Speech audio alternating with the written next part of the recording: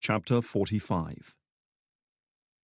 Drake braced himself as the Mi-24 attack helicopter plowed through another gusting crosswind, jolting him in his seat and straining his already injured shoulder. Steep slopes mantled by fir trees flitted past his windows at over 150 knots, their features so identical that they looked like a storm-tossed sea in the darkness.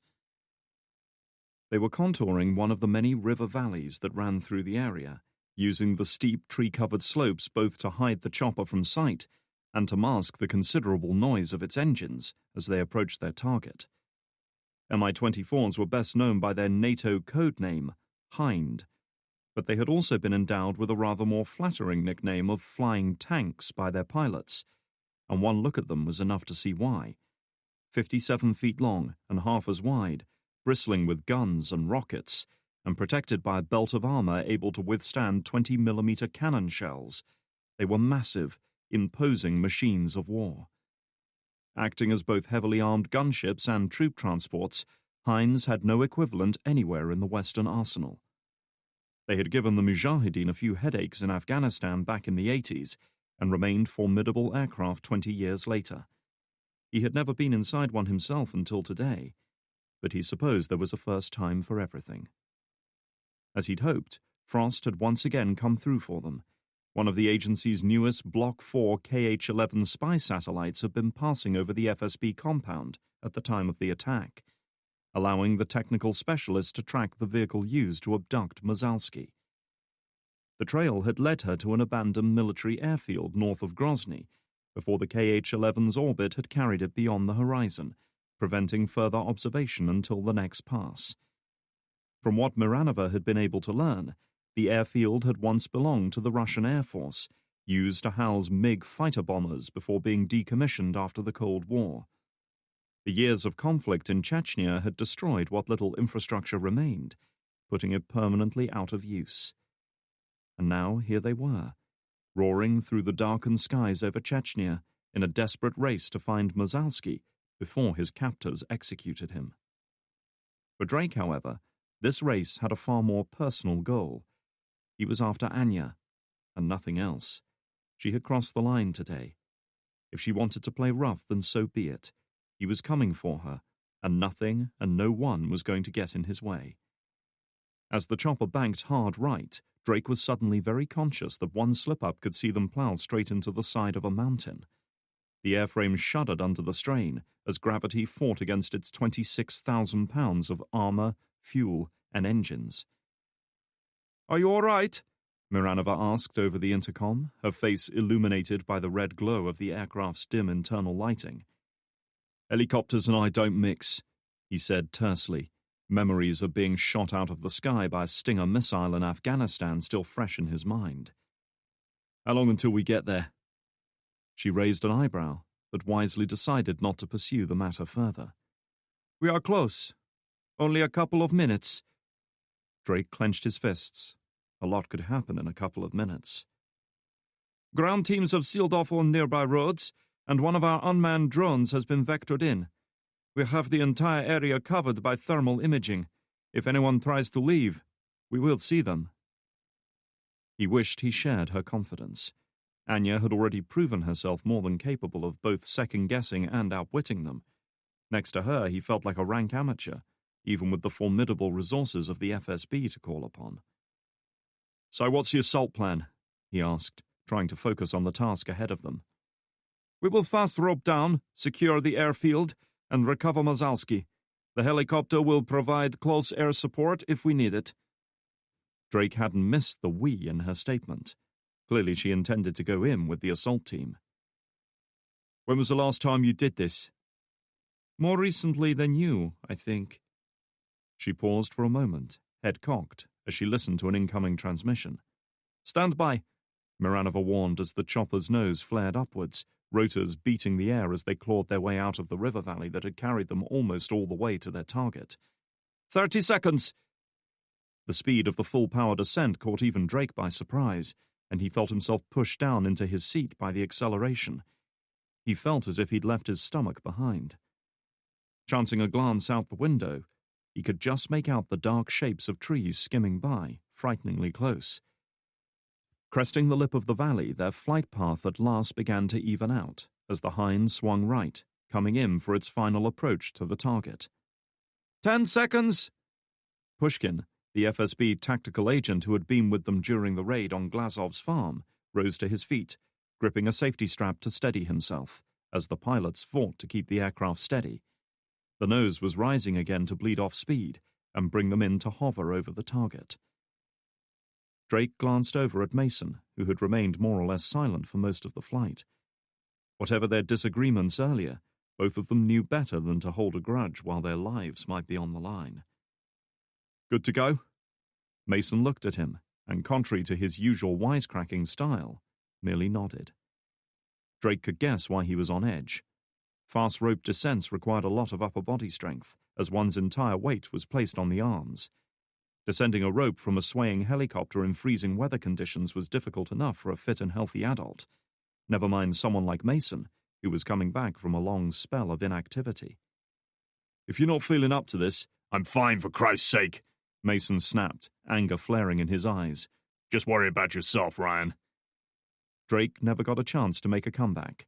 Gripping the hatch release, Pushkin unlatched it and shoved hard, pushing it backwards on its rollers. Straight away, a maelstrom of wind and freezing rain assailed them. Like the rest of the team, Drake was clad in several layers of insulated fabric, but the cold seemed to penetrate right through as if they weren't even there. The thump, thump, thump of the rotor blades just overhead drowned out any attempt at verbal communication. It was hand gestures only for now. Drake watched as the FSB agent reached out and clipped his line to the pylon mounted on the side of the aircraft, then gave it a hard yank to test the clip. This was the interesting part, when the team roped down to their assault position. They were utterly vulnerable during that time, unable to return fire or take cover if someone decided to have a pop at them. The Heinz gunner was no doubt sweeping the area with his thermal optics, looking for any sign of anti-aircraft weaponry.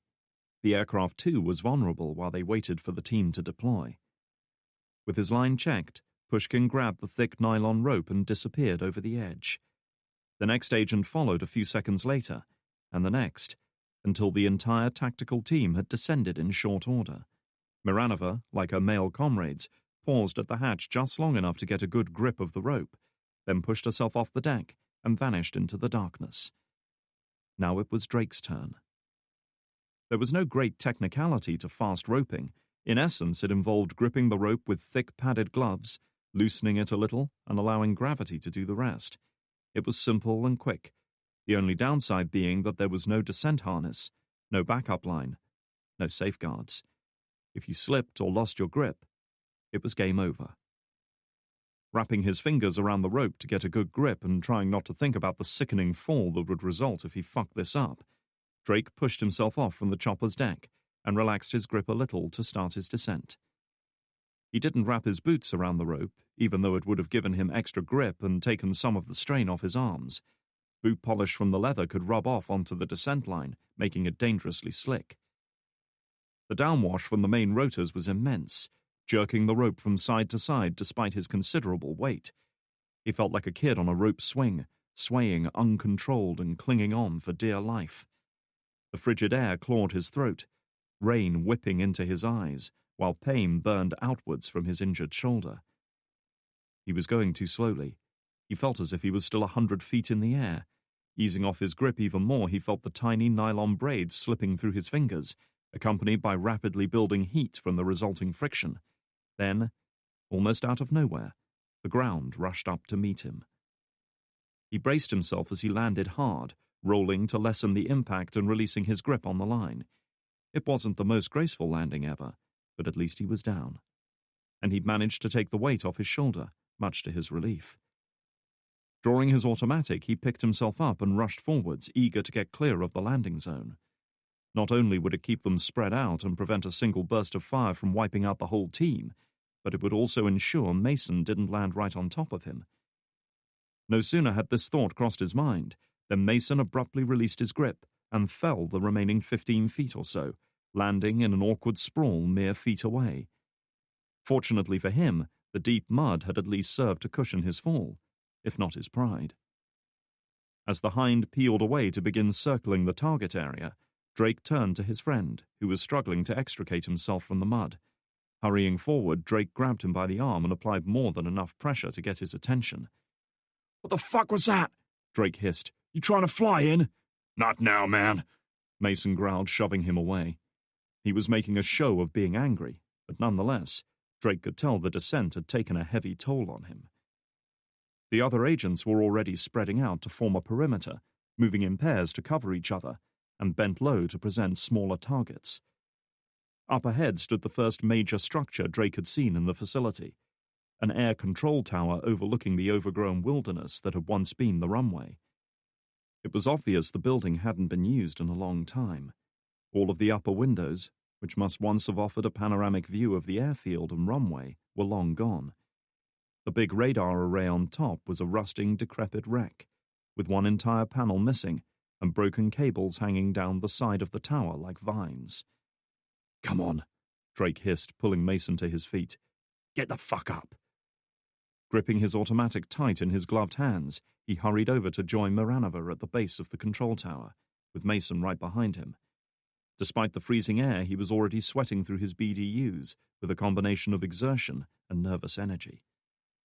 The adrenaline was flowing hard and fast as he backed up against the rough, pitted concrete wall next to her, his heart thumping so loud that it seemed anyone nearby must hear it. Taking a deeper breath to calm himself, he craned his head around the edge of the building to survey their surroundings properly for the first time. 2 aircraft hangars stood about 50 yards away. They were big structures, about 30 feet high and twice as wide, resembling giant concrete hexagons laid on their sides, with steel sliding doors covering their mouths. They were hardened strike shelters, designed to protect high-value aircraft from all but the most powerful of bombs. He'd seen plenty of structures just like them on air bases throughout America and Western Europe. Further away stood a large 2-story building, probably once an office and administrative area, and perhaps even an accommodation block. It looked just as neglected and dilapidated as the rest of the buildings here, with broken windows, empty doorways, and ivy creeping over the crumbling walls. Trees and bushes were beginning to take root here and there, forming small forests of new growth. Nature was gradually reclaiming the abandoned airfield. Drake heard the rustle of fabric as Miranova sidled along the wall next to him. She was so close he could feel her warm breath on his cheek. "It is quiet here," she remarked, clearly suspicious of the lack of resistance. Drake nodded. The assault team had announced their arrival as plainly as it was possible to do, yet no shots had been fired. What was Anya doing? "Anything from our eyes in the sky?" he asked. She shook her head. "No movement. Nothing on thermal imaging." He wasn't surprised. Infrared cameras were all well and good, but even they couldn't see through solid walls. If Anya was here, she was likely hidden away in one of the buildings. "Then we do it the old-fashioned way," he decided. "Building by building, room by room. Take your assault team and move in on those hangars. Cole, on me. We're going for that office building over there. Ready?" "Say the word," Mason assured him. House assaults and urban combat had been his speciality back in the day, and he was no doubt eager to prove he could still cut it. "I don't—" Miranova began. "No arguments," he said, a harder edge in his voice now. He wasn't interested in negotiating with her over who was in charge of the assault. If he had to, he'd tear this airfield apart with his bare hands to find Anya. "We're moving now. Cover by 2s, 5 yards spread. Go!" Without waiting for her response, he pushed himself off the wall and took off at a sprint, keeping low to present a smaller target. The scattered trees and bushes provided some visual cover, but they would be of no help if someone started shooting at them. He could hear Mason's boots pounding through the mud behind him. Just as he'd instructed, the man was keeping several meters back. This way they could support each other in a firefight, but maintain enough distance that a single burst of gunfire couldn't wipe them both out. At any moment he expected to hear the distinctive crackle of automatic fire and feel rounds whistling past to churn up the muddy ground. Yet no such thing happened. Aside from the distant beating of the helicopter rotors and the patter of raindrops, the airfield remained oddly quiet. An empty doorway lay ahead, the space beyond shrouded in shadow. Pausing a moment or two to allow Mason to catch up, Drake switched on the flashlight mounted beneath the barrel of his automatic and slipped inside. His eyes were by now accustomed to the gloomy conditions, but the darkness inside the ruined building was absolute. The narrow beam looked like a 1,000-watt searchlight, illuminating the empty, desolate corridor in which he now found himself. The place was a mess. Years of rain and wind, freezing and thawing, had gradually undermined the building's internal structure. Plaster was falling off the walls in big chunks, paint was peeling, and roofing panels had collapsed to reveal the electrical wiring and rusted pipes above. The walls were streaked with mold and damp. The flashlight beam reflected off tiny shards of broken glass scattered across the floor. About halfway along the hall, a stairwell led to the upper level. He inhaled, tasting the scents on the air. Despite the freezing temperature, there was a strange, unpleasant odor lingering in the corridor, stale and rotten, the festering reek of decay. The smell turned his stomach, reminding him of another time in Afghanistan, when he and his companions had stumbled across the decomposing corpse of a man they had been sent to rescue. Surely that wasn't possible here. Mazalski had only been abducted a couple of hours earlier. "Come on," he said under his breath as he crept forwards, his boots crunching on the broken glass. "Come on. I'm ready." He could hear movement behind, and felt a tap on his shoulder as Mason fell into step behind him, covering his back. Whatever their earlier differences, Drake knew he could rely on the man in situations like this. Together they advanced down the corridor, passing by an empty room on the left. The door was missing, and a quick glance inside revealed nothing save for a couple of rusted filing cabinets piled in a heap in the center of the room. 2 more rooms also yielded nothing of interest. It felt as if no one had walked this hallway since the day the airfield was shut down. "Fucking ghost town, man," Mason said quietly. "Reminds me of that city they evacuated after Chernobyl. Dishes still in sinks, kids' toys lying where they've been dropped." Drake was about to tell him to shut up, but a sudden crash further down the corridor abruptly halted their conversation. Both men froze at the unmistakable sound of movement coming from deeper inside the building. Drake's heartbeat soared, and he could feel the pulse pounding in his ears as a mixture of fear and anticipation swept through him. Someone, or something, was in here with them. Glancing at Mason, he raised his weapon and pointed down the corridor. The older man nodded understanding, his body held taut and ready. Taking a deep breath and gripping his own weapon tight, Drake crept forwards. The lingering stench that he'd noticed on entering the building was growing stronger with each step, causing bile to rise in his throat. Whatever it was, it seemed to be coming from just up ahead. Most of the rooms stood open, their doors either removed or destroyed when the airfield was abandoned, but this one remained closed and sealed. The heavy steel door was an imposing barrier standing in their path. The footsteps had stopped, and silence descended on the ruined building. The place was eerily quiet as the 2 men crunched their way through the debris-covered floor. Even the howl of the wind outside seemed to have died down. Drake's heart was pounding as he approached the door. The knowledge that Mason was covering his back did little to ease the sense of dread and foreboding that seemed to have descended on him. Halting in front of it, he raised his foot and glanced for a moment at his companion. 3, 2, 1. With a single powerful kick, he sent the heavy door flying inwards, flecks of rust grating off the neglected hinges. Drake was in straight away, his weapon and flashlight sweeping the room, while Mason moved in right behind him. The damp, mold-ridden room beyond must have been an armory when this airfield was still operational. Ammunition racks lined the far wall, all empty and corroded. A couple of cheap tables sat in the middle of the room, their wooden veneers long since rotted away. The floor was covered with paper that had decomposed into piles of frozen pulp. His inspection was interrupted by a sudden flurry of movement, as something huge and dark bounded from a darkened corner and into the center of the room.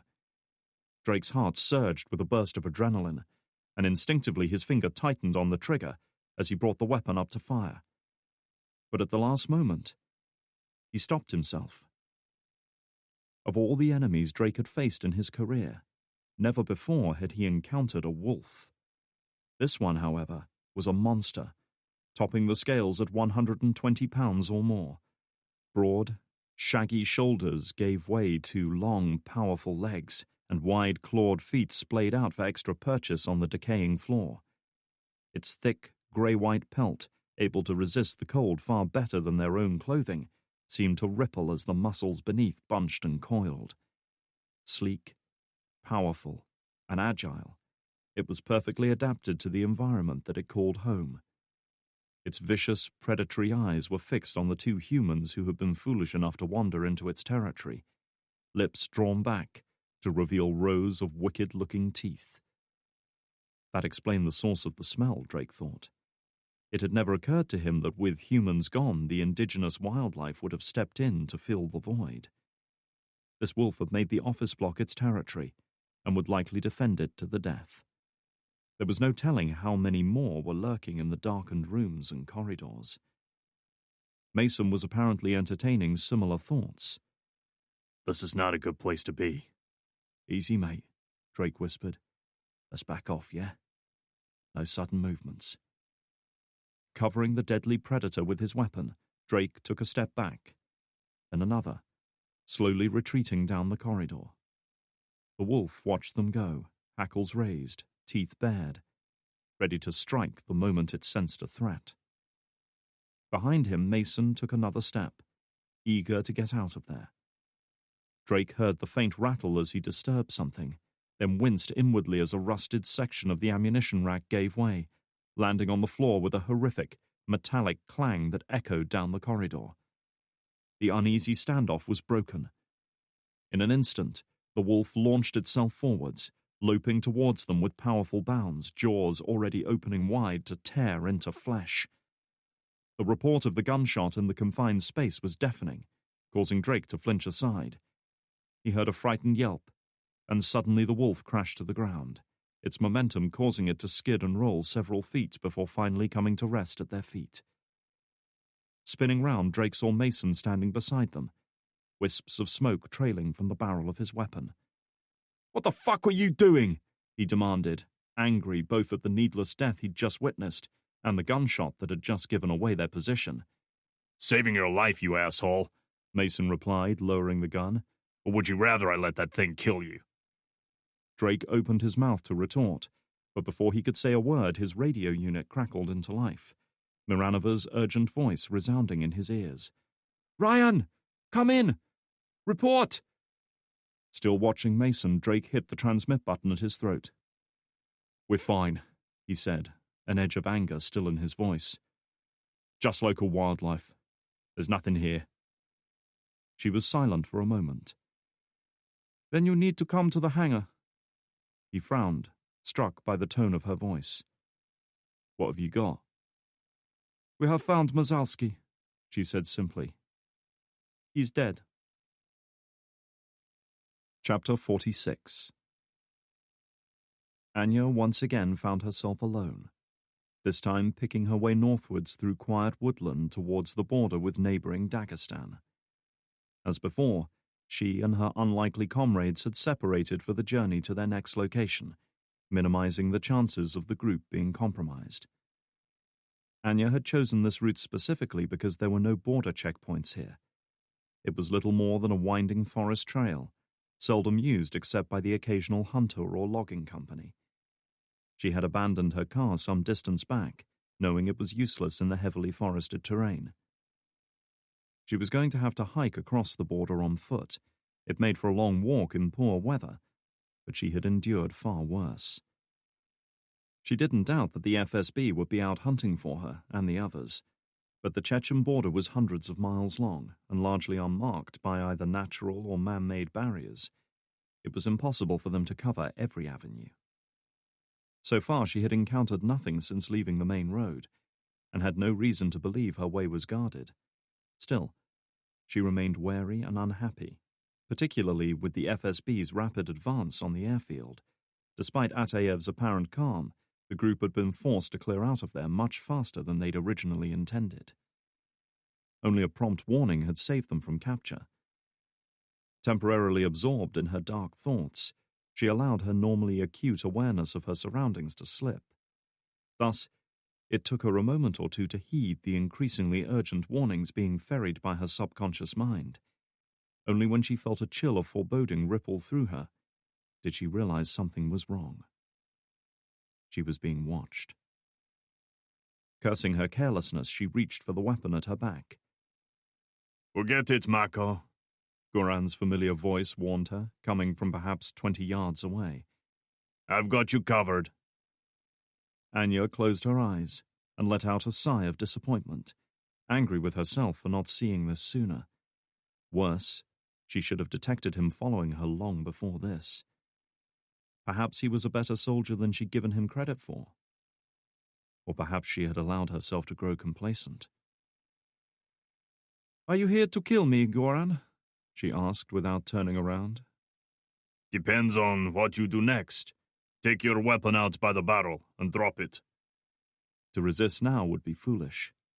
Anya removed the weapon as he'd instructed, then dropped it on the ground. "Good girl. Now, raise your hands and turn around." Turning, she watched as he emerged from behind a tree further down the slope, advancing towards her with an AK up at his shoulder. He was a fair shot, and caught out in the open as she was, she knew he'd drop her before she could find cover. "Back up," he instructed. Again, she did as ordered. There was no sense antagonizing him. Not yet, at least. Keeping her covered, he bent down and picked up the M1911 she'd dropped, turning it over in his hand. "A good weapon," he remarked, pointing it playfully at her as if he were gunning down rows of enemies.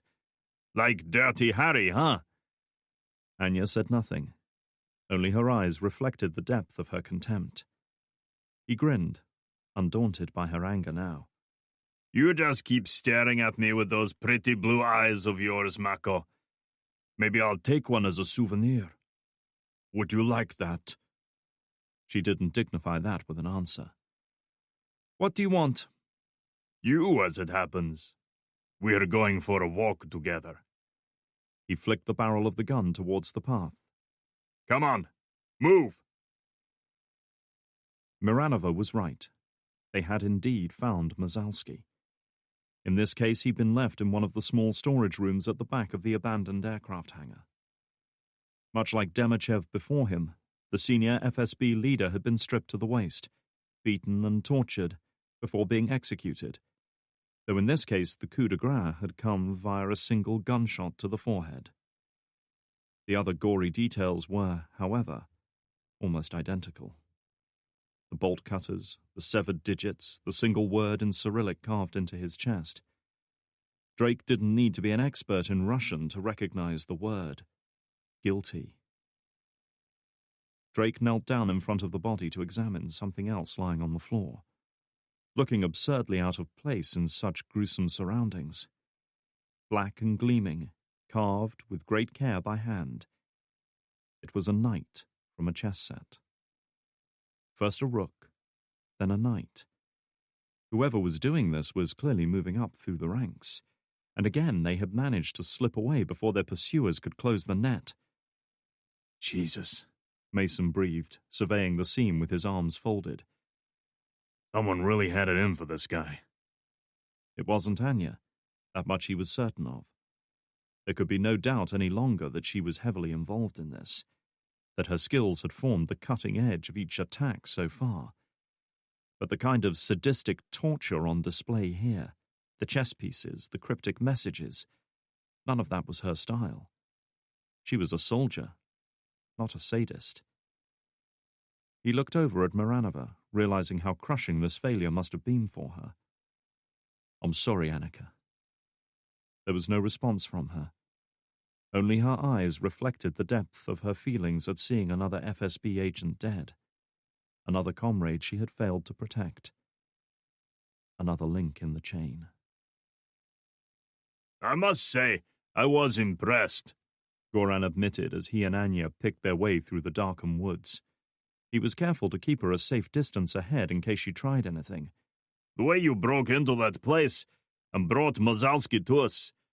You made it look so easy. Tell me, where did you learn such things?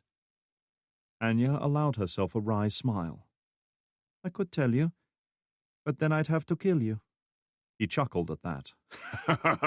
I bet you would, too. The thought had crossed my mind. And yet here we are, me with the gun, and you with nothing. Strange how things work out, isn't it? In that sense, she was in total agreement.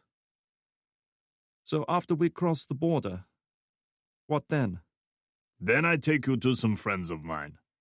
We will hold on to you for a while before we hand you over to the FSB, he said. They've seen your face. I'd guess there's a good price on your head already. A week from now, it'll be even better. Anya paused just for a moment, spotting something on the ground up ahead that evoked a mixture of urgency and anticipation. Her keen eyes had been sweeping the area this whole time, wary of a hidden danger that only she knew about. Before, it had been nothing but a hazard to be carefully avoided, but now it represented a way out. A dangerous way out, perhaps, but beggars couldn't be choosers. Satisfied that she was where she needed to be, she carried on, her brief hesitation passing unnoticed. What about Ataev? She asked. What about him? He's a lot of things, Mako, but he's not a rich man. But you're my retirement fund. I'll retire happy knowing I helped bring one of Russia's worst terrorists to justice. Lifting her foot a little higher, Anya stepped over a small, almost invisible metal prong protruding from beneath last summer's dead leaves, then stopped and turned to face her captor. Listen to me, Goran. I want to make you an offer. I'll only make it once, and I want you to think about it carefully before you answer. Lower your weapon. Turn around and walk away. Forget you ever saw me here today, and I'll do the same. I'll tell Ataev you were killed by the FSB, and I promise you'll never see me or hear from me again. You're not my enemy. I have no interest in killing you. Just for a moment she sensed his resolve wavering, his cocky self-assurance briefly undermined by the conviction in her voice. Just for a moment, it seemed as if he might actually accept her proposal.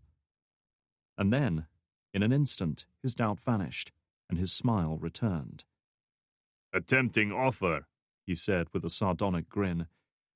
But I'm afraid it doesn't end with me being rich. Now move. Letting out a vexed sigh, Anya turned around and resumed her march. She had done what she could, had offered him a chance to save himself. It wasn't her fault if he refused to take it. And do you think the FSB won't execute you once you hand me over? He laughed again. Trust me, this isn't the first time I've done this.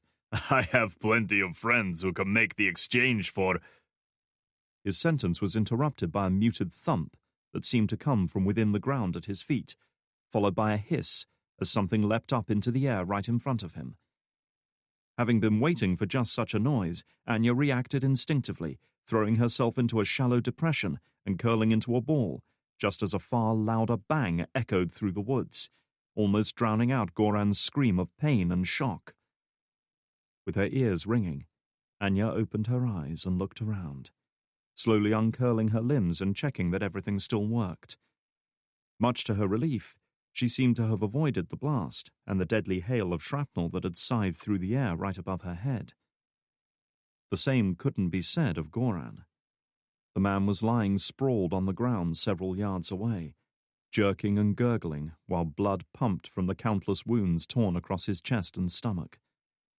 Anya picked herself up and approached cautiously, watching with curious detachment as he tried to reach for the AK with the shattered, bloody stump of his right arm, seemingly unable to understand that he no longer had a hand with which to grasp the weapon. Strange how things work out, isn't it, Goran? She said, reaching down to remove her M1911 from his belt. He wouldn't be needing it where he was going. A smoking hole in the ground nearby testified to the device that had brought him down. A bounding landmine, probably an OZM-72 or some derivative. They were designed for taking out groups of enemy soldiers, with the first man in the group triggering the device and causing it to leap into the air before detonating amongst his comrades. Chechnya was one of the most heavily mined countries on Earth. More than 500,000 of the things had been laid during both wars, everything from anti-tank mines to cluster bombs, to handmade booby traps, with most lying in unmarked fields. Little effort had been made to clear them, and as a result several thousand civilians were killed or injured by such unexploded ordnance every year. Goran was staring blankly at her now. Unable to speak, he could only manage a low, bubbling groan as frothy blood seeped out from the wounds across his chest. Normally she would have used the pistol to end his suffering, but not today. Today all she could think of was his gleeful stories of the men he'd murdered, his derisive sneers whenever he looked at her, and his ill-conceived plan to betray her to the very people he'd taken such joy in killing. "You should have taken my offer," she said, quietly. Replacing the weapon down the back of her jeans, she turned away and resumed her hike towards the border. Chapter 47. The mood at the abandoned airfield was understandably subdued after they had made their grisly discovery. A temporary field station had been set up in the hangar so that forensics teams could begin the task of combing the area for clues. Drake had little hope that they would find anything useful. Anya and her companions were too good for that. "Another failure," Miranova said as she watched Mazalski's remains being carried away in a black body bag. Her hollow eyes and drawn appearance were mute testimony to lack of sleep, constant pressure, and the stark realization that another man was dead. "How many more will die before this is over?"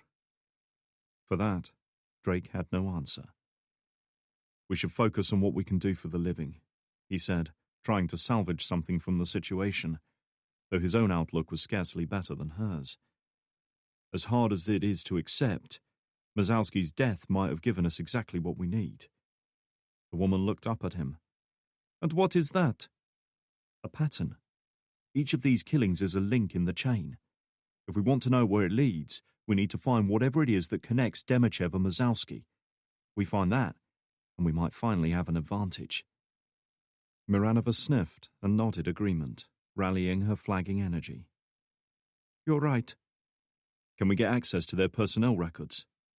She was silent for a moment, considering his request, then finally seemed to make a decision. "Come with me." A couple of laptop computers had been set up in the center of the hangar so that the forensics teams could upload pictures of the crime scene to FSB headquarters. Making her way over to the improvised comm station, Miranova sat down and quickly logged in using her own security clearance. "I should be able to download their service records from here," she explained as she called up what Drake assumed to be a database search tool. Inputting her search criteria, she waited a moment while her request was processed. They were senior directors, Drake felt compelled to point out. Such files would have been far beyond the reach of field agents in the CIA. Wouldn't their records be confidential? She glanced at him. "When Director Surovsky put me in charge of this investigation, I was given a certain amount of latitude. For now, at least, my security clearance allows me almost unlimited access." Drake said nothing to that. He only wished his own superiors were so accommodating. As the files came through, Miranova opened them up and skim-read the reams of text now displayed. Clearly the FSB kept detailed records of their people. Both men's career summaries alone would have filled several pages of printed paper. And with all of it written in Cyrillic, Drake was left with no choice but to let Miranova be his eyes. "Both of them have been with the FSB a long time," she said after a couple of minutes. "Their records are extensive." "Was either man involved in disciplinary action?" Drake asked. He doubted the guilty reference would be anything so obvious, but it never hurt to cover the bases. She shook her head. "Neither has any official reprimands on file, or charges made against them. In fact, both seem to have been model employees." "Everything we've seen so far points to Chechnya," Drake said, leaning closer. Anything that ties them to this country? Mrzalski served a number of years in Chechnya as part of his role, obviously, Miranova said, then called up the other man's file. But there is no record of Demichev being deployed here. Drake frowned. Chechnya wasn't the link he needed. Look for a different common factor. Did they ever serve together? Not directly. They were never part of the same unit or even the same division for that matter. As directors, they may have met during central planning sessions. No obvious links to Chechnya, and nothing to suggest they had worked together. What was he missing? What event tied these two men together? Then, just like that, an idea came to him. A question not so much of actions, but of timing. Timing was everything.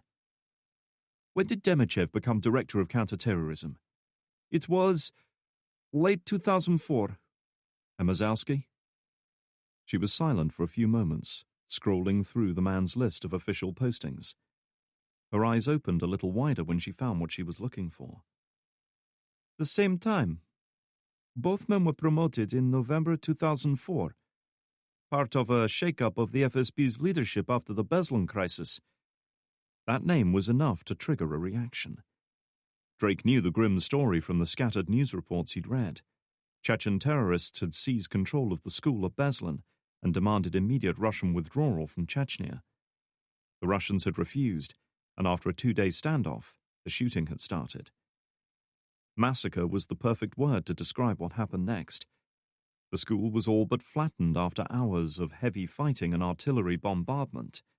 Casualty estimates ran into the hundreds, mostly women and children, but the Russian government had imposed a virtual news blackout on the whole affair, and little more had been heard about it. But the revelation had given him an idea. Was either man involved in Beslan? Once more she went to work on the two men's records, rapidly scanning the information scrolling across the screen. Even Frost couldn't have done a better job. They weren't in the same directorate, but both men were deployed in South Ossetia at the time of the attack. Demichev served as commander of a border security task force. He was in command of most of the military checkpoints in the area around the town. The Rook, Drake mused. A castle, a shield, a protector to keep enemies at bay. Miranova eyed him curiously for a moment before going on. Mrzalski was part of the FSB's anti-terrorism directorate in the province. He was responsible for monitoring and apprehending suspected militants. The knight, Drake added, thinking about the chess piece they had found on him. A warrior, a protector intended to strike out at the enemy before they could do harm. The symbolism was impossible to ignore. As he'd known all along, the man behind this was sending them a message, with each body he left in his wake. And now, at last, the message was becoming clear. They're going after the chain of command, he said, hardly believing they hadn't seen it before. Only Mrzalski's death had allowed them to find the common factor. Everyone involved in Beslan. Everyone who should have prevented it but didn't, Miranova said, quickly picking up on his reasoning. They are being tried and found guilty. Drake's mind was racing now as the implications finally sank in. We've already accounted for military checkpoints and anti-terrorist leaders. Who was the senior FSB agent on site during the siege? It took her less than 30 seconds to find the answer. Opening a new personnel file, she turned her laptop around so Drake could see the file photo she had accessed. The man staring back at him was in his mid-50s and ruggedly handsome, with swept-back blonde hair, a broad, square face that was just starting to turn jowly, and penetrating blue eyes. Roman Kalyev, she announced. He was the special agent in charge of the crisis, flown in direct from Moscow. He was a Spetsnaz commander during the occupation in Afghanistan, specializing in urban fighting and house assaults. It made sense that a man with practical experience like Kalyev would have been brought in to manage a crisis like Beslan. Such assaults were exactly what he was used to. Where is he serving now? Drake asked, eager to learn more. He isn't, Miranova said. He retired from FSB service in the wake of the massacre. Why? Miranova cocked a dark brow. I believe the Americans have a saying for this.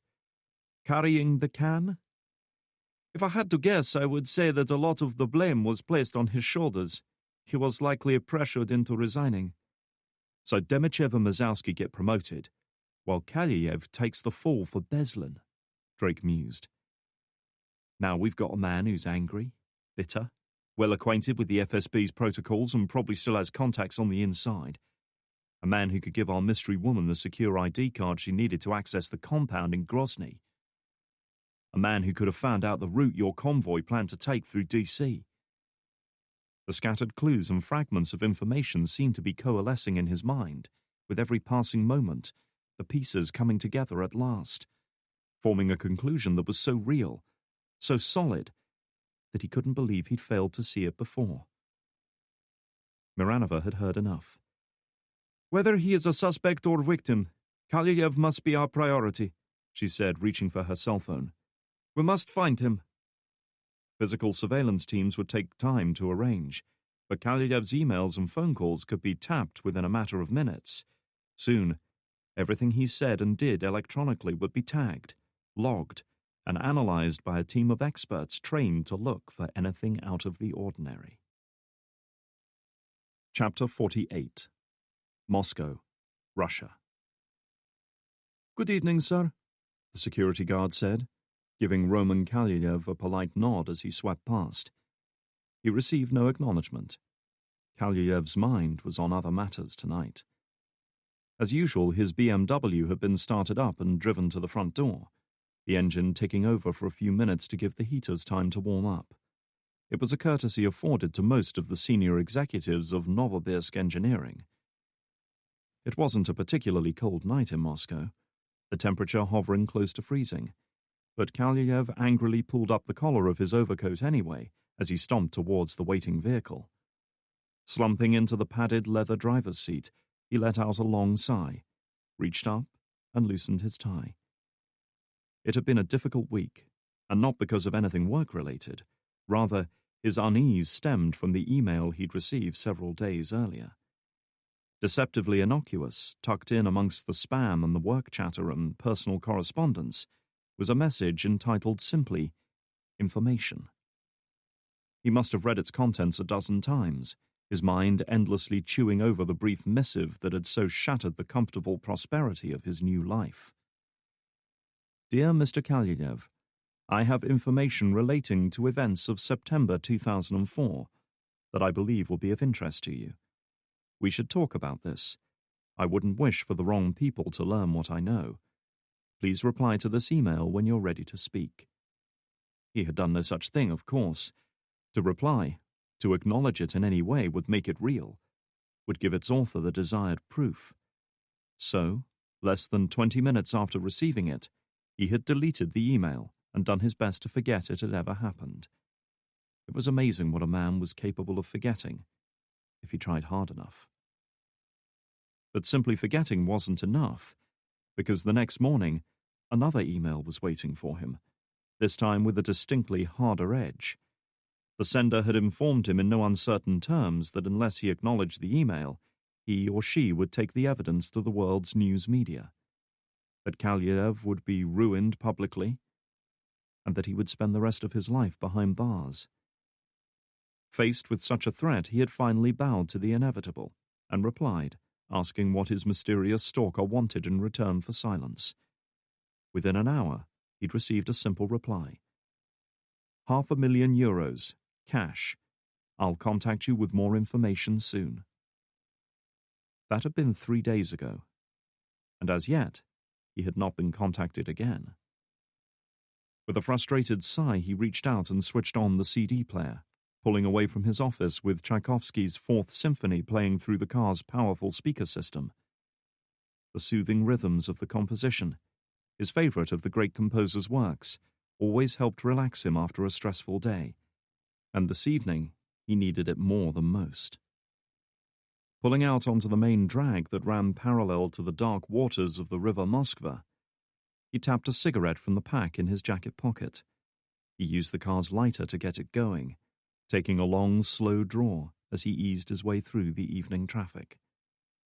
By the time he'd arrived back at his spacious city centre apartment, the combination of music and nicotine had gone some way towards alleviating the tension within him. The generous glass of vodka he poured for himself as soon as he'd discarded his coat was, he hoped, enough to finish the job. He'd barely taken his first sip when his cell phone started ringing, the vibration causing it to do a slow dance across the granite kitchen worktop. Kalyayev let out a sigh of vexation. Couldn't a man have 5 minutes to himself? Snatching up the phone, he took a gulp of vodka before answering. Yes. Roman Kalyayev? The voice that spoke was female, soft, and not unpleasant, though with a cold, clinical edge to it that warned this was no idle social call. He set his glass down on the worktop. Who is this? You know who. If he'd had any doubts about the identity of his caller, they vanished in that moment. How did you get this number? That's not important, Mr. Kalyayev. What is important is that I have what you want, and I'm ready to make our trade. All right, Kalyayev said. I'm listening. Be at Polkanaya Hill, by the obelisk, tomorrow morning at 9 o'clock. I'll find you. He might have laughed if the situation had been different. One of the biggest landmarks in the city, Polkanaya Hill wasn't easy to miss. She certainly had a flair for the dramatic, if nothing else. She was also naive enough to assume that meeting in a public place was any guarantee of safety. Even at a busy landmark like that, Kalyayev could kill her a dozen different ways and still get away with it. He had, after all, been a Spetsnaz commander for nearly a decade before moving into the shadowy world of the FSB. He knew all too well how easy it was to make people disappear, and if necessary, he'd make it happen tomorrow. I'll be there, he promised. She hung up without acknowledging him. Kalyayev snatched up his glass of vodka and strode through to the bedroom, kneeling down at the foot of the bed to retrieve the cardboard box hidden beneath. Taking another gulp, he flipped the lid off to reveal the gleaming black metal of a USP-45 semi-automatic. Yes, he'd be there tomorrow, all right. And whoever this woman was, he'd make sure she told him everything she knew about Beslan. Chapter 49. Grozny, Chechnya. With surveillance teams now hard at work following Kalyayev's every move, Drake and the others had returned to the FSB field station in Grozny to await further reports. For Drake, it was a chance to clean himself up a little and get his head together. He could certainly use the breathing room. Leaning over the sink, Drake cupped his hands and splashed cold water on his face. He had changed out of the combat gear he'd worn for the assault on the airfield, donning civilian clothes that were still dry and relatively clean. But none of this could change the fact that he looked like shit, he concluded as he surveyed his reflection.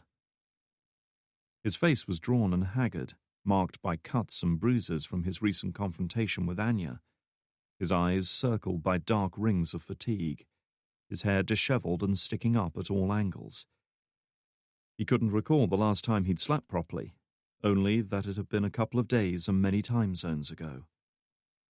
But hurting and strung out as he was, sleep was impossible now.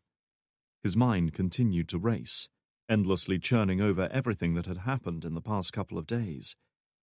Again and again the same questions assailed him. Why was Anya doing this? What was her ultimate goal? And what was she prepared to do if he stood in her way? More important, what was he prepared to do to stop her? What could he do? He had tried opposing her once already and the results were plain to see in the mirror. He was no match for her. But if he didn't do something, the FSB certainly would. They had seen her face now, and would leave no stone unturned in hunting her down. She was responsible for the deaths of several FSB agents, not to mention 2 of their senior commanders. They would show no mercy once they got their hands on her. Clenching his fists, Drake closed his eyes and lowered his head, every muscle and fiber in his body tightening in a silent cry of frustration.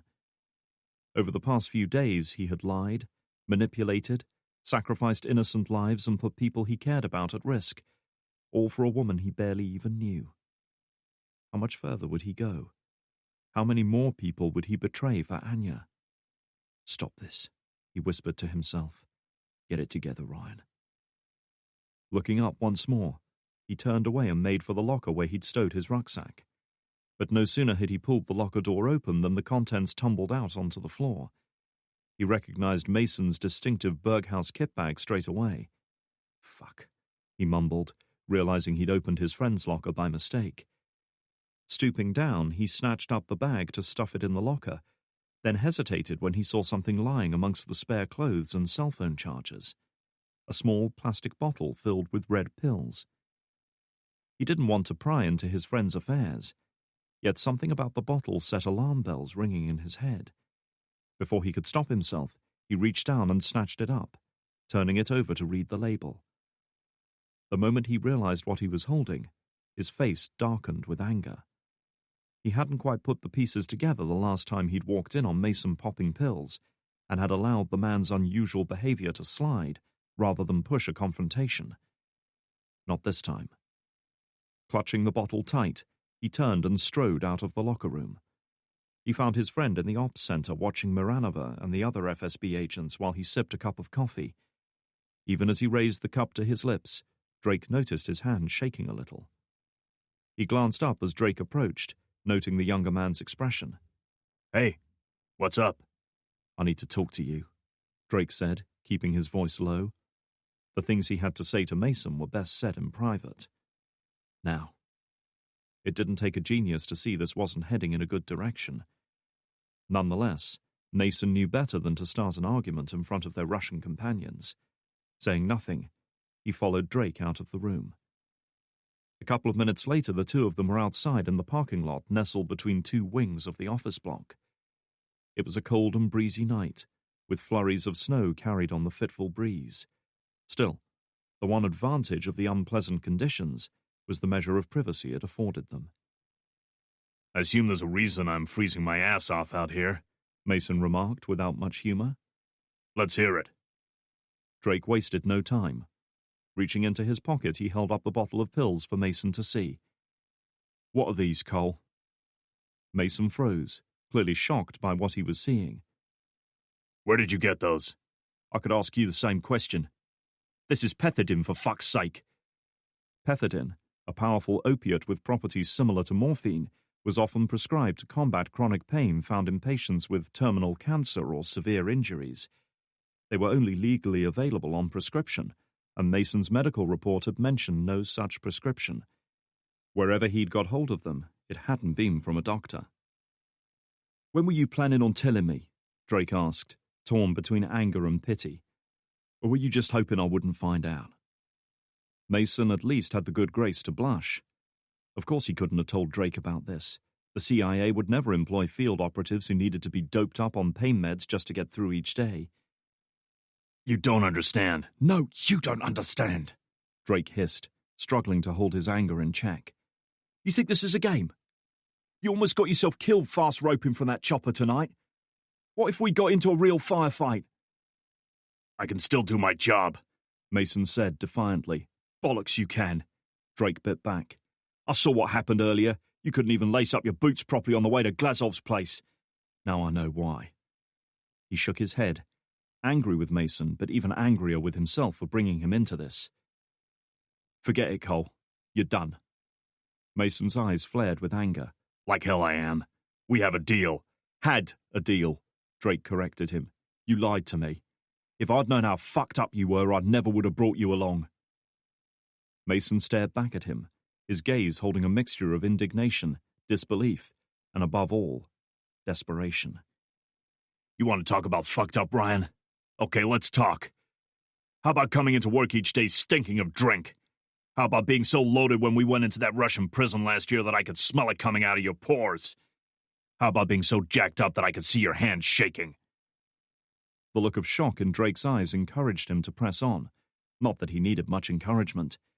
18 months of festering resentment had at last found an outlet, and he wasn't about to stop now. Yeah, I remember that night real well, he went on. I could have reported you. I could have had you relieved of command, but I didn't. I trusted you to do your job, and guess what my reward was? He thumped a fist against his bad shoulder. You got your little shot at redemption, Ryan. All I got was a world of shit. Drake hesitated, momentarily daunted by the strength of his friend's barely restrained fury. Nobody wanted that to happen to you. Yeah? I didn't see you shedding any tears. Mason raged. There was no way he was stopping now. You know what it's like to watch everything you spent your life working for just slipping away? And for what? For Anya? Look around you. You could have prevented all this, but instead you chose to protect her. He shook his head in disgust. You want to talk about fucked up, Ryan? Maybe you should look in the mirror. Reaching out, he snatched the bottle of pills from Drake's hand and made to leave. Only when he reached the doorway leading back inside did he pause and turn around. And don't worry. I doubt we'll be seeing much of each other once this is over. He made sure to slam the door in his wake. Drake made no move to stop him. He felt numb as the full magnitude of today's events settled on him. He could have told the FSB everything he knew about Anya, shown them exactly who they should be hunting for. But instead he had done nothing, and people had paid for it with their lives. So absorbed was he in these dark thoughts that he barely registered the buzzing of the phone in his pocket. Still churning over Mason's words, he reached for the phone and hit the receive call button, not even bothering to check the caller ID. Yeah. Ryan, where are you? Miranova demanded. I've been looking for you. Why? What's going on? We have something on Kaluyev. I think you should get back here now. Drake let out a breath. Self-recrimination would have to wait for now. He still had a job to do. On my way. He found Miranova in the makeshift operations center, bent over her laptop with a pair of headphones covering her ears. She glanced up as he approached, her expression making it obvious they'd found something significant. Kaluyev just received a call from an anonymous number, she explained, laying aside the headphones. The caller was a woman. Unplugging the headphone jack from the computer, she hit playback on an audio file. The first voice was a man's, coarse and gravelly, and none too pleased to be taking the call as he mumbled what Drake assumed to be a cursory greeting. Then he heard it. A woman's voice, strong and confident, with an underlying intensity that he knew straight away was matched by her piercing, icy blue eyes. Anya. What are they saying? He asked. She is telling him that she has what he is looking for, Miranova explained, and that she is ready to make an exchange of some sort at 9 o'clock tomorrow morning. Where? Moscow, Oklonaya Hill. Seeing his blank expression, she added, It is a war memorial. Drake could guess what she was thinking. It was unlikely that two different women were involved in an operation like this. Ryan, do you understand what I have told you? We have a lead on Mazalski's killer. Miranova pressed, bemused by his lack of enthusiasm. I understand, he replied quietly. We are already preparing a flight out of here. If we hurry, we can be there in time to intercept them. She stood up from her workstation, visibly excited.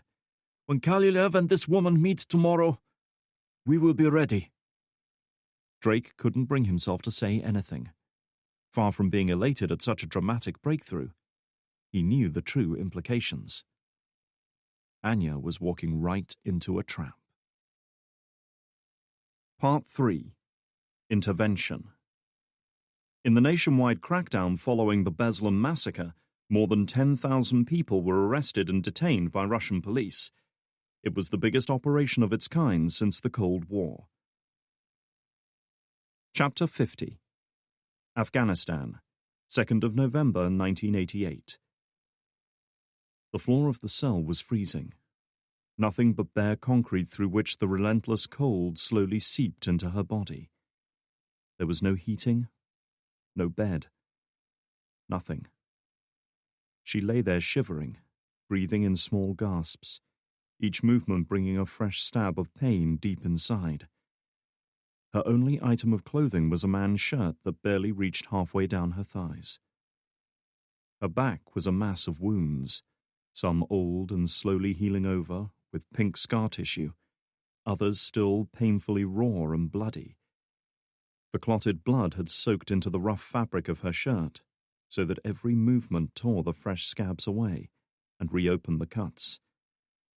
She barely felt the pain of them anymore. She had grown accustomed to it. The last interrogation session had been hard even for her to endure. Twice she had been held down and raped, though the crude remarks and laughter that had once accompanied the experience had long since stopped. Even for her guards, it had become a grim task to be completed as quickly as possible. If anything, it was worse to look up into their eyes as they did it to her in uncomfortable silence. She wasn't even an enemy to be humiliated or reviled now. She was just a thing, just a piece of meat. This was her life now. No one was coming for her. She knew that. And more importantly, she had at last accepted it. She supposed she had always known, and yet she had clung to the forlorn hope that somehow there was meaning in this, that her suffering would one day be vindicated, that one day she would be rescued. But she wouldn't. She was alone, forgotten, abandoned. Her life meant nothing, either to her enemies or to her supposed friends. Everything, every layer of armor she had surrounded herself with, every belief, every justification she had clung to, every source of strength and solace had been stripped away. A once strong and athletic body, hardened by years of training and experience, had been broken and battered into submission, barely enough to sustain her life. She would never again be the soldier she had once been. She squeezed her eyes shut as warm tears carved little tracks down her grimy cheeks. She had come down to it at last. The end of the line. She was going to die here in this filthy, windowless prison cell, cowed, beaten, broken down. This wasn't the end she had imagined for herself, the glorious last stand where she could at least meet her death with honor and courage, where she could die as a soldier should. Not this. Not here. Not now. Drawing her knees up to her chest, she at last gave in to the quiet sobs that had been holding back all day, as absolute, crushing despair pressed down on her like a physical weight. Then, suddenly she gasped, stirred from her grief by the horrible grating clang of a door being thrown open further down the block. She knew with terrible certainty what that sound meant. They were coming for her again. She felt her weary heart beat faster. Even now her broken and exhausted body was trying to help her survive, readying itself for the ancient, primal response to danger, fight or flight. She could do neither thing. Her hands were bound behind her back, and even if they weren't, she doubted she had the strength to put up much resistance now. She was helpless, utterly vulnerable. She could do nothing but lie there and wait for the end to come. Moscow, 24th of December 2008. Moving with the subtle grace born from long practice, Anya slowly lowered herself to the ground until she was kneeling on the cool earth.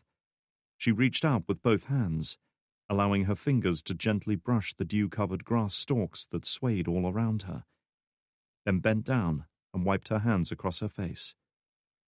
The touch of the morning dew was cool and refreshing, helping to focus her mind and sharpen her thoughts, to prepare herself for what was coming today. She had performed this ritual many times in her life. It was one of the few things she had learned from her mother that she could still remember, some lingering vestige of the ancient beliefs that she kept alive. In her heart, she knew that she no longer understood its context or purpose, that in her ignorance she was just blindly following a half-forgotten memory long devoid of meaning. But she did it anyway. Just for a moment or two it recalled some wispy shadow of the woman who had brought her into the world.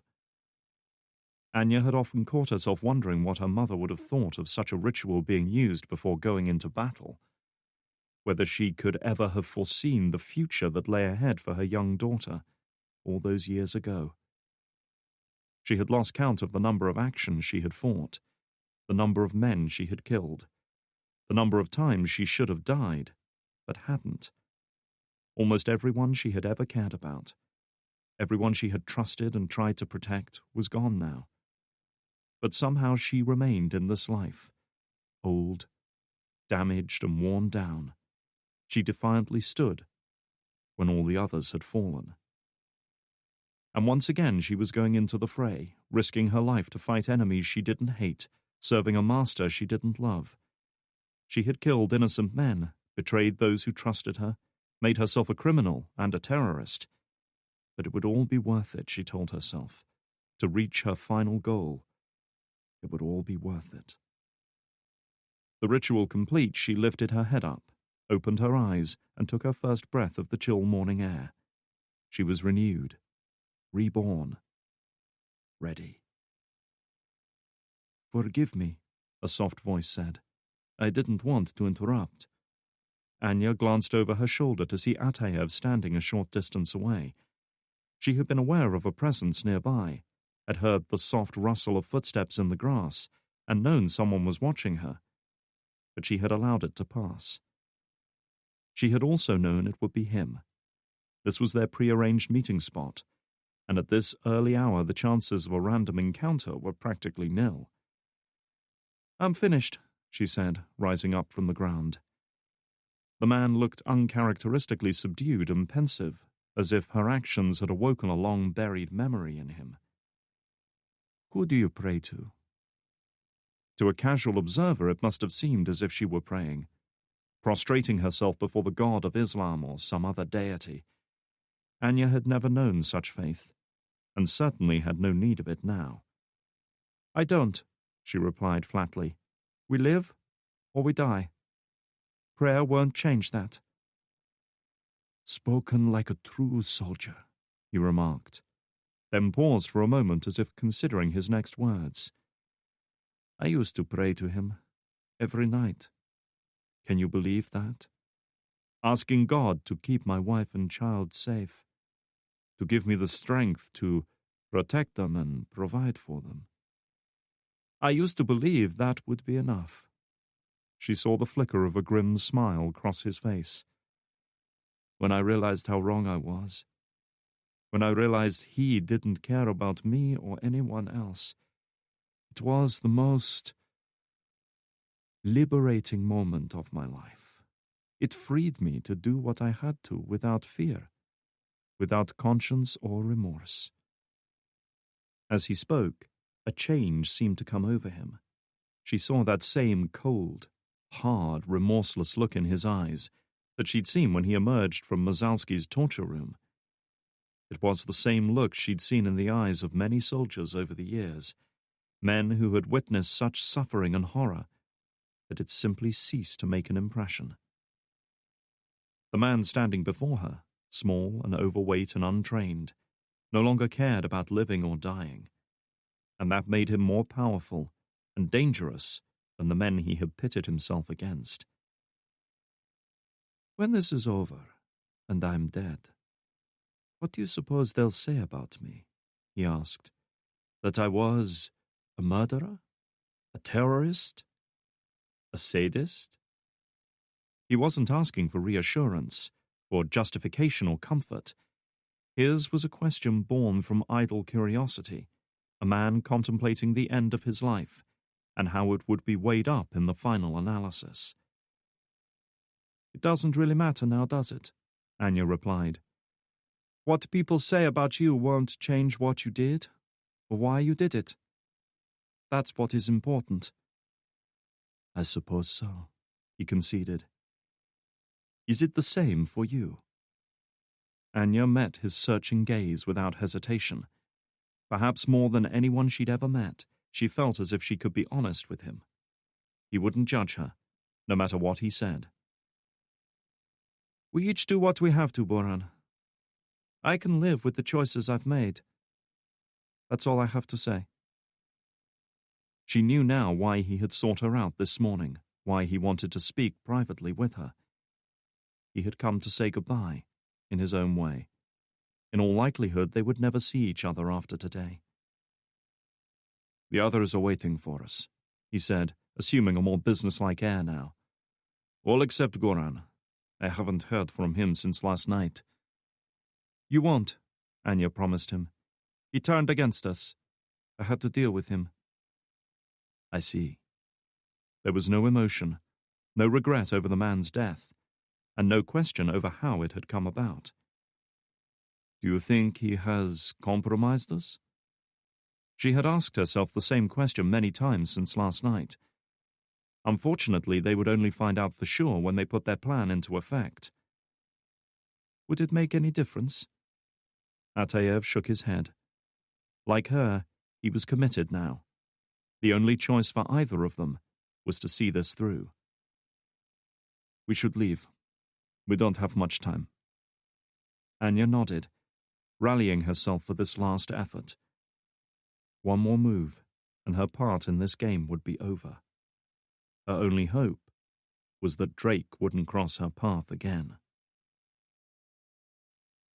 Chapter 51. Sheremetyevo International Airport, Moscow, 24th of December 2008. Christmas Eve in Moscow's main airport was about as far removed as it was possible to be from the world of war-torn cities and abandoned airfields that Drake had found himself in for the past few days. Everywhere he looked, he saw cheerful decorations, robotic Santas, Christmas trees festooned with lights, expensive retailers selling last-minute gifts for frazzled travelers, and restaurants and coffee shops packed with customers. The atmosphere of excitement, expectation and relief was the sort that one could only find in an airport on Christmas Eve. Most of the people here were on the final leg of a long journey home to spend the holiday period with their families. For Drake, too, this airport represented the last leg of a journey that had carried him from Washington to Chechnya, and finally here, to the Russian capital. Unfortunately for him, there was no family gathering or roast turkey waiting at the end of it. The flight from Chechnya to the Russian capital had lasted scarcely more than 4 hours, a short hop compared to the transatlantic flight from D.C. For him, it had felt like a lifetime, not helped by the tense, brooding silence between himself and Mason. Miranova had been quick to pick up on it, but wise enough not to press either man on the source of their disagreement.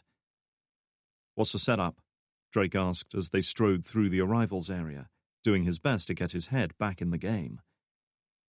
There was no messing around with passports or immigration control here. This was the FSB's home turf, and Miranova had seen to it that they passed straight through airport security with little more than a wave of her badge. Tourists and stressed-out businessmen waiting in long lines watched them with a mixture of suspicion and envy. "We report to FSB headquarters at Lubyanka for our final briefing, then deploy at the rendezvous site and wait for Kalyuyev," she explained. "Our field teams have him under surveillance. The moment he makes a move, we will know." "How long do we have?" She glanced at her watch. "Just over 3 hours." 3 hours, Drake thought. He couldn't help wondering what Anya was doing at that moment, how she was preparing herself for the rendezvous. He didn't imagine she was nervous or frightened. He couldn't envisage her ever feeling such emotions. But then, she didn't know what was waiting for her. No sooner had they reached the main concourse than a man in a suit and heavy overcoat strode over from a nearby seating area. Straight away, Drake knew 2 things. He was FSB, and he was here to deliver bad news. He was a thoroughly average man, neither tall nor short, neither slender nor overweight. He looked to be in his mid-50s with greying brown hair of medium length, side-parted, and a neatly trimmed grey beard that somehow made him look like a living propaganda picture of the revolution. His face, craggy and gaunt, was lined and hardened in the way that comes from living life that's neither short nor easy. He shook hands with Miranova, ignoring her 2 companions for now. "Agent Miranova," he began, his voice deep but smooth, in stark contrast to his rugged appearance. He spoke English, probably for Drake's benefit. "My name is Alexei Komarov, Internal Security Directorate." That was enough to grab the attention of both Drake and Miranova. The Internal Security Directorate was an elite subunit of the FSB, effectively acting as a special police force within the vast organization. Each applicant had to be personally approved by the director himself, and they were only deployed in the most critical of situations. I'm here to take over operational command of this investigation. Miranova's face paled visibly at this. She had requested an assault team to help with the takedown, not a new agent to head up the entire operation. There must be some mistake, Komarov, she protested. This is my operation. Not anymore. Reaching into his overcoat, he handed her a printed document. Orders from Director Surovsky. He's no longer confident you have the necessary expertise for this. My team is taking over, effective immediately. Drake met Miranova's gaze, seeing the disbelief at this sudden switch in command structure. She was being sidelined, brushed aside and replaced with someone more reliable. Why this change had happened mere hours before a crucial operation, he had no idea. So why did we fly all this way? Drake asked, making no effort to hide his frustration. What do you expect us to do now? Kamarov's piercing gaze switched to him. You must be tired and in no mood for power plays, Drake said before he could stop himself. We had a deal with Surovsky. This was a joint investigation. And so it is. You will remain part of the investigation until the matter is concluded, Agent Drake, Kamarov said. It might have been seen as a conciliatory gesture, but his eyes told a different story. But make no mistake, we're in command here. The woman from Grozny is responsible for the deaths of two of our senior commanders. She will answer for this. Neither Drake nor Miranova said anything. Will this be a problem, Agent Miranova? No, of course not. Her expression, however, told a different story. The older man nodded, the matter apparently decided. Not that there had been much to decide, Drake thought. Good. Then I suggest we get moving. The automatic doors opened ahead of them. Emerging into a world of blue skies and crisp white snow, they found themselves confronted by a pair of big silver BMW 3 Series saloons, gleaming and immaculate in the winter sun. The vehicles were a stark contrast to the yellow Lada taxis that littered the road. Get in, Kamarov said, gesturing to the lead vehicle. Time is short. More than any other city on Earth, the changing social and political winds of the past few centuries had left their mark on Moscow. Medieval churches and castles sat side by side with industrial factories, wide boulevards, flanked by towering buildings of Stalinist architecture, blocks of high-rise concrete flats from the 60s and 70s, and ultra-modern steel and glass office and hotel complexes. And everywhere, there was evidence of Russia's newfound economic resurgence. Bentleys, Mercs, Aston Martins. Everywhere Drake looked, there were expensive luxury cars being driven by thick-necked bodyguards, ferrying rich men and beautiful young women to the Bolshoi, or wherever the well-to-do hung out in Moscow. New skyscrapers, hotels, shopping centers, and office blocks were flying up everywhere. Construction cranes, gantries, and steel frames were visible from almost every street. Whoever had been smart enough to buy up property in Moscow after the Soviet Union fell apart must have been laughing all the way to the bank now.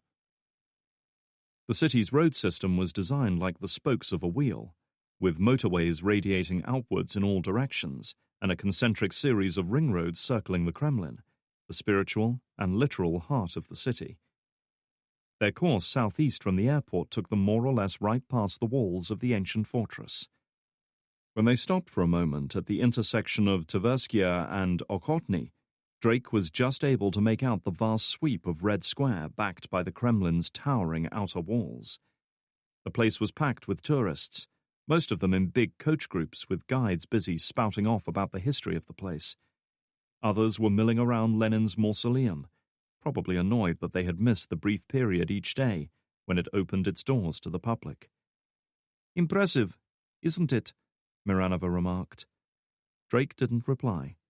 30 years ago this would have been considered the enemy's backyard, and here he was, about to walk through their front door. After fighting its way through traffic for another 15 minutes, the big BMW at last rumbled to a halt at Lubyanka Square, the headquarters of the Federal Security Bureau. One thing Drake had to commend the Russians on: when it came to government offices, they really knew how to do things with flair. A massive, rectangular, yellow-bricked building fashioned in the neo-Baroque style, it dominated a vast cobbled square the size of several football pitches. Now more than a century old, it had started life as the headquarters of an insurance company of all things. After the revolution, the Bolsheviks had taken a liking to it and requisitioned it as the headquarters of the Cheka, the secret police back in the day. Since then it had been occupied by the NKVD, the KGB, and most recently, the FSB. The name of its owners might have changed over the years, but its basic purpose hadn't. Countless political dissidents, criminals, and plain unlucky civilians had disappeared into its warren of underground cells and interrogation rooms, most of them ending up dead or deported to a gulag never to return. There was even an old joke told with typically grim Russian humor about Lubyanka being the tallest building in Russia because you could see Siberia from its basement. Drake, however, soon found himself in a far more welcoming part of the building as he exited the official car and made his way through the main entrance. The decor was lavish and sophisticated, reminding him more of a museum or art gallery than a working office complex. He was particularly impressed by the gigantic mural stretching across the tiled floor, depicting the FSB's emblem of a two-headed eagle, backed by a sword and shield.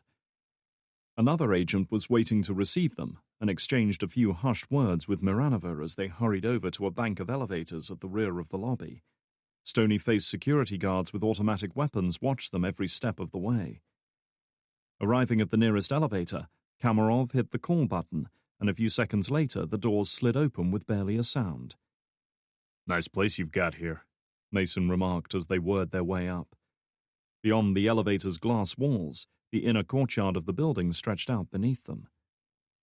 These days it held nothing more interesting than storage warehouses and a couple of delivery trucks, but back in Stalin's day, it had been the site of almost daily executions.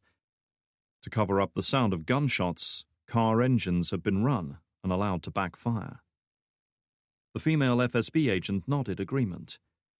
"Lubyanka has a long history, a long memory, like Russia herself." Kamarov said nothing to this, and it was hard to tell what was going on behind the craggy, impassive mask of his face. A few minutes later, all four of them, along with several other FSB field agents who would be on site during the operation, were gathered in one of the building's richly furnished meeting rooms. In appearance, it was a strange combination of 19th century grandeur and 21st century high technology. Lofty ceilings and elaborately carved cornices stood in marked contrast to the sleek computers and telephone units set up on the long antique wooden table running down the center of the room. The view from the third-floor windows was spectacular, with what looked like the whole of Moscow stretching out before him like a model, afternoon sun glinting on glass and concrete.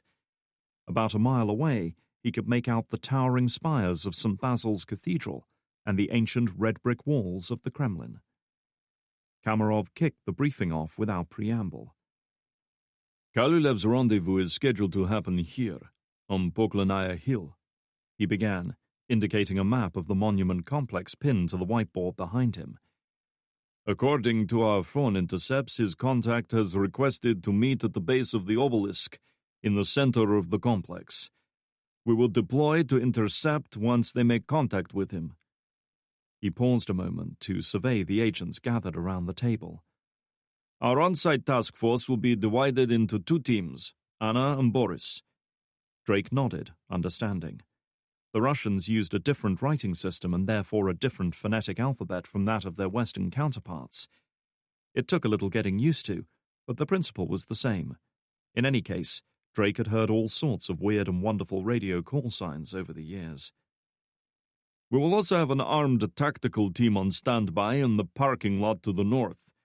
They will move in only on my orders. Is this clear?" On the whiteboard beside the map was a printed image of Anya, lifted from the surveillance footage of the Grozny attack. "Our primary target is this woman," Kamarov went on. "She is likely to be armed and should be considered extremely dangerous. Take a good look at her. because you will see many faces on the hill this morning, and I don't want any false positives. She may have altered her appearance, so don't rely on any one aspect to identify her. We have one chance to take her down. If we fail, we may lose her forever." Despite its dramatic backdrop, Drake was beginning to understand the very practical basis for choosing Poglanaya Hill as a meeting point. It was a popular tourist destination, with lots of people coming and going, and therefore many potential targets to keep track of. And of course, any hill naturally favored the defender if the meeting turned into a shooting match. Always the soldier, Anya had chosen her field of battle well. None of it was likely to help her, though, not against the forces arrayed in this room.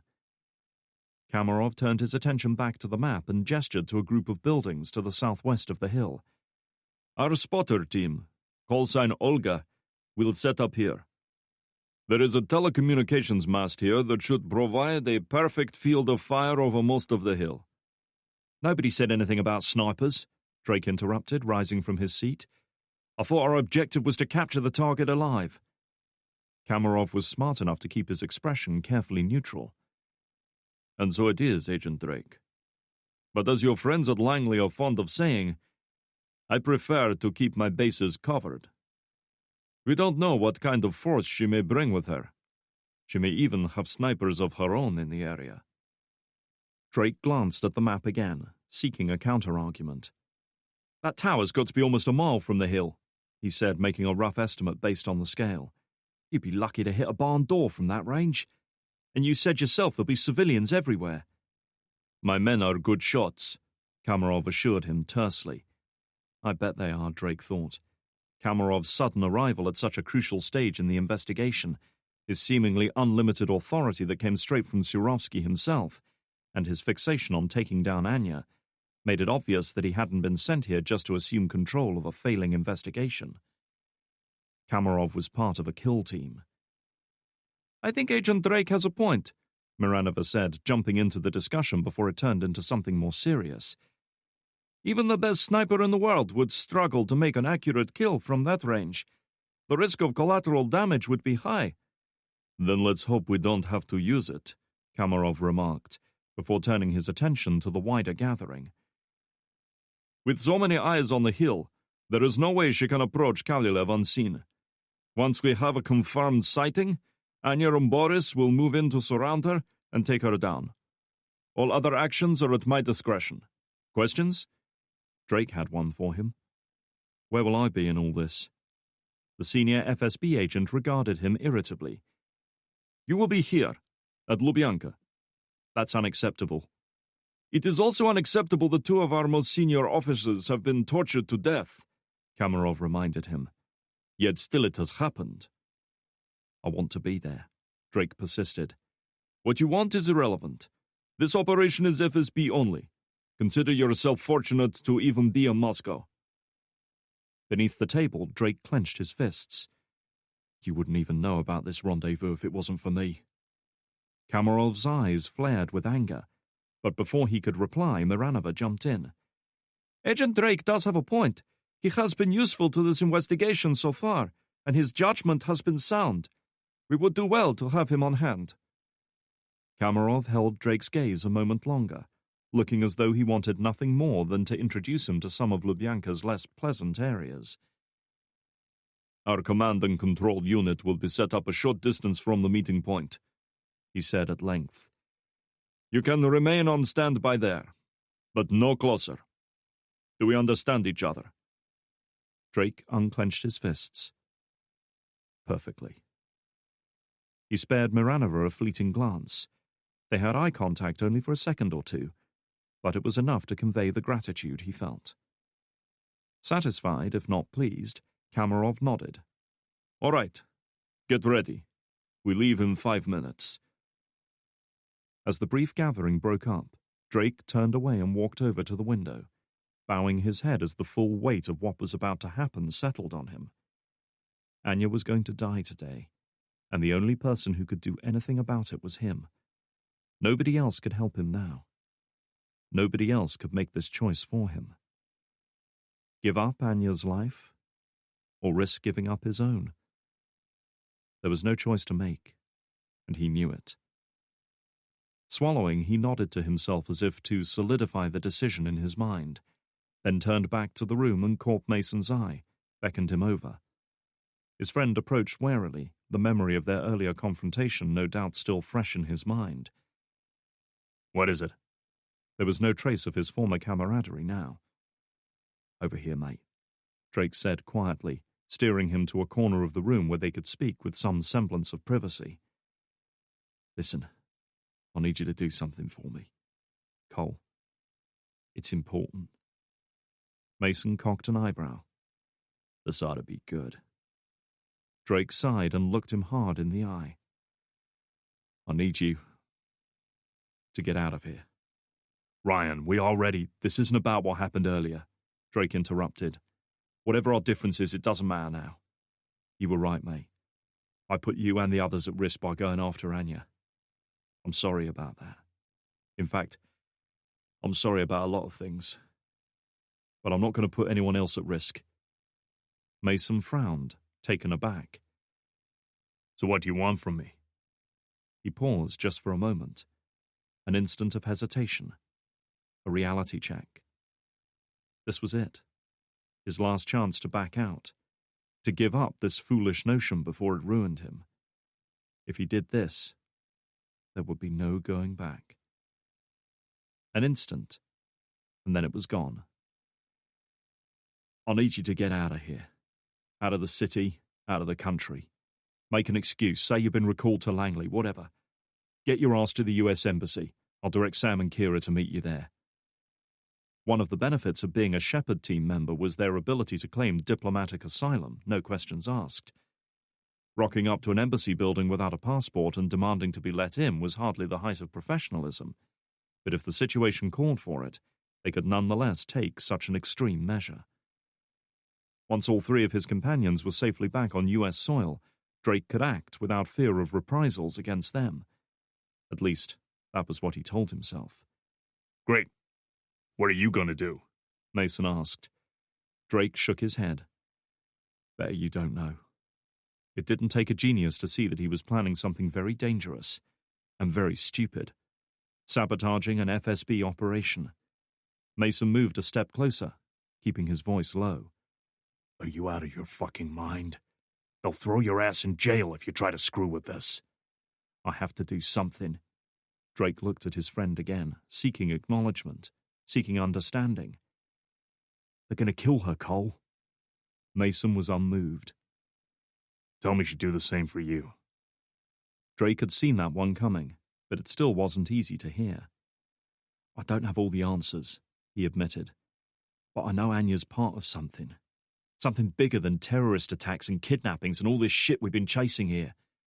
I know there's a reason behind what she's doing. And I think it has something to do with why she ended up in a Russian prison. Men in both countries want her dead. Just for a moment, he felt as though he could see it all laid out before him. Years of lies and secrets, plans and hidden schemes, events and decisions, all caught up together like a web, slowly reaching out to encompass everything around it, ensnaring people who fooled themselves into thinking they were safe. And in the center of it all, alone and surrounded by enemies, was Anya. Anya's the only person who knows how it all fits together, he finished. If I lose her, then they win. I can't let that happen, mate. I'm sorry, but it's just me now. I have to help her. Mason stared back at him, silent, undecided, torn between two opposing paths. You know that if you go through with this, even if it works, there's no coming back from it. Ever. He warned. Once more, Drake thought about the question he'd asked himself earlier as he stared at his reflection. How much further are you willing to go for her? As far as I have to.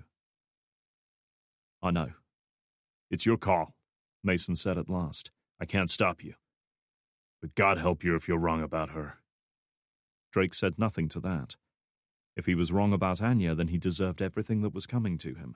For now, at least, he still had a chance. He looked at Mason again, his previous animosity towards the man almost forgotten now. If he was honest with himself, He didn't blame Mason for trying to fight his way back into the agency, for being bitter and angry over everything he had lost, even for lying about the powerful painkillers he was taking. He couldn't blame him, because deep down he knew that the two of them weren't all that different. Neither of them had much outside of their work. Without it, without the purpose and meaning it provided, they were lost. Giving his friend a look of gratitude, Drake reached out and shook his hand. He couldn't say what the future held for Mason, but he suspected it was a lot brighter than his own. Good luck, mate. I mean that. Fuck that. Mason advised. You need it more than me. Chapter 52. The morning sun rose hazy and indistinct over Moscow, its weak rays struggling through a low-lying fog that hung over much of the city as commuters began their daily drive into work. The streets of Moscow were broad, designed to allow the easy movement of troops in the event of war, but these days they had to contend with little more than congested traffic. Concealed in the back of a delivery truck that passed unnoticed amongst the thronging multitude, Anya sat in brooding silence, her thoughts turned inwards as she and the three men in the back closed in on their target. The others had chosen to occupy themselves by checking their weapons were ready, magazines loaded, body armor secured and strapped tight. But Anya did no such thing. She had checked all of her gear in advance and felt no need to do so again. Instead, she found her thoughts lingering on Drake. The man was as stubborn as he was foolish, and not one to concede defeat to anyone. Was it nothing but pride driving him on, she wondered? Did he really see her as an enemy now, or was there another reason? Was it the same reason she was so afraid to admit, even to herself? She shook her head, forcing those thoughts away. Such doubts and fears were things she could no longer afford. Drake couldn't stop her. No one could. Not now that she was so close to her goal.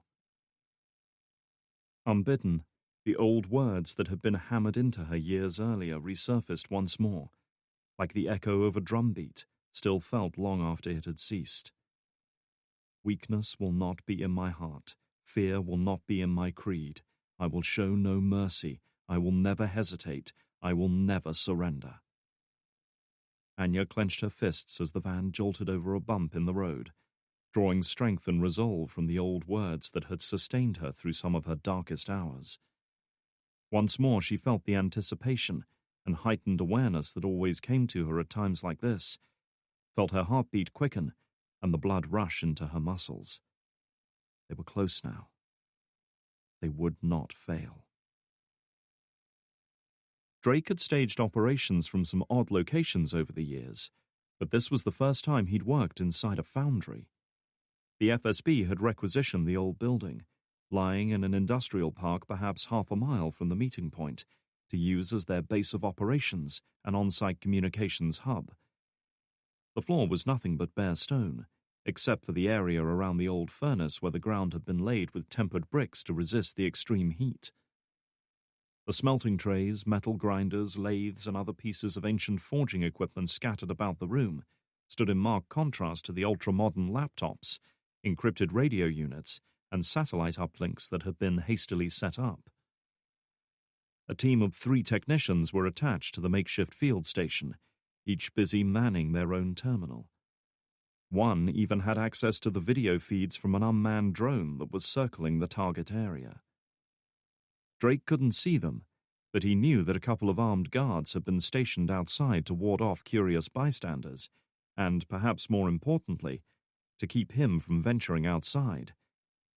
Kamarov was taking no chances with him. This was as close as he was allowed to get to the action.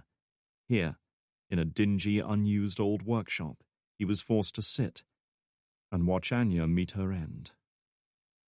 Miranova, too, was in there with him, ostensibly to supervise the operation. In reality, Drake knew that Kamarov had simply brushed her aside, relegating her to an unimportant role where she couldn't interfere with his plans. He met her gaze for a moment, seeing the tension and unhappiness in her. She knew as well as he did that she'd been shit-canned, and like him, she wasn't used to standing idly by whilst others put themselves at risk. Drake could feel the vibration of his phone ringing, and a quick check of the screen confirmed his suspicion that it was McKnight. He had sent a text message on the way here advising her and Frost to part company with her FSB escorts and make her way to the U.S. Embassy, where she would rendezvous with Mason. He hadn't expected her to meekly obey, but neither was he prepared to debate the matter. For their own sakes, he needed them to listen to him. "Yeah, Sam," he said, retreating some distance from the comm station. "What the hell is this message all about, Ryan?" McKnight demanded. She wasn't one for beating around the bush, he realized. Perhaps all that time spent around Frost was starting to rub off on her. "Why do you want us at the embassy?" He could hear music, voices and tannoy announcements in the background, and guessed she had just disembarked from her flight. "Look, I don't have time to go into it now. I just need you to do it. Cole's there waiting for you. He'll explain everything." "Bullshit, he will," she retorted. "I want to hear it from you. What exactly are you planning, Ryan?" "There's something I have to take care of here. That's all." She seemed to understand, or at least guess what he had in mind. "Don't do it," she said, the anger gone from her voice now. "Not for her. She's not worth it." Drake closed his eyes. More than most, he regretted the way he'd treated Samantha. She had come through for him every time, had done everything he'd asked of her, yet still he'd managed to let her down. "Sam, listen to me," he said, speaking low and quiet now. "I need you to do this. Both of you. Whatever happens, I need to know you're safe." McKnight said nothing for several moments, but he heard a faint exhalation of breath. She was struggling as well, to find a way to say the things she wanted to. "What about you?" she finally asked. Drake had no words for her. The concern, the compassion, the sadness in her voice was almost more than he could stand. He had made a lot of sacrifices to get this far, had even betrayed people's trust, but hurting her was the hardest thing of all. Suddenly, Miranova looked up from the computer terminal she'd been standing over. "Kalyulev is on the move," she cried out. "We just had word from the field team outside his apartment. He is in his car, heading west." Drake's heartbeat stepped up a gear. The doubts and fears pushed back a little now that the time had come. "I have to go, Sam," he said quietly. "I'm sorry. I mean that." Before she could reply, he killed the call and strode over to join Miranova, putting his game face on and doing his best to put his regrets to one side. "Do they have eyes on?" She nodded. "They are in traffic behind him." "Anyone with him?" Relaying Drake's question, she waited a few seconds while the reply came through. "No, only Kalyulev." Roman Kalyulev swore under his breath as he swung the big BMW right, weaving in and out of the slow-moving traffic. It was the early morning rush hour in Moscow, with commuters everywhere clogging the main roads. He was getting close now. He could already see the towering obelisk that surmounted Poklenaya Hill rising up into the morning sky, as if to pierce the very clouds that drifted past. He could have left his apartment earlier to guarantee a timely arrival for the meeting, but instead had chosen to delay, knowing the heavy traffic would slow him further. His mysterious contact would be expecting him to arrive early, to be eager, desperate for answers. But he would let her wait. Soon she would start to doubt herself. Her cunning plan that had seemed so bold and brilliant would start to unravel before her eyes as she imagined all the ways it could go wrong. She would question whether he really intended to show up, or whether he had something else planned. She would see enemies in every shadow, and soon enough concern would give way to panic. Then, when she was off balance, losing her nerve and on the verge of leaving, he would arrive. He would arrive, and he would make her wish she had never considered the idea in the first place. Beethoven's Ninth Symphony played on the car's expensive sound system, the powerful orchestral strains perfectly matching his mood of barely restrained anger. The music was an outlet, a means of keeping his true feelings in check, so he could do what he had to, so he could think calmly and logically, and make sure this matter was brought to a definitive end. The stupid, ignorant little bitch who thought she could hold him to ransom was going to feel the full force of his anger today. He hadn't fought and killed for his country, hadn't watched good men bleed and die, hadn't sacrificed his career and his honor to have some smart-assed investigator take it all away from him. Unconsciously, he reached up and felt the solid, reassuring shape of the USP-45 automatic in the shoulder holster on his left side. When the time came, he wouldn't hesitate to use it. More than most men, Roman Kalyev knew that the only true end to any problem came from the barrel of a gun. Poklanaya Hill had a long association with war, Kamarov reflected as he glanced around, taking in the Second World War-era tanks and self-propelled guns that sat alongside food vendors and children's play areas, their barrels empty and their engines silent.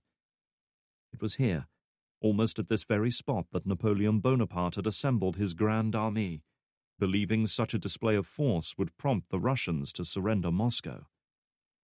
And it was here, more than a century later, that the Red Army had dug in to fight a last desperate battle against the German Blitzkrieg. 2 generations of invaders who had tried and failed to conquer Russia, both remembered here, in the sprawling memorial complex known as Victory Park. And in the center of it all, rising from the middle of a vast circular plaza, stood a black obelisk commemorating Russia's war dead. Over 140 meters from base to tip, it was one of the tallest structures in the area and dominated the Moscow skyline, an ever-present reminder of the 12 million Russians who had died in that terrible conflict. However, his concerns at that moment were very much in the present day. He had been informed over the radio net that Kalyev had left his car in the parking lot just off the main drag to the east and was proceeding on foot along the main avenue that led to the obelisk. His path would take him beneath the shadows of 15 enormous bronze columns that lined the way, commemorating the main fronts during the war. Kamarov's concealed radio earpiece crackled with an incoming transmission. "This is Anna. He is at the foot of the stairs now," came the voice of one of the agents tailing Kalyev. "On his way up." "Copy that," he replied, speaking quietly into the microphone hidden inside the collar of his overcoat. "No sign of target. Standing by." Even at this early hour there were people everywhere. Many were tourists, some were locals out for a morning walk, and 1 or 2 were old men who looked as though they belonged to the generation who had fought here. They weren't in uniform with their medals proudly displayed like they would have been 20 years earlier, but Kamarov sensed by the way they regarded the tanks on display that the ancient war machines evoked strong memories. Nonetheless, keeping track of the countless new faces coming and going was no easy task, and he suspected the other field agents spread out across the hill were having similar difficulty. This meeting place had been well chosen indeed. He would have expected nothing less from his adversary. "Anna, he's at the top of the stairs, heading for the statue," the agent's voice crackled into his ear. "We won't have eyes on much longer." Glancing towards the stairs as if through casual interest, Kamarov saw him at last. Tall, good-looking, broad-shouldered and dressed in a fashionable and expensive black overcoat, Kalyev cut a striking figure as he emerged onto the wide paved avenue that ran around the base of the statue. He hit the transmit button in his coat pocket. "I have him. No contacts yet. Standing by." The mood in the makeshift command center was equally tense, as Drake and Miranova hovered close to the 3 communications agents waiting for news. The radio chatter was now being piped through a set of speakers, allowing them to listen in on events as they unfolded. So far, nothing. Kalyev had arrived at the rendezvous point, a little late but otherwise unscathed. Yet there was no sign of Anya or anyone else coming forward to make contact with him. The minutes ticked by, and Drake found himself growing more and more uneasy. It wasn't in Anya's nature to be late for things. In his experience, she preferred to be on station first, so she could see her contact approaching. Her ability to read the subtle facial and postural cues that people unconsciously gave off also provided her with an edge in such situations. He glanced at his watch. It was 9:16. Had Anya sensed a trap and abandoned the meeting? Or even worse, had she laid a trap of her own for Kamarov and his kill team? "Order to all units, possible contact," a voice announced. "West side of the hill, a woman with blonde hair moving in on Kalyev's position." Olga was their spotter team, a two-man group positioned on the roof of a telecommunications mast about a mile west of the monument. One man was armed with a high-powered camera, the other with a decidedly more dangerous Dragunov sniper rifle. At a mile distant, any shot they took would be risky to say the least, but Kamarov had insisted on their presence nonetheless. In an instant, Drake's heartbeat doubled. Was this it? Was Anya making her move at last? And if so, how would the strike team respond? "Boris to all units, stand by," Kamarov ordered. Is it our target? Miranova asked, an edge of tension in her voice now. Seconds, agonizingly long, stretched out. Do we have confirmation? Miranova repeated. "Can't get a good look at her face," the spotter admitted. "I'm on her 4 o'clock. "Boris to Olga, where is she now?" Kamarov asked. Approaching Kaluyev. 40 meters and closing. "Anna, we're trying to get a better look. She's got her back to us." Kamarov snapped out another terse transmission. "Do you have the shot, Olga?" Yes, 30 meters. Something wasn't right about this, Drake knew. It had been nagging at him all morning, but with his mind consumed by what would happen during the actual takedown, he hadn't had time to consider why Anya would risk herself by making contact like this. 20 meters. Kaluyev is turning towards her. Anya was no fool, and she would have to assume the people hunting her weren't either. Killing Demichev might not have been enough to make her goal obvious, but Mazalsky was the game-changer. She must have realized they would make the connection between the two men and work out that Kaluyev was her next logical target. I will lose the shot in 10 seconds, Olga said. What are your orders? Give me that headset, Drake said, practically snatching it off the communications officer nearest him and stabbing the transmit button. Hold your fire, it's not her. Drake, get off the net, Kamarov growled. Olga, 5 seconds, fire or hold. It's not her. She would never expose herself like this, Drake practically shouted into the radio. We both know the woman you're dealing with, Kamarov. This isn't her. Stunned silence greeted him. You know I'm right, Drake said, ignoring Miranova's astonished look. She's better than this. She's right on him, Olga called out. Do I take the shot? No, Kamarov said at last. Hold your fire, Olga. On Poglanaya Hill, Kamarov watched as the woman in question appeared from around the side of the massive concrete plinth supporting the obelisk. Tall, slender, and with short blonde hair, she bore a passing resemblance to his target, but nothing more. He watched as she strode right past Kaluyev, who appeared equally surprised at her lack of interest, and embraced another man a dozen paces beyond, kissing him on the cheek and smiling affectionately. Boris to all units, he said, speaking into his radio. It's not her. Stand down. If only you knew how close you came, he thought, as the woman started taking snaps of her companion against the backdrop of the city. Chapter 53. Drake's hands were shaking, his heart thumping in his chest as he laid the headset down, ignoring the incredulous looks of Miranova and the 3 communications specialists in the room. In some part of his mind, he was aware there would be repercussions from this. He had revealed his hand to Kamarov, but in that moment, he was past caring. He had just prevented an innocent civilian from having her head blasted apart by a high-powered sniper round. He glanced at his watch.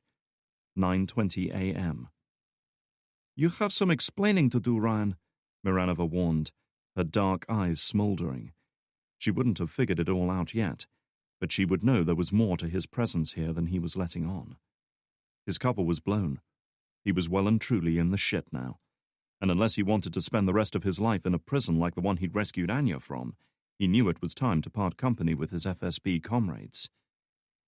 He looked at Miranova, eyeing up the sidearm that he knew was holstered inside her jacket. The technicians weren't armed, and he was fairly sure he could wrest the weapon away from her. He wouldn't kill her. There was no way he was prepared to sacrifice another life for this. But perhaps he could restrain her, or even use her as a hostage. Either way, he saw little choice but to act, and act fast. You're right, he admitted. I do. He had just taken a step towards her when suddenly the foundry's main door exploded inwards in a hail of wood and metal fragments, its lock disintegrated by the breaching charge fixed against it. A moment later, several small objects were hurled inside, landing with heavy thunks on the floor. Having taken part in his share of house assaults, Drake could guess well enough what they were without having to see them. "Get down!" he yelled, grabbing Miranova and tackling her to the ground behind the big furnace in the center of the room as the first stun grenade exploded. In an instant, blinding white light engulfed his vision, burning away the room and everything in it. The devastating blast that accompanied the detonation felt as though it had blown out both his eardrums, leaving him with nothing but a constant static whine, like a television that had lost its tuning. For a second or two he could do nothing except lie there, breathing hard, water streaming from his eyes. Miranova was beside him on the ground. He still had one arm across her back, keeping her pinned down. He couldn't see or hear her yet, but he at least knew she was alive. He could feel her chest expanding and contracting with each breath. He blinked several times, shaking his head in an effort to clear his eyes. Then at last, through blurry sun-spotted vision, he saw her lying beside him, her face just inches from his. Her eyes were wide and staring, her mouth moving as she tried to say something to him, but the words were engulfed by a dull, booming roar. He could guess what she was saying, though. Somehow their enemies had found the safe house, and they had brought enough firepower to smash their way in, presumably taking down the 2 security operatives outside. He couldn't explain how or why at that moment, and he knew there was no time to ponder it. He also knew what was coming next. Their attackers had used a trio of flashbang grenades to stun and disorient the inhabitants of the command center, making them easy prey for the inevitable assault team that was about to move in. Drake opened his mouth to call out to the 3 communications officers over by their workstations, to yell at them to send out a distress call to Kamarov and the other field teams. He was too late. A dull staccato roar echoed through the room at the same moment, and all 3 men jerked and twisted aside and fell, blood painting their shredded clothes where a burst of automatic gunfire had torn through them. Unprotected and unarmed, there was nothing they could do to defend themselves. A similar fate likely awaited himself and Miranova if they didn't act fast. Only then did Drake recognize the opportunity that now presented itself. Their attackers couldn't see them from where they stood. They might not even know they were there. Perhaps, just perhaps, that would be enough. Miranova was apparently of like mind. Pushing his arm aside, she drew the automatic and backed up against the side of the lathe, staring right at him and holding a finger to her lips in a plea for silence. Verbal communication was impossible with their ears still ringing, and would, in any case, announce their presence. It was hand gestures only for now. Easing himself up from the ground, he crept over to the edge of the furnace, a little unsteady as the flashbang had disturbed his equilibrium. Under normal circumstances, he would have listened for the telltale crunch of boots on the debris-covered floor, but with his hearing gone, he knew that was impossible. Instead, he took a breath and leaned out just far enough to survey the room. The air was thick with smoke, burned cordite and chemical fumes from the grenades, limiting visibility. The only good news was that it worked both ways. He spotted 3 figures moving through the artificial mist, their weapons sweeping the room in search of more targets before he ducked back behind cover. He looked at Miranova again and held up 3 fingers. Tapping her chest, she pointed off to the left, moving her hand in a curving motion, then pointed to him and gestured for him to move right. Drake nodded, grasping her hastily conceived plan immediately. He would make a bolt for it, trying to draw their attention, while she went left to outflank and open fire on them. It wasn't much of a battle plan, and it meant putting himself right in the line of fire, but he couldn't think of anything better. Trying to be as quiet as possible, he gulped in a couple of deep breaths to get more oxygen into his bloodstream. Adrenaline was flowing thick and fast now, lending new energy to his tired body. Good. He would need every ounce of strength and aggression and violence that he could summon up. He caught sight of movement in the murk, and looked up just as a pair of figures emerged from behind the hulking shape of a machine lathe. Both were clad in dark combat gear, face masks and full body armor, and both had MP5 submachine guns up at their shoulders. excellent weapons for close-quarters action like this, and able to spit out close to 800 rounds per minute. This was it. Bracing his heels against the floor, Drake launched himself at the nearest man, tackling him like a rugby player. His opponent was neither big nor strong, and Drake had the advantage of momentum. Staggering backwards under the sudden assault, he barreled straight into his companion, knocking him off balance to land in a sprawl against the lathe. It was one-on-one, at least for the next couple of seconds. He certainly had their attention now, and could only hope that Miranova was moving into position to open fire on them. But none of that would matter if Drake couldn't get the weapon off his new friend. Clamping a hand around the gun's foregrip, Drake yanked it upwards, forcing his opponent's arms with it and exposing his torso. With the weapon out of play for now, he laid into his enemy with kicks and punches, lashing out half-blind at any vulnerable spot he could find. Face, eyes, groin, stomach, throat, it didn't matter. There was no great technique to situations like this. He would do anything to hurt the fucker and put him out of action. Still, he heard no sounds of gunfire. Where was Miranova? Drake felt his fist collide with the unyielding bones of the man's skull and winced at the flash of pain that travelled up his arm, but carried on with his vicious assault regardless. Pain was irrelevant now. All that mattered was doing as much damage as possible. A mistimed punch that struck his enemy's exposed throat was enough to knock the fight out of him, followed by a knee to the stomach that doubled him over. The vest he was wearing was designed to resist bullets, not blunt force trauma attacks like this. With his grip on the weapon slackening, Drake finally managed to wrench it from his grasp. He was taking no chances with either of these boys. He'd spray both of them on full automatic, aiming for their heads, arms, or legs to nullify the body armor. He didn't care if he killed them outright, only that he removed their ability to kill him. He was just bringing the weapon to bear when suddenly pain exploded from the back of his head and he fell to his knees, his arms and legs no longer obeying commands from his brain. Vaguely he was aware of the gun falling from his grip before he pitched forwards, landing hard on the rough floor with stars and flashes of light filling his vision. He could feel the warm wetness of blood on his scalp. Something had struck him at the base of his skull, most likely the butt of a gun. Whatever it was, it had been more than enough to knock him out of the fight. He felt a boot pressed against his shoulder, rolling him over onto his back. There was a blur of movement, and then he found himself staring up at the roof. He could do nothing but watch, as a dark figure in body armor loomed over him, then frowned in confusion, as Anya's face swam into bleary focus. For a moment he couldn't understand what he was seeing, couldn't reconcile this woman's face with the sudden attack on the safe house. However, his confusion vanished when she shook her head, visibly angry with him. "I told you what would happen if you stayed, Ryan," he heard her say over the ringing in his ears and the pounding of his own heart. Her tone carried a mixture of frustration, grief, and regret. Behind her, Drake could just make out one of the assault team wrestling with Miranova, forcing his knees between her shoulder blades while he yanked her arms behind her back. She cried out in pain as the tendons in her shoulders strained to their limit. He saw a brief flicker of sadness and regret in her eyes, as if she were trying to apologize for failing him. No doubt she too had fallen victim to Anya's expertise in close combat.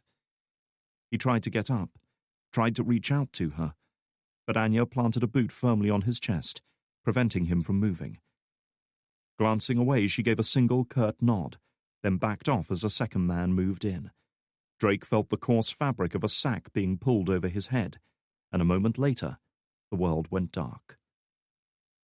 As Drake and Miranova were hauled to their feet and dragged away to the waiting vehicles outside, Anya turned her attention to the workstations that had been set up in the center of the room. With a secure satellite uplink to the FSB's central mainframe in Moscow, each terminal represented a doorway to one of the most secure networks in the world. And she had 3 of them, right in front of her. The assault team had been under strict instructions to take no action that would put the computer terminals at risk. Their users were expendable, but the machines themselves were vital. Selecting the nearest one, she reached into her pocket, withdrew a USB memory stick, and inserted it into one of several ports on the laptop's side. The contents of the USB stick were designed to auto-run the moment they were plugged in, and sure enough, A dialogue box appeared confirming that the program was being uploaded. Anya stood by in silence as she waited for the upload to complete. The noise of the assault would surely attract attention, and it wouldn't take long for the FSB to arrive here in force. That was one battle she had no interest in fighting. Finally, the laptop pinged, and a dialogue box appeared notifying her that full system access had been granted. Reaching for the cell phone in her pocket, she selected a text message she had composed prior to the attack. The agreed code phrase to signify that the Trojan had been uploaded, and that the FSB's network was now ripe for the taking. Our table is booked. See you soon. There was only one recipient, Ataev. Without hesitation, she hit the send button, then turned her attention back to the terminal. She had fulfilled her end of the agreement, but she had one other task to complete here. She needed one small scrap of information from the vast repository now available to her. One little piece, and all of this would be worth it. Forcing calm into her mind, Anya inputted her search criteria and waited while the program went to work. Chapter 54. Poglanaya Hill, Moscow. Boris to Grigory. Respond, Kamarov growled into his radio. I repeat, respond. Grigory, the call sign for their base of operations at the disused foundry, had dropped off the radio net a couple of minutes earlier. They weren't transmitting, and they apparently weren't receiving either. Boris to all units. Anyone have comms with Grigory? Nothing from Olga, the spotter team replied. Anna has nothing. Swearing under his breath, Kamarov removed his radio earpiece and reached for the cell phone in his jacket pocket, quickly dialing Miranova's number. The seconds stretched out, with no response. That was enough to decide him. All units, switch to alternate encryption now, he ordered, quickly switching channels on his own radio before barking out further orders. The meeting was a diversion. Grigory may be compromised. Anna and Boris teams converge on that location. Go now! Pain. Noise and jolting movement. The smell of petrol and old leather and cigarette smoke. The feeling of rough, cold metal against his cheek. The pressure of handcuffs biting into the flesh of his wrists. With his mind lingering on the edge of consciousness, Drake struggled to process any information beyond simple physical sensations. He opened his eyes with great effort and looked around, only to be rewarded with darkness. Of course, a hood had been placed over him back at the foundry. He could feel the fabric clinging to his face every time he inhaled, hot and clammy and smothering. Unable to see, he concentrated instead on his other senses, using touch and sound and smell to glean what he could about his surroundings. He was lying on his side in the cargo compartment of some kind of commercial vehicle. That much was obvious from the movement and sounds. The floor beneath him was bare metal, corrugated for extra grip, and interspersed with small holes for latching straps to stop cargo rolling around. They were taking him somewhere. That single revelation was enough to kindle a fire of hope within him. They could have killed him at the foundry, but instead, they had opted to take him with them. They wanted him alive. For now, at least. Another hard jolt, this one violent enough to slam his head onto the metal floor with painful force. Where was he? More importantly, where was he going? He raised his head up to look around, and was promptly rewarded with a kick to the shoulder that drove him down against the floor again. Stay down, a gruff voice warned. Another man mumbled something under his breath in Russian, followed by an amused chuckle. So there were at least two of them in the van. He had no idea if Anya was amongst them. He heard the faint hiss of an indrawn breath, and then a moment later a spent cigarette was flicked from somewhere behind him to land on the metal floor, still smoking. The acrid smell stung his nostrils.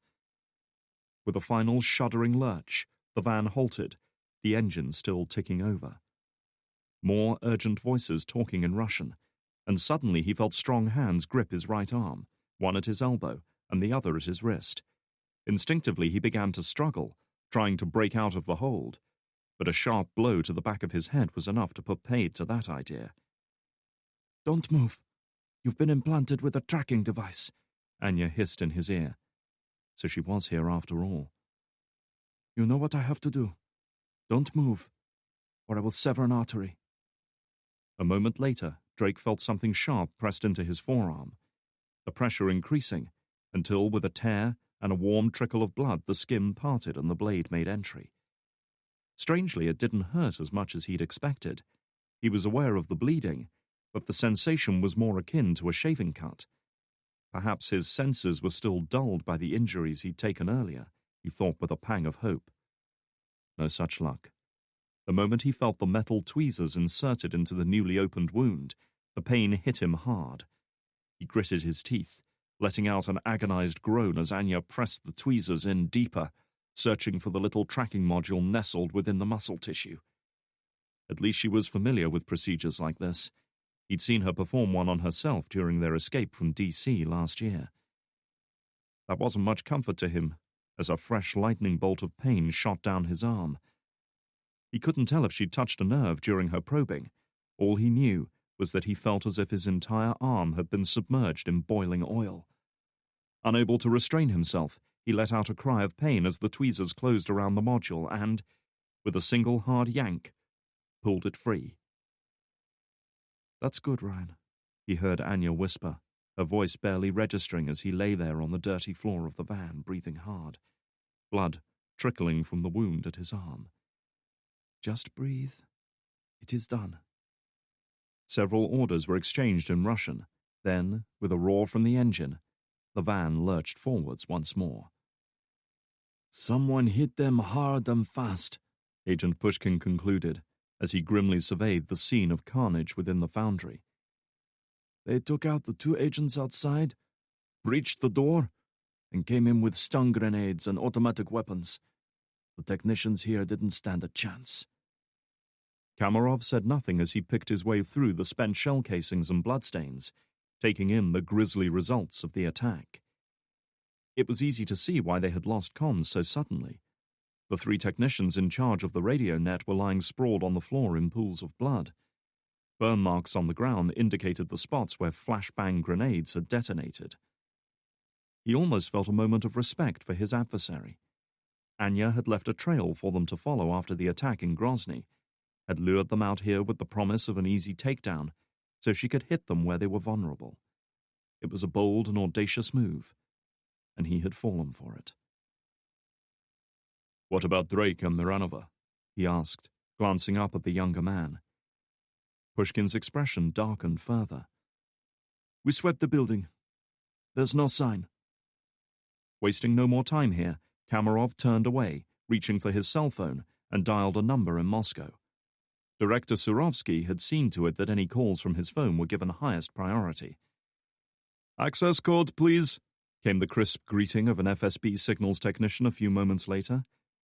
"This is Alexei Kamarov. Access number 501129. He began, his tone clipped and efficient. "I need a priority track on a previous subject. Drake. Ryan." Disguised as an antibiotic shot to prevent infection, a tiny RFID, radio frequency identification device, no larger than a grain of rice, had instead been implanted in the muscle layer in Drake's arm without his knowledge. A team of technicians and analysts had been tracking Drake's every move from the moment the device was implanted, and was still doing so even now. At that time, Kamarov had seen it as a wise precaution in case Drake turned against them, but now he sensed a far more useful purpose. "Copy that, sir. The tracking module is active. He's moving northeast, about 8 miles from you. Too fast to be on foot. Looks like he's in a vehicle." Just as he thought, Anya had risked exposing herself in order to snatch Drake from the FSB's custody, but she hadn't reckoned on the hidden device. They were now able to follow her movements just as easily as if she was broadcasting them herself. Kamarov clenched his fist. Anya had been one step ahead of them so far, but no longer. Now he had the edge. "Good. Keep us updated. We're moving to intercept now." Chapter 55. Drake grimaced as the burlap sack was pulled off his head, allowing harsh electric light to flood his eyes, blinding in its intensity next to the claustrophobic darkness he'd endured for the last 20 minutes or so. He couldn't move. He was seated on a cheap, uncomfortable wooden chair, his hands cuffed firmly behind his back and secured to the chair with either a rope or a plastic cable tie. Whatever it was beyond his ability to break. His head throbbed as if his brain was steadily expanding beyond the limits of his skull, a testament to the single powerful blow that had dropped him like a sack of rice. It was hard to know how bad the injury was. Certainly he'd experienced the pain and nausea that went hand in hand with a concussion, and just looking into the light was enough to make him want to throw up. Still, at least his hearing was returning to normal. The high-pitched whine that had plagued him earlier had receded to a faint ringing. The congealed blood and throbbing pain in his right arm reminded him of the device recently removed by Anya, with such brutal efficiency. He wondered if the woman had derived a grim sense of satisfaction from that act, perhaps feeling that she had repaid the favor after enduring a similar experience last year. One person who hadn't been there, however, was Miranova. He would have heard or felt her in the back of the van with him, which meant either that she'd been hauled off in a second vehicle, or... He closed his eyes and clenched his jaw shut, refusing to let his thoughts stray down that path. Not now. Not until he knew more. Just focus on the things you can do something about, he told himself. He looked around, taking in as much of his surroundings as possible. It was hard to see with the light in his eyes, but he guessed he was seated in the center of a room about 20 feet square. The walls were bare brick, the floor rough and uneven. The place was in serious disrepair, with mortar starting to come away from the bricks and patches of mold inching their way up the walls. The floor was covered with damp cardboard boxes, lumps of broken concrete, cigarette ends, and other pieces of discarded rubbish. If there was a door, it had to be behind him, because he could see no other access points. A table had been pushed up against the wall opposite, on which was resting the powerful work light that was the room's only source of illumination. That told him pretty much everything he needed to know. Drake had been in enough interrogation rooms to recognize the setup here. This was a basic job, the sort of thing agency field teams would cobble together to do an impromptu debriefing of a high-value target. But like most things in life, simplicity was the key. "Ryan Drake," a voice said from behind. A man's voice, Russian accented, neither high nor low-pitched. It was smooth and clear, suggesting he was neither a smoker nor a big drinker. Drake heard footsteps on the concrete floor, and glanced left as his captor walked into view, revealing himself for the first time. Drake had encountered all kinds of men in his profession, from terrorist leaders to covert operatives, informants, soldiers, insurgents, criminals of every kind, even rogue agency personnel. He knew the sort of people who moved in such circles, and this man wasn't one of them. Short, stoop-shouldered and overweight, he carried himself with the unprepossessing stature of one used to being ignored and overlooked. Thin, wire-framed glasses sat on the bridge of his long nose, while his fleshy, amiable face was crowned by a receding patch of dark hair. He was dressed in a cheap, poorly fitting brown suit that somehow reminded Drake of a middle-aged taxi driver. All in all, he was about as far from Drake's expectation of the ruthless leader of this terrorist group as it was possible to be. To think that this man had somehow bent Anya to his will was even more inconceivable. Yet here they were, Drake handcuffed to a chair, and his enigmatic captor circling around in front of him. "My name is Buran Atayev," he said, leaning back so that his hands were braced on the edge of the table. His frame was partially blocking the worklight, allowing Drake to see a little better. "I have been looking forward to meeting you." "What do you want with me?" Drake asked, still struggling to believe that this was the mastermind behind the deaths of two of the FSB's top men. He couldn't be sure, but he thought he saw a faint smile. "To thank you, of course. You were a worthy opponent, smart enough to see the trail I left, and predictable enough to follow it here."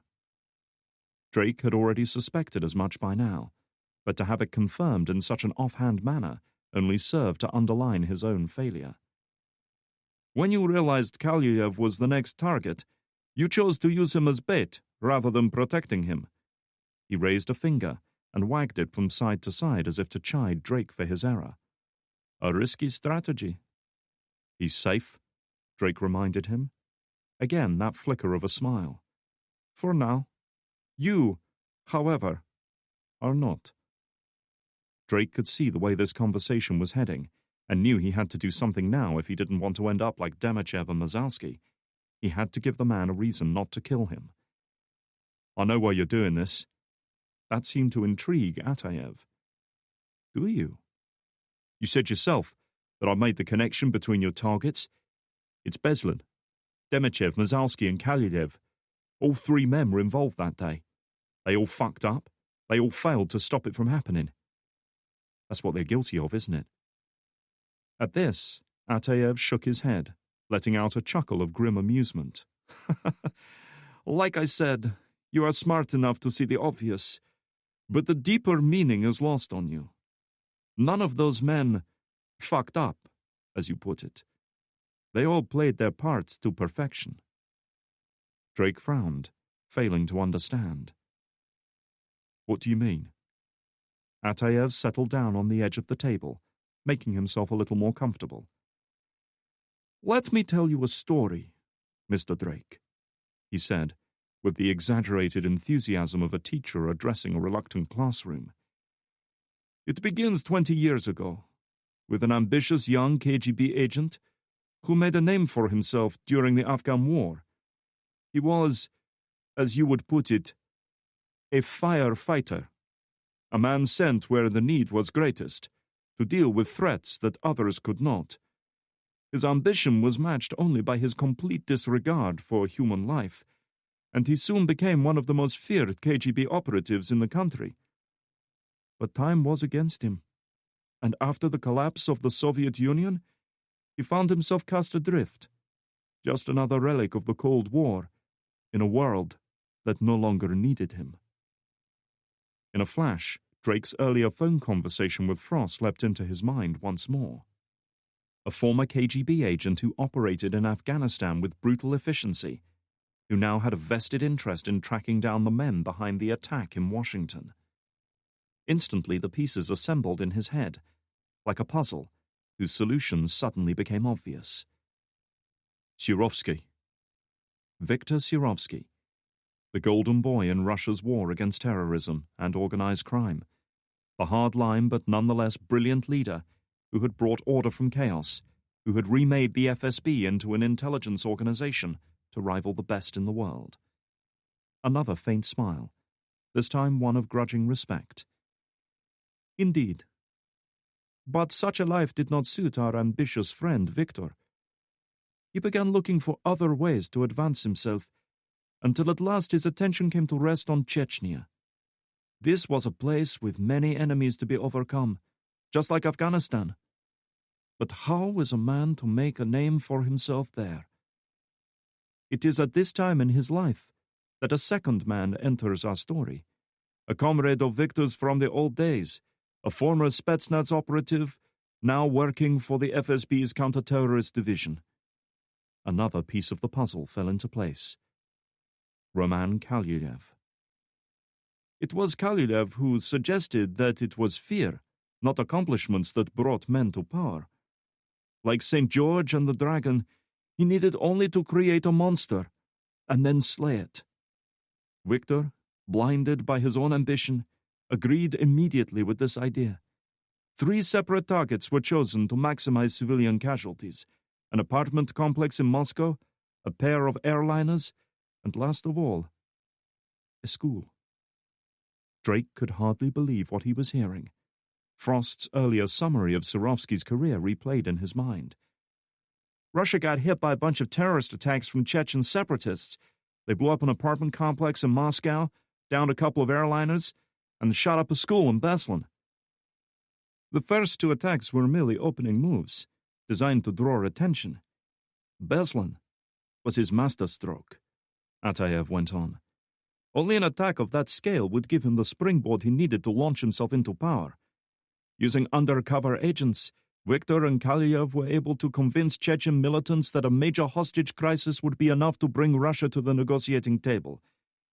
Demochev and Mazalsky were bribed into cooperating.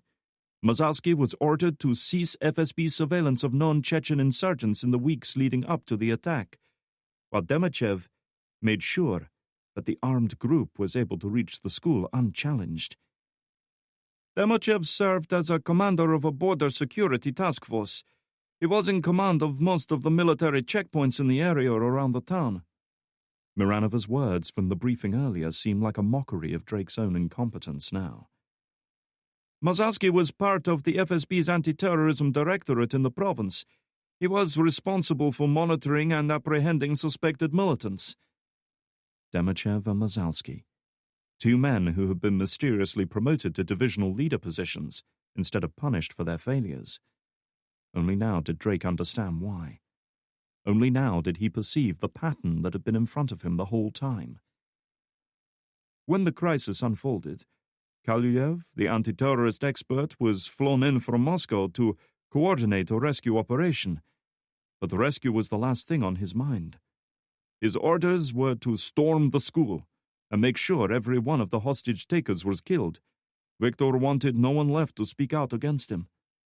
And believe me, Kaluyev executed his orders with great thoroughness. Drake was appalled. Hundreds of men, women, and children had died in the attack, caught in the crossfire between the two opposing forces. Had Kaluyev really been willing to go so far? And so we come at last to the end game, where the true nature of Viktor's plan is revealed. As the dust settled and the scale of the disaster became clear, the Russian people demanded action, their anger fueled by leaked reports of police incompetence and cover-ups, leaked by none other than Viktor himself. The government was desperate to find a scapegoat for the disaster and quickly settled on the FSB. The existing leadership were either forced to resign or relegated to token positions, while our friend Viktor, the firefighter from Afghanistan, found himself promoted to the position of acting director.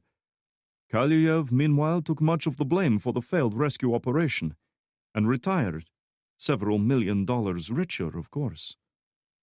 Kaluyev, the successful businessman living the high life in Moscow, who had left his FSB past behind with enough money to buy his way into virtually any company he chose. Over the next few months, Viktor worked feverishly to consolidate his hold on power. Anyone who posed a threat was methodically hunted down and eliminated. Thousands were arrested and held without trial, while state control of the media was tightened, strangling the life out of Beslan. Foreign journalists and investigators who started asking too many questions were either assassinated or intimidated into silence. Just as Kaluyev had said, fear became Viktor's most powerful weapon. Fear of attack was what brought him to power, and fear of reprisal is what allows him to remain there unchallenged. He turned his head slowly to look at Drake, his bespectacled eyes reflecting deep wells of grief and pain and years of pent-up fury. And so ends our story, Mr. Drake. Drake was quite simply stunned by everything he'd heard. He could never have imagined the depth of the conspiracy they were dealing with, or the scale of the tragedy that had been allowed to play out. Only then did it finally occur to him that this man standing before him was no terrorist or freedom fighter, that he wasn't driven by religious or political ideology, or a thirst for power or wealth. He had a far more personal connection to this. If everything you've told me is true, then I'm not your enemy, Drake implored him. I can help you. I can get you to America, give you protection, find a way to get your story out. You can make Surovsky answer for what he did. The older man folded his arms and regarded Drake with quizzical amusement. Why would I need your help? Don't you get it? They're onto you now. You managed to kill Mazalsky and Demochev because they didn't understand what you were doing. But Surovsky will be ready for you. You can't beat someone like that with bombs and guns. And even if you could get to him, killing him would only make him into a martyr. If you want to bring him down, you have to do it the right way. Get me out of here, and I'll help you destroy the fucker. At this, his captor merely shook his head. You could be telling the truth, in which case you are a better man than I thought. But I already have all the help I need." Glancing over Drake's shoulder, he nodded to someone who had apparently been standing there, silent and unnoticed, throughout the whole conversation. Drake heard the soft thump of boots on the concrete floor and looked around as a woman walked into view, tall, athletically built, with short blonde hair and piercing blue eyes. Anya. Chapter 56. "God damn it, Ryan, pick up!" McKnight seethed, pacing the small office while her cell phone rang out uselessly. Mason watched her in uneasy silence, wishing he could say or do something that would help. Unfortunately, he had little to offer except bad news. True to his word, he had made excuses to his FSB minders and arranged an escort to the U.S. Embassy in Moscow, a big, square, 7-story office block located in the Presnensky district, less than a mile from the Kremlin. Constructed of steel and mirrored glass and concrete, its appearance more closely resembled a corporate headquarters than a diplomatic mission. That, however, was where the similarities ended. This particular corporate headquarters was surrounded by imposing perimeter walls and watchtowers, every inch of its property monitored by security cameras and guarded night and day by armed Marines. The chief of mission there had greeted his arrival with the same enthusiasm most men felt for a piece of dog shit stuck to their shoe. Still, a little negotiation on his part had granted him entry, and less than 10 minutes later, he had found himself reunited with Frost and McKnight, both of whom were eager for news on Drake. Neither had been impressed by the admission that he'd willingly left Drake to carry out his ill-conceived plan, and McKnight had wasted no time in trying to raise him by phone. Thus far, however, she'd had no luck. "Fuck," McKnight hissed, abandoning her attempt.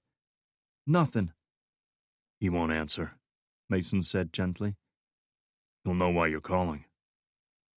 McKnight's hazel eyes flicked to him, filled with concern and anger, though the latter seemed to be winning through. "And for good reason. Christ, the stupid son of a bitch is going to get himself killed. And you let him go through with it," Frost added with an accusing look at Mason. He avoided her gaze. "It was his call." He heard her footsteps on the carpet and turned around just as she squared up to him, having to tilt her head back to make eye contact. "And that'd be just fine with you, right, Cole?" she snapped, jabbing a finger into his chest. "Why should you give a shit now the Ryans got your crippled ass back on the books?" Batting her hand away with such force that even she was caught off guard, he took a step towards her with his fists clenched. "Fuck you, Kira.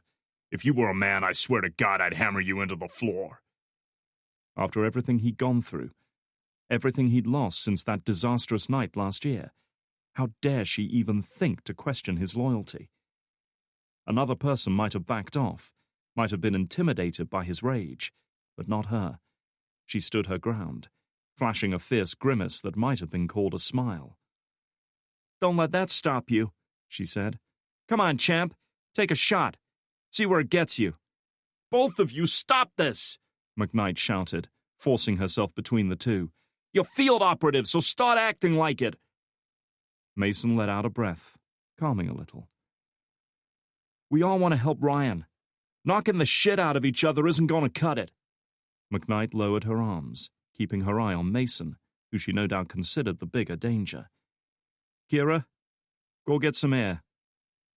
The young woman's eyes lit up, no doubt feeling like she was being singled out as the perpetrator. "There's plenty of air in here." "That wasn't a suggestion," McKnight said without turning around. "Come back when you got a clear head."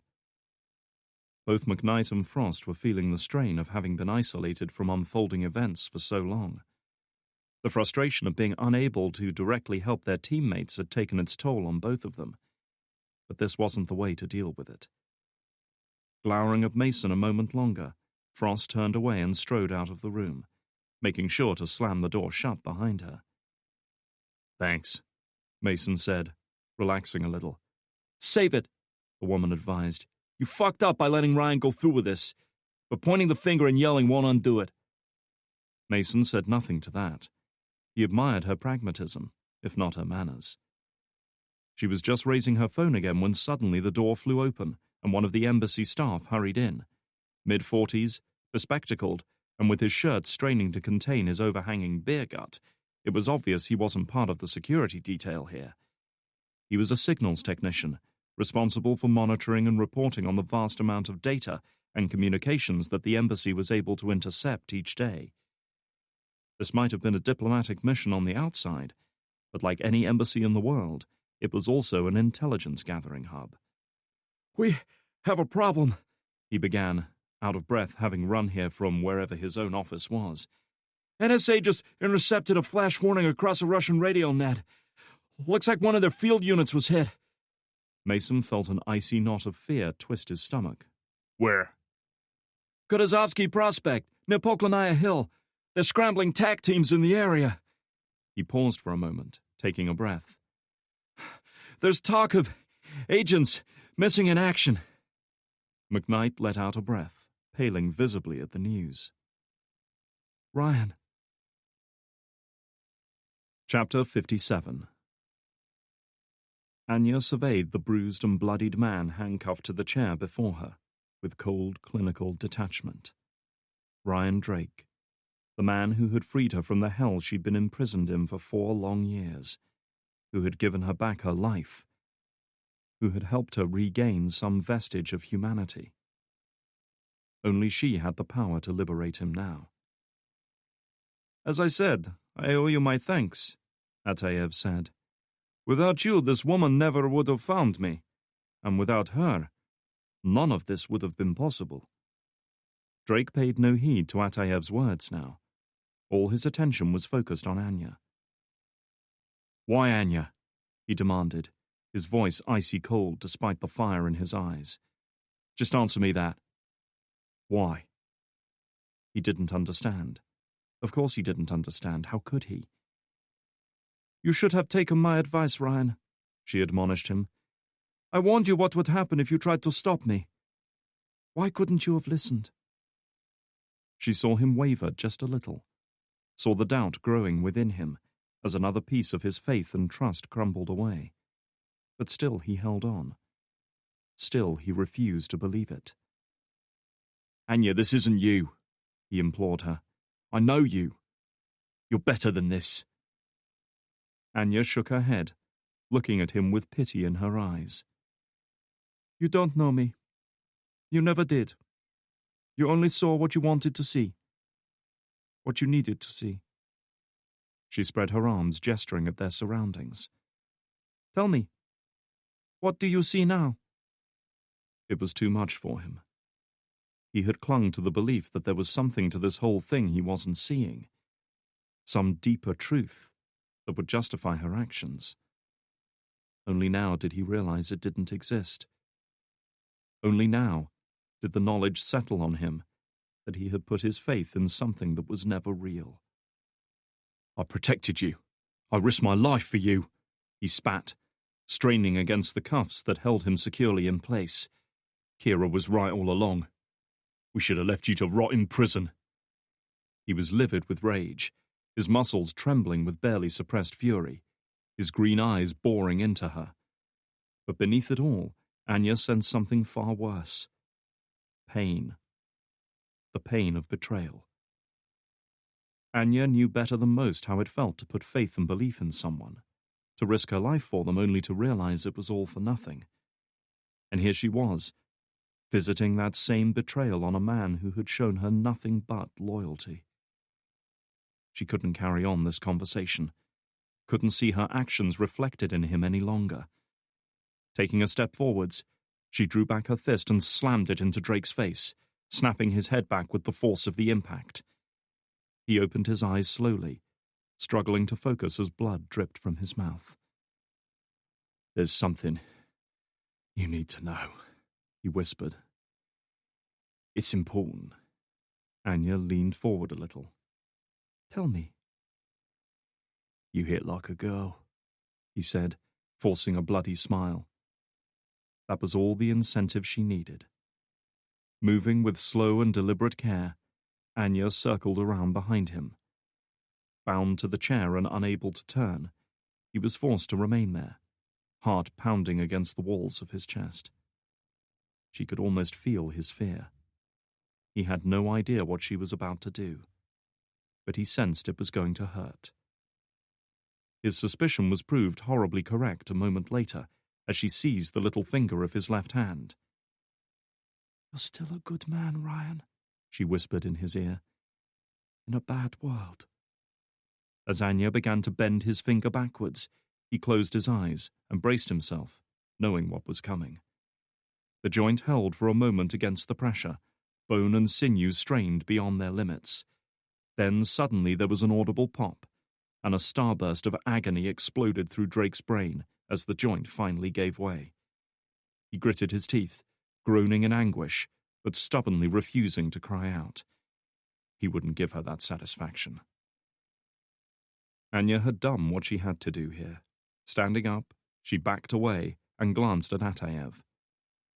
"We don't have much time." He nodded. "I'll see you outside." Drake couldn't see Anya leave, but he heard the creak of a door being opened, followed by a harsh metallic clang as it slammed shut behind her. His mind was racing as his captor rose from the table and drew himself up to his full, if modest, height. "It seems we are finished, Mr. Drake. I don't imagine we will see each other after today." He took a step towards the door, then paused, as if he'd just remembered something. "By the way, I have a gift for you." Reaching into his pocket, he carefully lifted out a single white chess pawn and laid it on the table. Drake had seen 2 pieces already, one on Demichev and the other on Mazalsky, and recognized the style well enough. This one belonged to the same set. "Think on this, my friend," he said, placing a hand on Drake's shoulder in an almost fatherly gesture. Then, a moment later, he was gone, and Drake was alone. Chapter 58. "Satellite tracking has locked down its location," Pushkin said, raising his voice to be heard over the roar of the engine as their black Mercedes-Benz E-Class wove in and out of the slower-moving traffic, its blue light flashing. 2 more such vehicles were close behind, each packed with armed agents. "It is a heavy goods truck, moving east on the M7. "How far?" Kamarov asked. 6 miles. "I want constant coverage of that truck. Have them launch a drone, if we're going to lose the satellite, and advise all police units in the area to be on standby." "We're on it, sir." Kamarov nodded, satisfied that, for now at least, they had the situation in hand. However, all the technology and resources at his disposal would mean little when the shooting started. If the woman they'd been sent here to recapture was waiting for them in that truck, some of the men accompanying him would undoubtedly die. 20 years ago in Afghanistan, he'd had the element of surprise on his side. He'd had an entire platoon of Spetsnaz operatives at his disposal, and still he had lost 3 men in the vicious firefight. And he was old now. The pain in the joints, the slightly impaired reactions, the gradual loss of strength. He hadn't felt any of it back then, but he did now. He was old, his body slowly failing him as the years wore on. And yet here he was, once again preparing to take on the most dangerous opponent he'd ever faced. How could she be anything else? After all, Anya had been the director's favorite, his student, his protégé. Her betrayal had cut as deep as any physical wound. And now he wanted her back. Drake hadn't been alone for long before the door swung open once more, and another man sauntered into view, holding what looked like a bag of tools. Gratefully laying the heavy burden down on the table, he turned to regard Drake for a long moment of thoughtful silence, as if he were a workman sizing up a job. He was a small man, lean and wiry, the veins in his exposed arms standing out hard against stringy muscle as he reached into his pocket and retrieved a pack of cigarettes. Remembering his manners, he held the pack to Drake. "You want one, my man?" he asked, speaking in a heavy Slavic accent. Drake shook his head. "Don't smoke, huh?" The man smiled with amusement. Very wise, my friend. That for your health. Helping himself to one, he lit up and took a long, slow draw, still watching Drake as if he was a task to be undertaken. My name is Yuri, he said at length. Pleased to meet you, man. You are Drake, yes? That's right. There was little point in lying to him. Yuri smiled and nodded. You are English. That is good. I like English. I have cousin there. His eyes lit up as an idea came to him. Hey, Manchester United, huh? Yeah, Manchester United, Drake agreed, not sure where this was leading. Ronaldo, he is fucking good player, yes? If you say so, Drake thought. He knew as much about football as he did about flower arranging. Good player, yeah. Yuri leaned back and took another long draw, apparently satisfied that he'd broken the ice. I like you, man. We are bros now, yes? Yeah. Somehow Drake didn't imagine they'd be Skyping each other when this was over, but he was content to keep him talking. Okay, bro. Here is the deal. You are going to die in this room. This is bad, I know. But there are lots of ways to die. Some are easy, he said, reaching behind his back and pulling an automatic from his belt. Drake couldn't see it very well in the harsh light, but its small frame suggested a Walther PPK, or something similar. Unzipping the bag, he emptied the contents onto the table before him. An array of electric drills, saws, hammers, and knives clattered to its surface, many of them rusted and stained from long use. And some are hard. Satisfied that he had made his point, Yuri laid the handgun on the table and turned back towards Drake. I can make this really easy for you, man. One round to the head, bang, and it's over. I want to do this for you, because you are my bro, and I want to help you. But you have to help me too, man. If you tell me everything you know about the FSB, I promise I will make this quick and simple. You won't even feel a thing. But if you want to be a crazy guy and hold out on me, I think you'll be having a really bad day. As if to emphasize his point, he lifted up a cordless drill and pressed the trigger to test the batteries were still good. Sure enough, the rusty, blood-stained drill bit turned with a high-pitched whine. So, you think about that, man, Yuri advised. You think about that really hard, while I get ready. Flicking his cigarette away, he reached into the bag for a pair of white plastic overalls, the kind worn in car body shops for spray painting. Only in this case, the waterproof coating was designed to resist splashes of blood. Drake, however, had no intention of ending up as Yuri's next torture project. He was simply biding his time, waiting for his would-be torturer to get distracted long enough for him to act. Anya had done far more than break his finger during their brief conversation earlier. Just before she snapped the digit, he had felt her press something into his other hand, something small, ridged, and metallic. A key. He didn't understand how or why she had done it, and now wasn't the time for seeking answers. What mattered right now was freeing himself and taking out the man who was just itching to use that cordless drill on his kneecaps. As Yuri laid the overalls down in front of him and began to step into the legs, Drake knew his chance had come. Fumbling with the small key until it finally slipped into the lock, he gave a single quick turn. There was a moment of taut resistance before he felt and heard the faint click as the lock disengaged. He wasn't going to waste time fucking around with the second lock, not now. Shrugging his wrist out of the cuff, he pulled it through the loop of plastic cable, securing it to the chair. Took a single deep breath to get more oxygen in his bloodstream, and launched himself at his enemy. There was no time to consider a detailed strategy for attack. His first, last, and only concern was taking Yuri down and keeping him there. Alerted by the sudden movement, his opponent looked up from what he was doing, just as Drake barreled into him, knocking him backwards to crash into the table, which promptly gave way under the impact.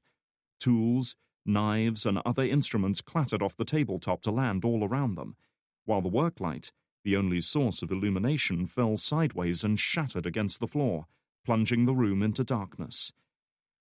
The two men, groping blindly in the near-pitch darkness, were now locked in a desperate struggle for survival. Yuri might have been small and lean, but what he lacked in size, he more than made up for in aggression and resilience. Having recovered from the shock of Drake's escape and his bruising collision with the table, he immediately went on the offensive, lashing out with fists, boots, and even fingernails. Drake laid into him with a hammer-like blow to the side of his face, gashing his cheek to the bone. Yet the man barely seemed to react to it. Growling with rage, he clawed at Drake's eyes, trying to blind him. Drake dodged and weaved like the boxer he'd once been, desperate to avoid his hands, while at the same time pummeling his chest and stomach with punch after punch, ignoring the stabs of pain from the broken finger. That would be the least of his worries if Yuri managed to blind him. He was just drawing back his arm to strike again, when suddenly the smaller man lunged at him, mouth open wide and teeth bared like an animal. An instant later, those same teeth clamped down on Drake's neck, where it met his shoulder, puncturing the skin. He let out an involuntary cry of pain as they started to tear through the muscle layer beneath. The little fucker was literally going for his jugular, and only sheer luck had caused him to miss his target. But that luck wouldn't last for long. This was one fight that needed to end, now. Yuri was already doing serious damage, and Drake couldn't force him off without taking a chunk of his neck away at the same time. He needed to give the man some incentive, and he had a pretty good idea what to do. Abandoning his fruitless attempts to pound Yuri into submission, he reached down between his legs, clamped a hand around his genitals, and twisted with every ounce of strength he could summon. There are few men who could endure an attack like that, and Yuri wasn't one of them. The grip on Drake's neck slackened, and a low, primal growl of pain began in his throat as Drake's fist tightened around his most vulnerable area. Drake wasn't about to give him a chance to recover. At last, managing to free himself from the man's tenacious grip, he pulled back and butted Yuri full in the face, feeling the crunch of cartilage giving way under the impact. A sudden spurt of warmth on his forehead told him he'd broken the man's nose. Yuri was in trouble now, and they both knew it.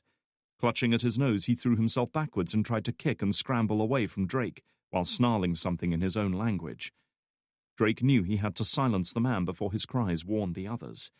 Unable to see much in the near darkness, he instead groped around for the tools that had been knocked off the table during the fight. He would have loved to chance upon the automatic Yuri had brandished earlier, but the chances of finding it quickly were slim. He felt his fingers brush the plastic casing of some kind of power tool, either the electric drill or a circular saw that Drake had also seen amongst Yuri's implements. Whatever it was, he ignored it. He had no time to fumble with the controls in the dark, and in any case, he needed to kill Yuri quickly, not patiently slice pieces off him. Then, at last, his hand closed around a long wooden handle with a metal striker mounted at one end, and he knew he'd found what he needed. As his father had once told him, technology was all well and good, but sometimes what you really needed was a good, solid hammer.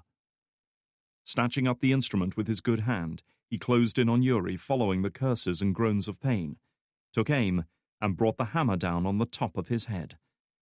There was a dull, wet crunch as the metal striker cleaved its way through bone and brain, before finally stopping as the handle struck what remained of his skull. The effect was as profound as a gunshot. Yuri's cries ceased instantly, and he went down, collapsing face first on the concrete. A long, low groan and a spasmodic jerking of his legs was the only sign that he'd been alive only seconds before. It was over.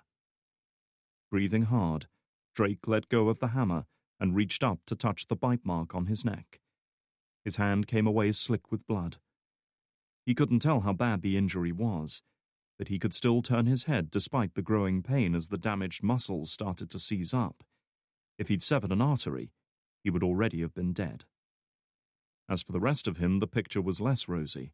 His head still pounded from when Anya had knocked him down, and his broken finger throbbed with waves of pain that traveled up his arm like electricity, mingling with the dull ache in his damaged shoulder. His tussle with Yuri had left him with more cuts and bruises to add to the list. Still, he could move and think, and he needed to do both now.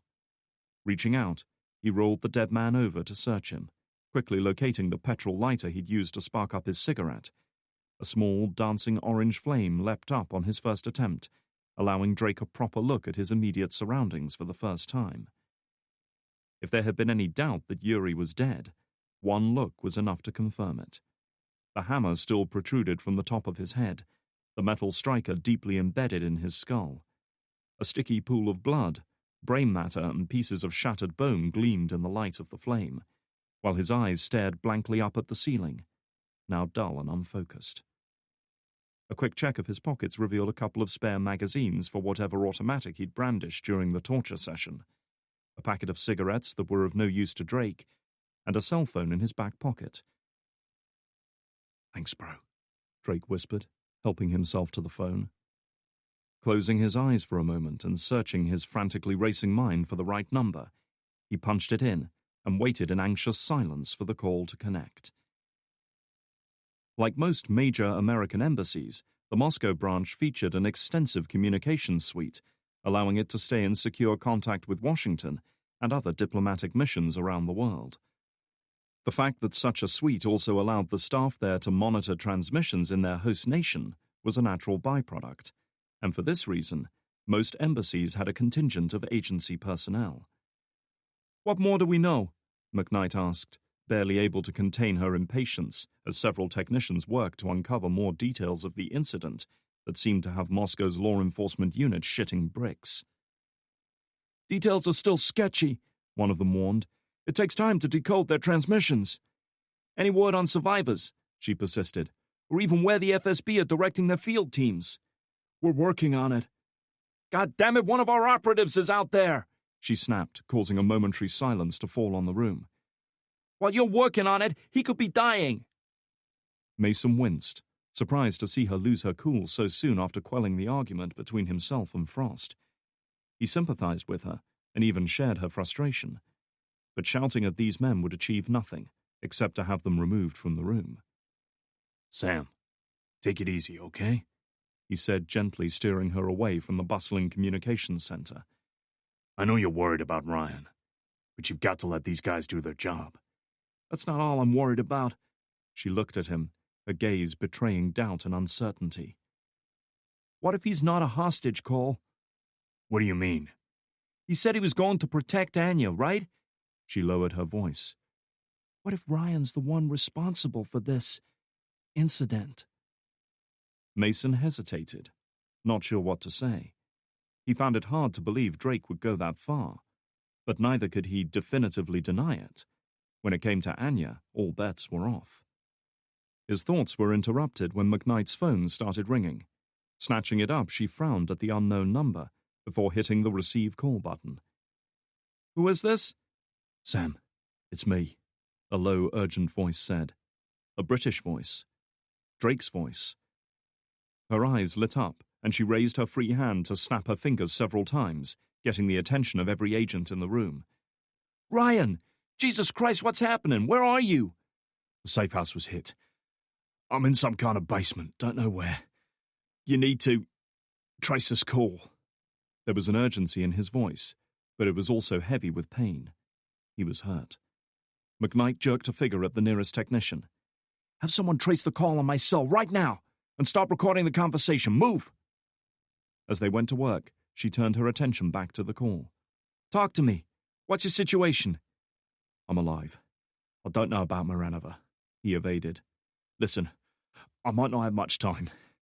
The man behind this is called Buran Atayev. He's convinced that Beslan was a false flag operation planned by the FSB. He's trying to punish them for what they did." "Is he there?" she asked, hastily scribbling down the name. "He was, but he's already gone," Drake admitted. "I think he's planning to go after Surovsky. And he has Anya with him." McKnight closed her eyes. The edge of pain in his voice was more noticeable when he spoke her name. "I'm sorry, Ryan." "You don't understand. She's the reason I'm not dead. She helped me escape. I don't know what her plan is, but she's not a hostile, Sam. You have to believe me." McKnight said nothing to that. She was inclined to take any such opinions of Anya with a grain of salt. "Okay, sit tight and keep the line open. We'll find you." "I'd love to. but it's only a matter of time before they find out I'm loose, Drake replied. Anyway, I have to go after Miranova. She's here somewhere. Ryan, you can't. I have to, he interrupted. She trusted me. She doesn't deserve this. And what about you? What do you deserve? Sam, listen to me, he implored her. There are a lot of things I've wanted to say to you. I wish I hadn't left it so long, but you were right. I should have trusted you. I'm sorry. McKnight said nothing. She could feel her throat tightening, could feel her eyes watering. She turned away from the other agents in the room, not wanting them to see her. Don't be, she managed to say at last. She heard a faint sigh on the other end. Look, whatever else happens, you have to keep the FSB out of this. They'll kill Anya the first chance they get. Miranova's not running this op any longer. They brought in some guy called Kamarov. I don't know who he is, but I bet my life he's here to end Anya's. McKnight clenched her teeth. We'll do what we can. Thanks, Sam. Thanks for doing this. There was a momentary pause, both of them aching to say things they knew they couldn't. I have to go. I'll contact you again if I can. Take care, she said as the line went dead. No sooner had she ended her conversation with Drake than she turned to the technician charged with tracing the call. Tell me you have something. He nodded, listening intently to his own phone while information was relayed from Langley. We've got him. Chapter 59. Using the dim light from the cell phone screen, Drake began to search among the debris for the automatic lost during the fight. There hadn't been time to look for it earlier, but now at least he had a few moments to recover the weapon. He found it beneath the table, partially covered by the tool bag that had fallen on top. Drake snatched it up, and, unable to see properly, racked back the slide. He heard the distinctive ping of an ejected round hitting the floor, confirming that there had already been one in the chamber. Still, he'd rather lose one round now than have the weapon fail to fire at a critical moment. As he'd suspected, it was indeed a Walther PPK, a German semi-automatic whose design dated back to the 1920s. James Bond might have cemented their iconic reputation, but their reliability and compact size had made them ideal concealed carry weapons long before that. They'd been manufactured by different countries and in different calibers over the years, and he suspected the one he was holding was a cheap Romanian or Hungarian model. Still, presumably it would go boom when he pulled the trigger, and that was good enough. A look around the fallen torture implements yielded another less sophisticated but perhaps more useful weapon. He wasn't interested in hacksaws or power drills, but the small metal-framed hatchet he found on the far side of the collapsed table might be of more use. Running his thumb along the edge of the blade confirmed it was still sharp enough to be a viable weapon. It didn't have the range of the PPK, but neither would it alert every gunman in the building when he used it. Now armed, he allowed himself to calm down a little and take stock of his situation. First impressions weren't good. He was alone in a building whose layout was unfamiliar, inhabited by an unknown number of hostiles, all probably armed. Direct confrontation was a bad idea. The PPK was light on stopping power and only came with an 8-round magazine, and he'd lost one already. Hardly an arsenal worthy of the task at hand, and a hatchet wouldn't do much to change that. The most pressing question was what to do next. He had to assume Miranova was still alive, for now at least. He'd seen them handcuffing her back at the apartment, presumably for transportation like himself. They wouldn't go to that kind of trouble if they were planning to execute her straight away. Anya was also an unknown. Clearly her presence here wasn't all that it seemed. She had given him the key that had saved his life, though apparently she was incapable of taking any overt action to aid him. He certainly couldn't count on her help if it came down to a shooting match, but neither was he willing to abandon her. Letting out a long, slow breath, he closed his eyes and allowed his head to rest against the PPK's frame. "Anya, what the fuck are you doing?" he whispered. There was no answer for him, just as there hadn't been since the attack in D.C. Anya's motivations and final goal remained a mystery. He opened his eyes, pushing those thoughts aside. Anya could look after herself, that much was obvious. and he had enough problems to contend with already. The room's only door was shut, but a sliver of light was visible beneath, providing just enough illumination to move around. Creeping across the room with the weapon at the ready, he felt around until he found the handle, and turned it, edging the door open. Beyond lay an empty brick corridor, lit by bare bulbs strung up at intervals. He could see the cable that looped between each one, and, in the distance, he heard the faint rumble of an engine. He was willing to bet it was a generator, which suggested the building didn't have a mains power supply. Where the generator was, he suspected he'd find Ataev as well. The question, however, was where he might find Miranova. The only thing he knew for sure was that he wouldn't find her by standing around. One way or another, he had to move. It wouldn't be long before someone swung by this room to check on Yuri. As soon as they found the body, they would know Drake had escaped, and they would waste no time hunting him down. Gripping the PPK tight, he pushed the door open and advanced into the corridor beyond. "I don't care what your credentials are," said the weather-beaten grey-haired man standing before McKnight. His name was Dom Walters, the station chief for the U.S. Embassy in Moscow. "You're not taking armed personnel on some goddamn joyride across Moscow. We get caught staging something like this, and we'll have a fucking international incident on our hands." Heads of diplomatic missions were not known for their close cooperation with agency field teams. At best, they viewed them as an annoying inconvenience to be tolerated, and at worst, an outright menace. Walters, it seemed, fell into the latter category. "We've got a man out there, for Christ's sake," Frost said, barely able to restrain her temper. "What do you suggest we do? Sit on our asses and let him die?" Walter's baleful gaze rounded on her. He was a career veteran with 30 years' experience of diplomatic missions behind him, and not used to being browbeaten by someone half his age. "I suggest you notify Russian security services and have them pick him up," he said tersely. "This is their city, not ours." McKnight shook her head. "You don't understand. They'll kill Drake if they find him. His only chance is for us to get there first." Walters was unmoved by her plea. "I'm sorry, but I can't sanction this. Not without authorization from Washington, and it's 1 a.m. over there." McKnight had heard enough. As far as she could see, there was only one course of action still open to her. It was a gamble, and it had the potential to land them in a whole world of hurt if it didn't pay off. But in this case, she could see little choice. Fishing out her cell phone, she hurriedly dialed a private number and waited in anxious silence while it rang out. She was certain the recipient kept the phone on at all times. The only question was whether her plea would be answered. Finally, the ringing stopped, and a hushed voice answered. "Franklin? It's McKnight, sir," she began. "We've got a problem and we need your help."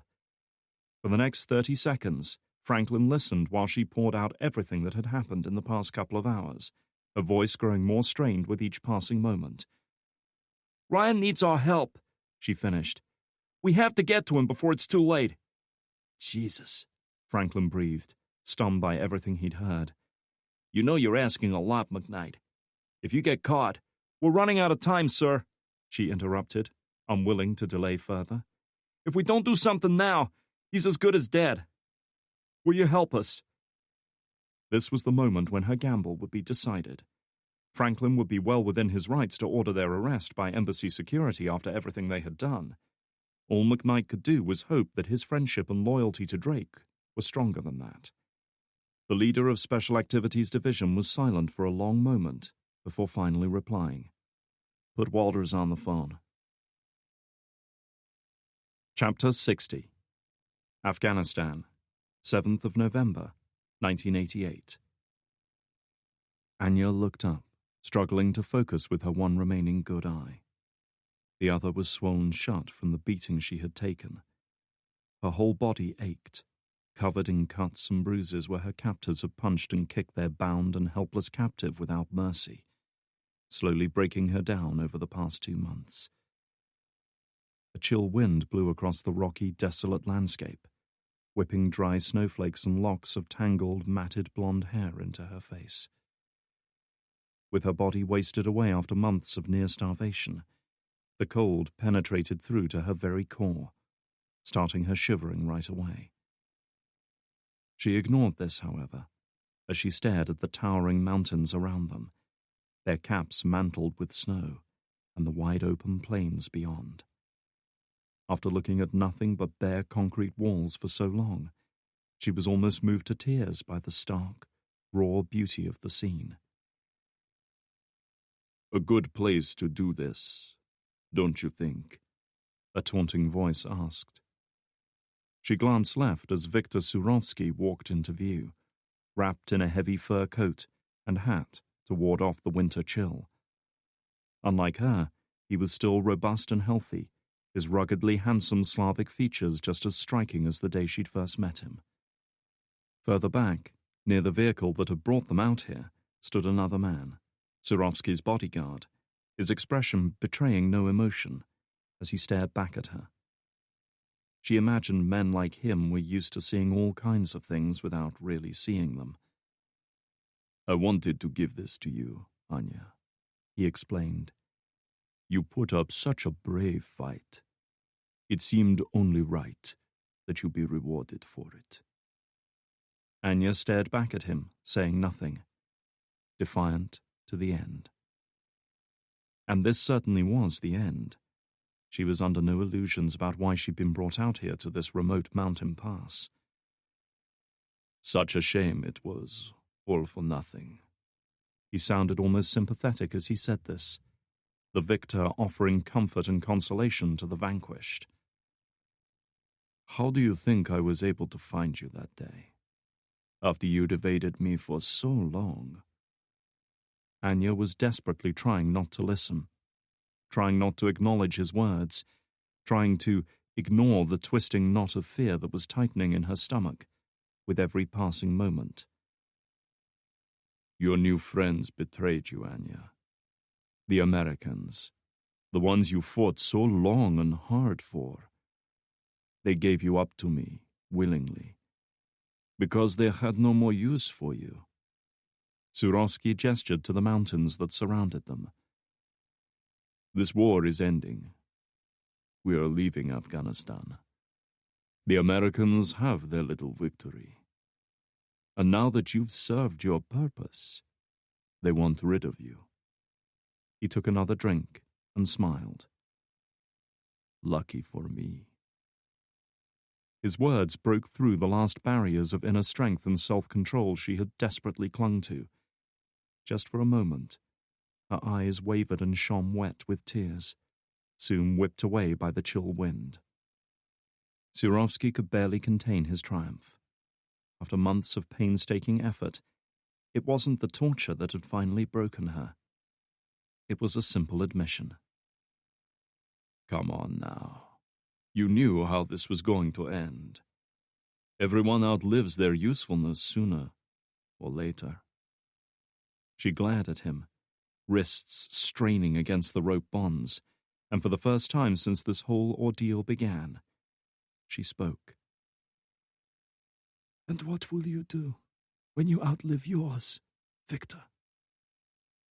The look of absolute, undying hatred in her eyes was such that even he paused for a moment, daunted by its intensity. Even broken and defeated, she still had the power to unsettle him. But not for much longer, he thought as he reached into his coat and drew out a Makarov pistol. She didn't even flinch as he took aim. "You won't be there to find out," he promised, then pulled the trigger. The wide open space and gusting wind carried the sharp crack of the shot away. Anya jerked as the round slammed into her chest, then slumped backwards into a shallow ditch. A few moments of feeble writhing was all she could muster, before at last her life slipped away.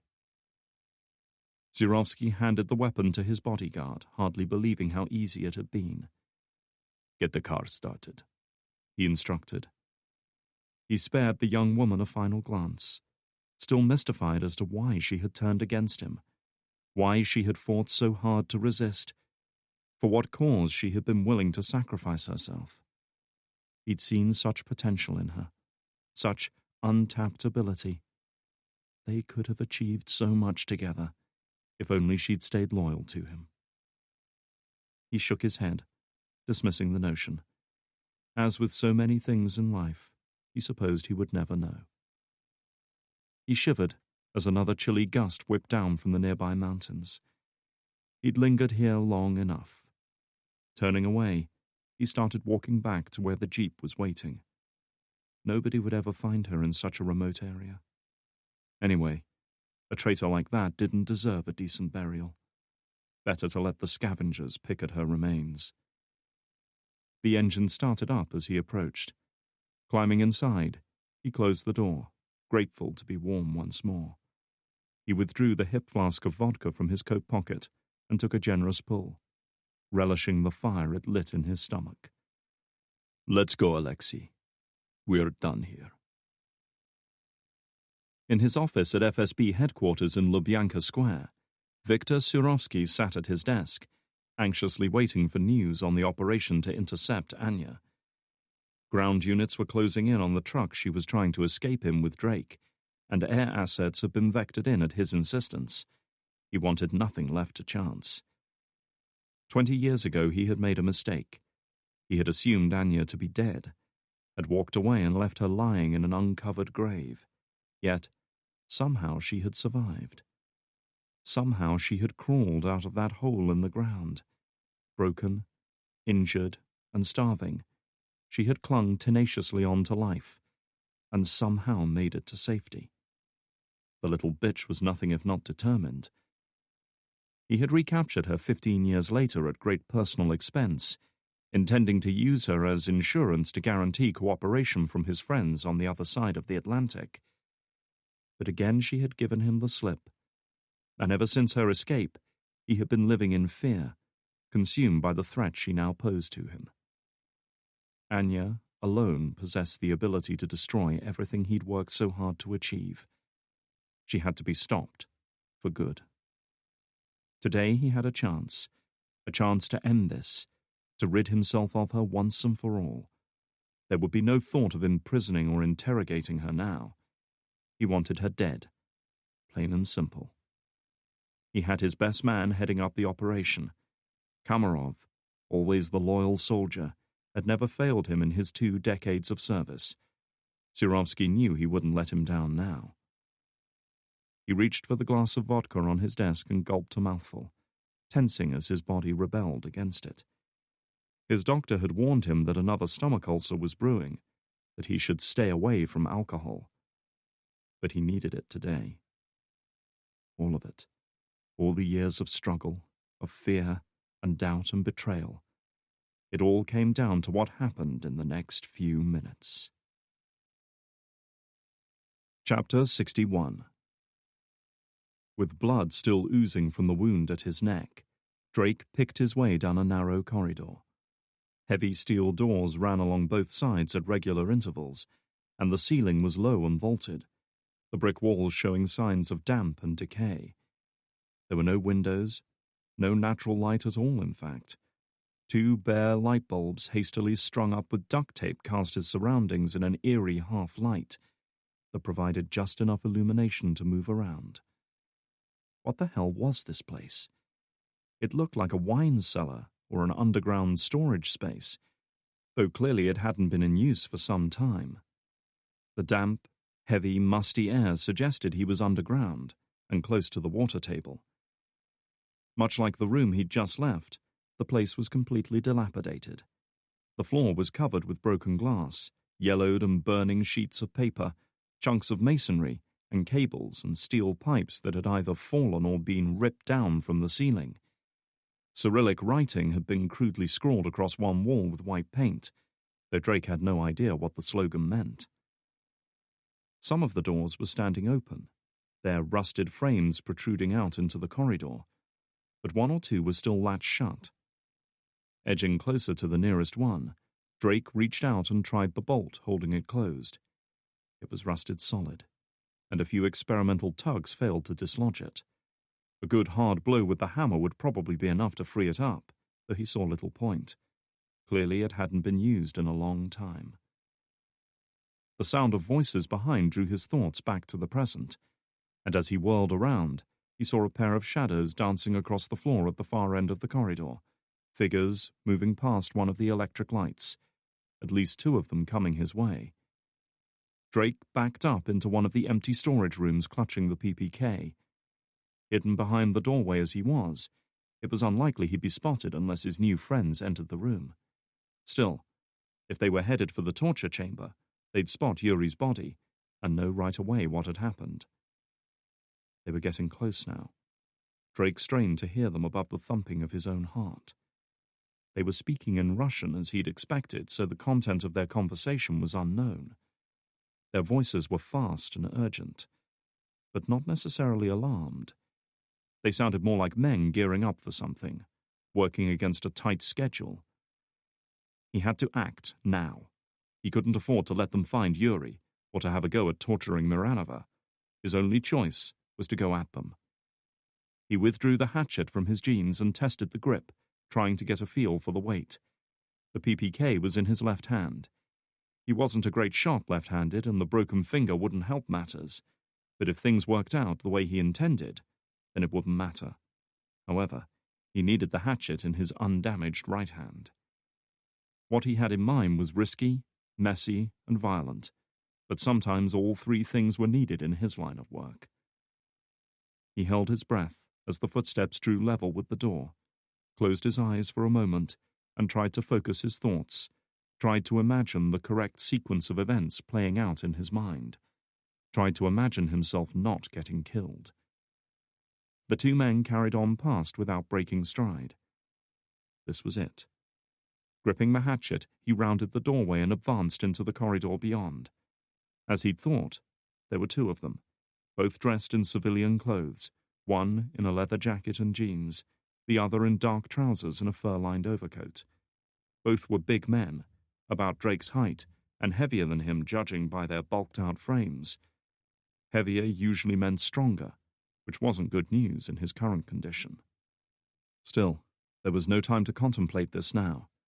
Picking the man on the right, Drake took 2 steps towards him and swung the hatchet in a fast, hard strike, aiming for the base of his skull.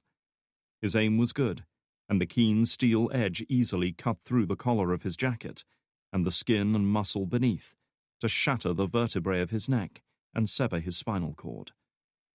An injury like that doesn't leave much margin for error. He jerked once as if stunned by an electric shock, then his legs buckled beneath him, and he fell without a sound. If he hadn't been killed outright by such a violent blow to the head, he'd be dead from blood loss within a matter of minutes. Drake immediately forced any thoughts of compassion or mercy from his mind as he yanked the hatchet free. It was a rotten way to kill a man, but this was not a situation in which fair play would be rewarded. He couldn't control 2 prisoners by himself. At least now the odds were even. Alerted by the crunch of axe meeting skull, his companion whirled around, drawing a pistol from inside his leather jacket. Drake was half a second ahead of him, getting in close and smacking his forearm hard with the flat of the hatchet. He didn't want to sever the limb. He needed the man alive for now. But he had to take that weapon out of play before it became a threat. There was a dull thump as the hatchet once again struck its target, and Drake's adversary let out a snarl of pain as the weapon fell from his grip. A kick to the back of his knees dropped him to the ground, and before he could recover, Drake had jammed the barrel of the PPK against the side of his head. "Don't move," he warned. His new friend got the message. A pistol held against one's head was a wonderfully persuasive argument. Backing off a pace, Drake planted a firm kick between his shoulder blades that sent him sprawling face first on the rough stone floor.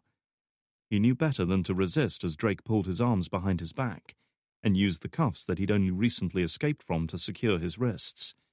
Unlike himself, this man didn't have Anya around to provide a key. With his prisoner secure, Drake crossed the hallway and retrieved the fallen weapon. Unlike the PPK, this one was a 6-shooter, a Smith & Wesson .38 caliber, the sort of gun wielded by Chicago cops in the Prohibition era. Revolvers like this were popular for home defense because they could be left loaded for long periods of time, unlike automatics, whose magazine springs gradually lost their tension. A .38 revolver certainly wasn't the kind of weapon Drake wanted to go into combat with, but it was still a gun, and better in his hands than his new friend's. Shoving the weapon down the front of his jeans, he returned to the prisoner, gripped him by the shoulders and rolled him over onto his back. As Drake had thought, he was a big man, his neck thick and bullish, his chest and shoulders bulked up by heavy weight training. His face was broad and square, his hair shaved right down to the scalp, his nose flattened as if he'd once been a boxer who favored blocking punches with his head. "Speak English?" he demanded. The man in the leather jacket said nothing, apparently weighing up what to do. Still, the fact that he hadn't spoken at all gave Drake the impression that he understood. Drake pressed the PPK against his forehead. "Let me try that again.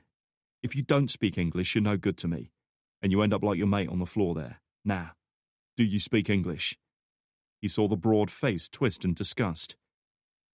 "Yes." "Where's the female FSB agent?"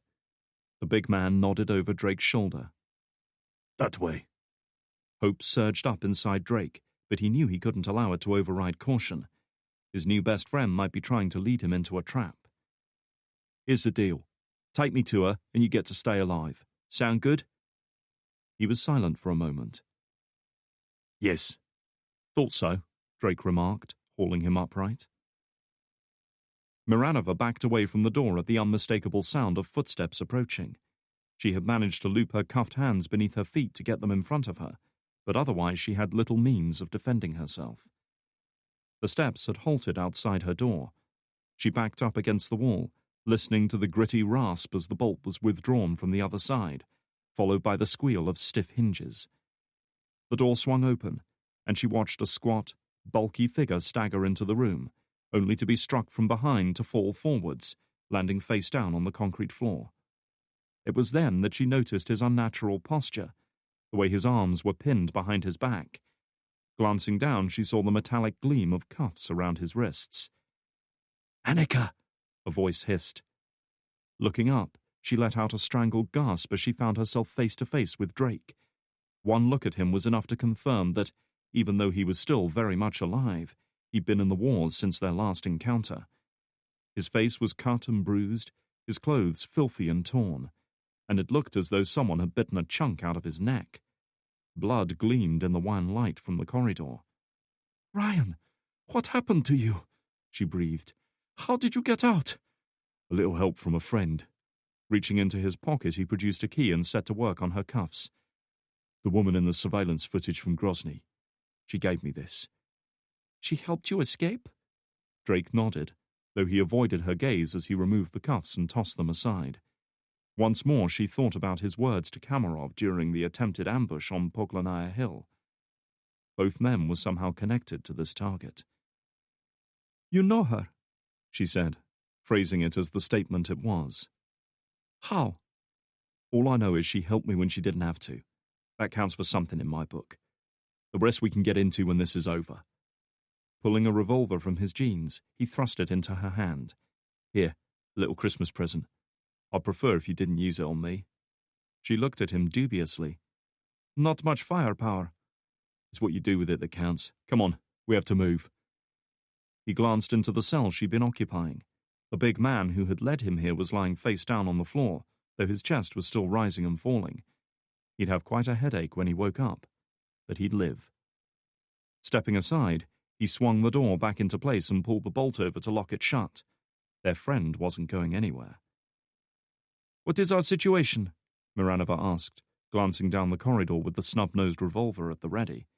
"Shit, but possibly improving," he admitted. "The man behind this thing is called Atayev. He reckons Mazowski and the others were part of a plot to bring Viktor Surovsky into power, and he's out to punish them for it." Reaching into his pocket, Drake held up the cell phone he'd taken from Yuri. "My people are on their way. All we have to do is keep Atayev busy until they get here." "And do you have any idea how to do that?"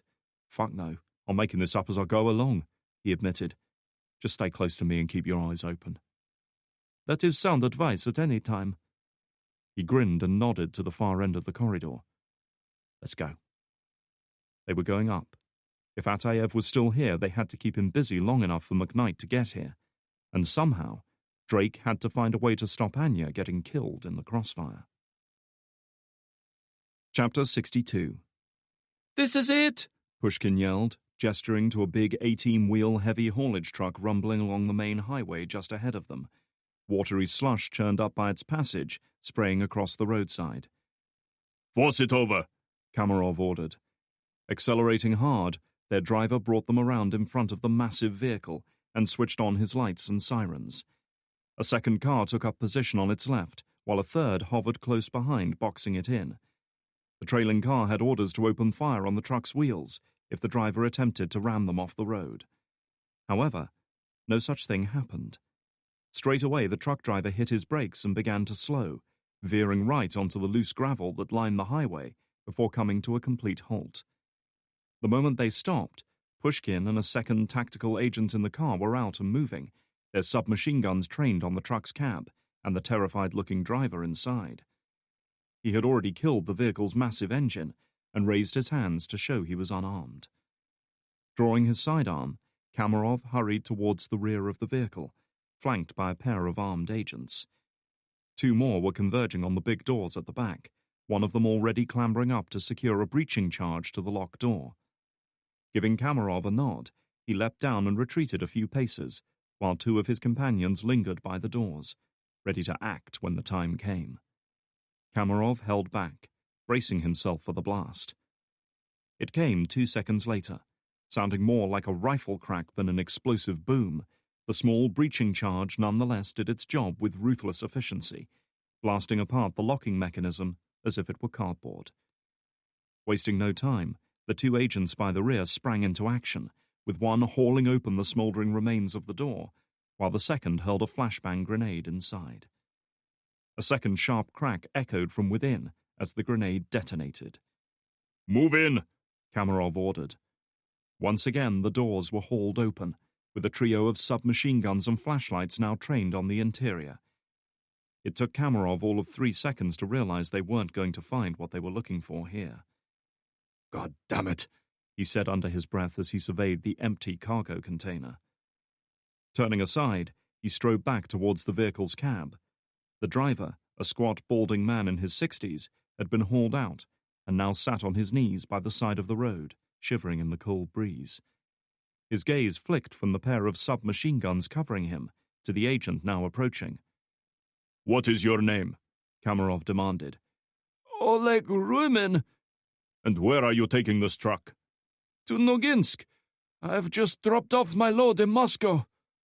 His eyes, wide and pleading, stared into Kamarov's. "What have I done wrong?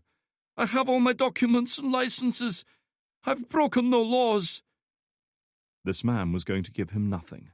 Whatever else he might have been, he was no terrorist. He looked at Pushkin. "You're certain this is the truck?" The young man nodded, still covering the driver with his weapon. "Our tracking system is locked in. Drake is here."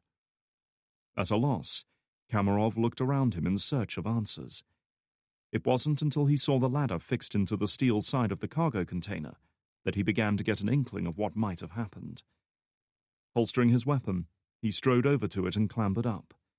The cold of the frozen steel seemed to cut right through his gloves, but nonetheless, he made it up onto the roof without incident. The top of the container was much like the sides, corrugated steel panels built on top of internal ribs for structural strength. With no cargo to weigh it down, the whole assembly flexed a little every time another large vehicle thundered past on the main highway. Squinting against the cold wind and the spray kicked up by passing vehicles, Kamarov glanced about him, searching for anything out of the ordinary. It didn't take him long to find it. Lying about halfway back from the cab was a lump of clay-like substance about the size of his fist. It was stuck to the metal surface of the container, having no doubt been thrown down from a bridge or overpass. Hurrying over, he knelt down beside it, drew a small knife from his pocket, and used it to slice the lump of material open. And there, hidden within, was a little metal cylinder no larger than a grain of rice. A few moments later, Kamarov leapt down from the truck and immediately headed towards the Merc a short distance away. "Pack it up. We're leaving," he announced, visibly brimming with anger. Pushkin looked at him. "What about Drake?" The older man rounded on him. "Drake's gone. They knew about the tracker and removed it. Now move! They were getting close. Drake knew as they ascended the cracked, worn set of stairs leading up from the building's basement. He could hear the distinctive rumble of the generator getting louder with each step. Miranova was following a few yards behind. His head pounded with each step, and he could feel blood leaking steadily from the wound at his shoulder. But he did his best to push through the pain to carry on. None of it mattered now. He had to keep going. At last, Drake reached the top of the stairs, eyes and weapons sweeping the shadowy recesses of the room beyond. The place was a shambles. Broken office furniture had been smashed against one wall, while electrical cables had been torn down from the ceiling to hang like vines across the gloomy hallway. A big industrial heating unit, now rusted and decayed, was lying in the middle of the floor, as if someone had simply dropped it in the middle of carrying it away. However, the sound of the generator was noticeably louder now, and he could see the glow of lights coming from beyond the doorway on the other side of the room. Making his way through the debris with Miranova close behind, he crossed the derelict office, backed up beside the doorway, and leaned out far enough to survey the space beyond. Straight away he knew they had found what they were looking for. The office faced out onto a wide open area easily 50 feet high and twice as wide. It looked as though it had once served as the building's main storage and delivery area. Steel girders supporting the vaulted ceiling high above, beams of dusty light shining down from rooftop windows to illuminate the scene below. A big set of steel double doors on one side provided vehicle access, while a second set off to the right apparently allowed boats to load and offload their cargo inside the warehouse itself. A long canal had been excavated down one side of the room leading from those doors, its dark, oily water shimmering in the glow of work lights. Clearly this building was right on the shores of the river, designed to admit barges for loading and unloading cargo. However, whatever goods or materials had once been stored here had long since vanished, replaced by a couple of panel vans parked near the main doors. Both were painted brown and dressed up in UPS livery. Around the vans were 6 or 7 men, many of them armed. Drake saw AK-47 assault rifles, grenades and body armor laid out on a table near the vans. Tools of the trade for the assault team who had kidnapped himself and Miranova. And in the center of it all was Ataev, standing over a younger man who seemed to be engrossed in the laptop he was working over, a laptop which was connected up to a satellite transmitter. Drake could see the distinctive umbrella-shaped dish pointing skywards. "That's Ataev," he whispered, nodding to the leader of the operation. Miranova slithered along the wall next to him and leaned out, a keen mind quickly assessing the situation. It didn't take her long to recognize the problems they faced. "We will not win in a firefight," she remarked dubiously. Drake had to admit she was right. With only 2 sidearms to call upon, they were hardly in a position to storm in, guns blazing. They needed backup, and fast. He was just reaching for the cell phone in his pocket when another figure strode into view, heading straight for Ataev. It was Anya. Chapter 63.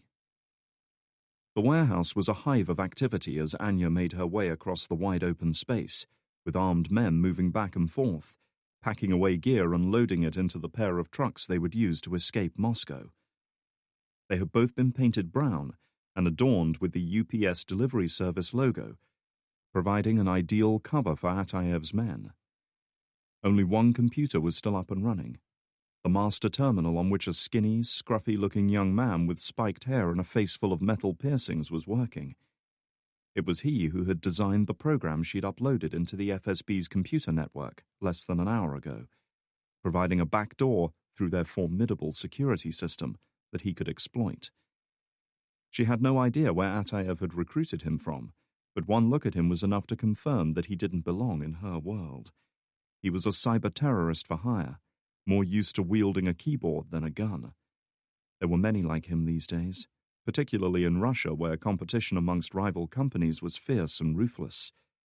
Knowing a competitor's secrets could mean the difference between monopoly and bankruptcy.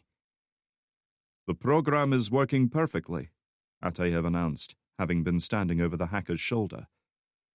"Tell her, Dmitri, The young man glanced up from the laptop, his eyes glassy as if he'd been focusing on the screen too long. I'm through the firewall and into their core system, he said, speaking in a fast, jittery manner. By the looks of him, he'd overindulged in caffeine today, or most likely something far stronger. 5-6 minutes from now, I'll release a virus that'll trigger a network lockdown. Instead of protecting them, it'll seize control of their system and shut them out. Turn their own security protocols against them. As soon as their security is down, we'll broadcast the access protocol to every hacker and media website on the internet, Ataev said. Soon, the whole world will know the FSB's secrets. Ataev's final blow against Surovsky and the FSB wouldn't be accomplished by force of arms, but by a far more insidious method. Rather than try to destroy them physically, he needed only to reveal the one thing they feared most of all: the truth. But this prospect didn't please Anya as much as it did him. She could only imagine how many informants and operatives would die as a result of such a catastrophic breach in security. The repercussions of this cyber attack would make the raid in Grozny look like a minor skirmish by comparison. The entire organization would be crippled for years to come. Then I'm finished here, she decided.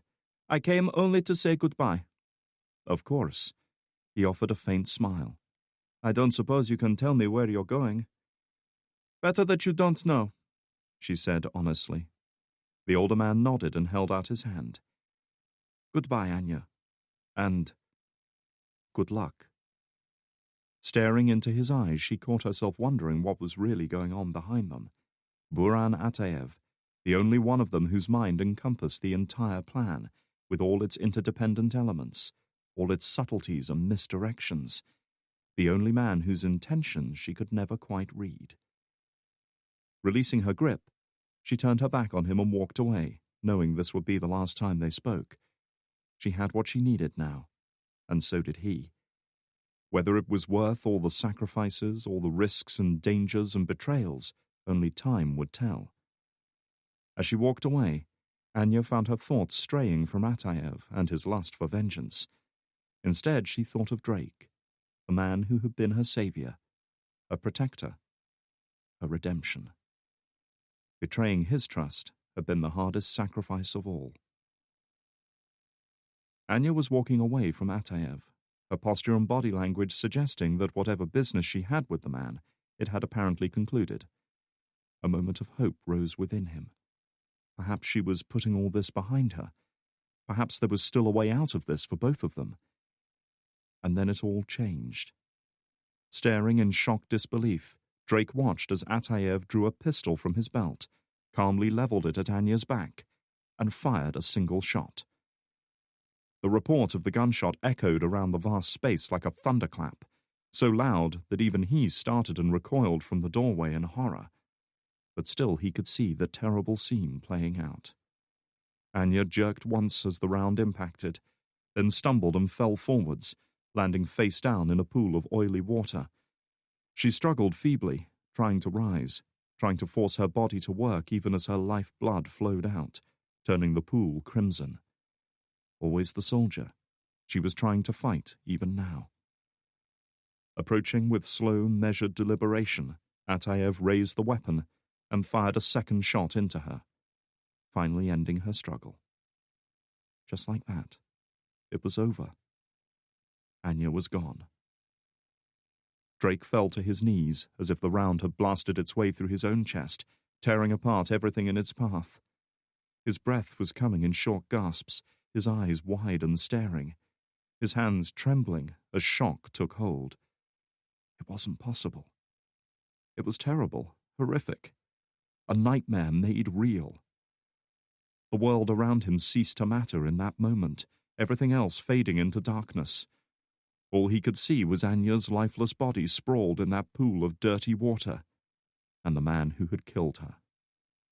He watched as Ataev took a step back, making way for two of his men who moved forwards and picked Anya up, one taking her feet and the other her hands. Together they carried the unwieldy burden over to the canal, swung her once to build momentum, and then pitched her in.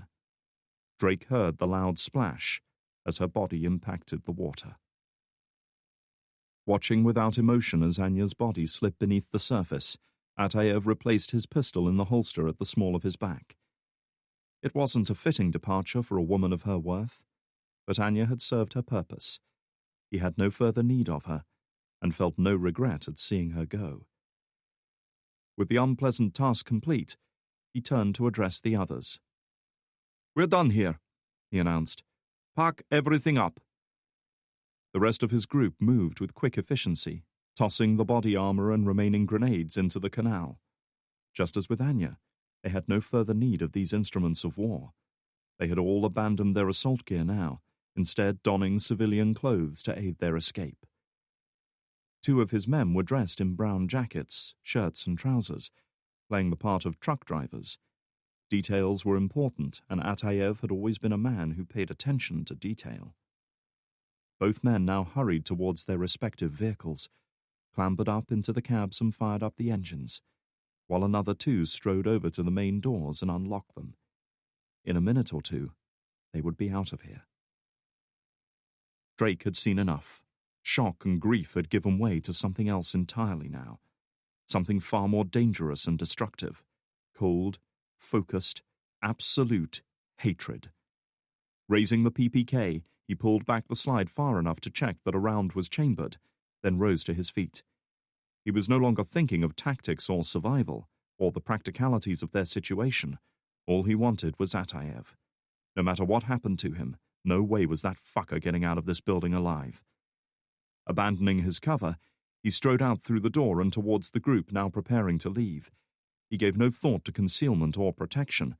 He just wanted to cover as much ground as possible before the shooting started.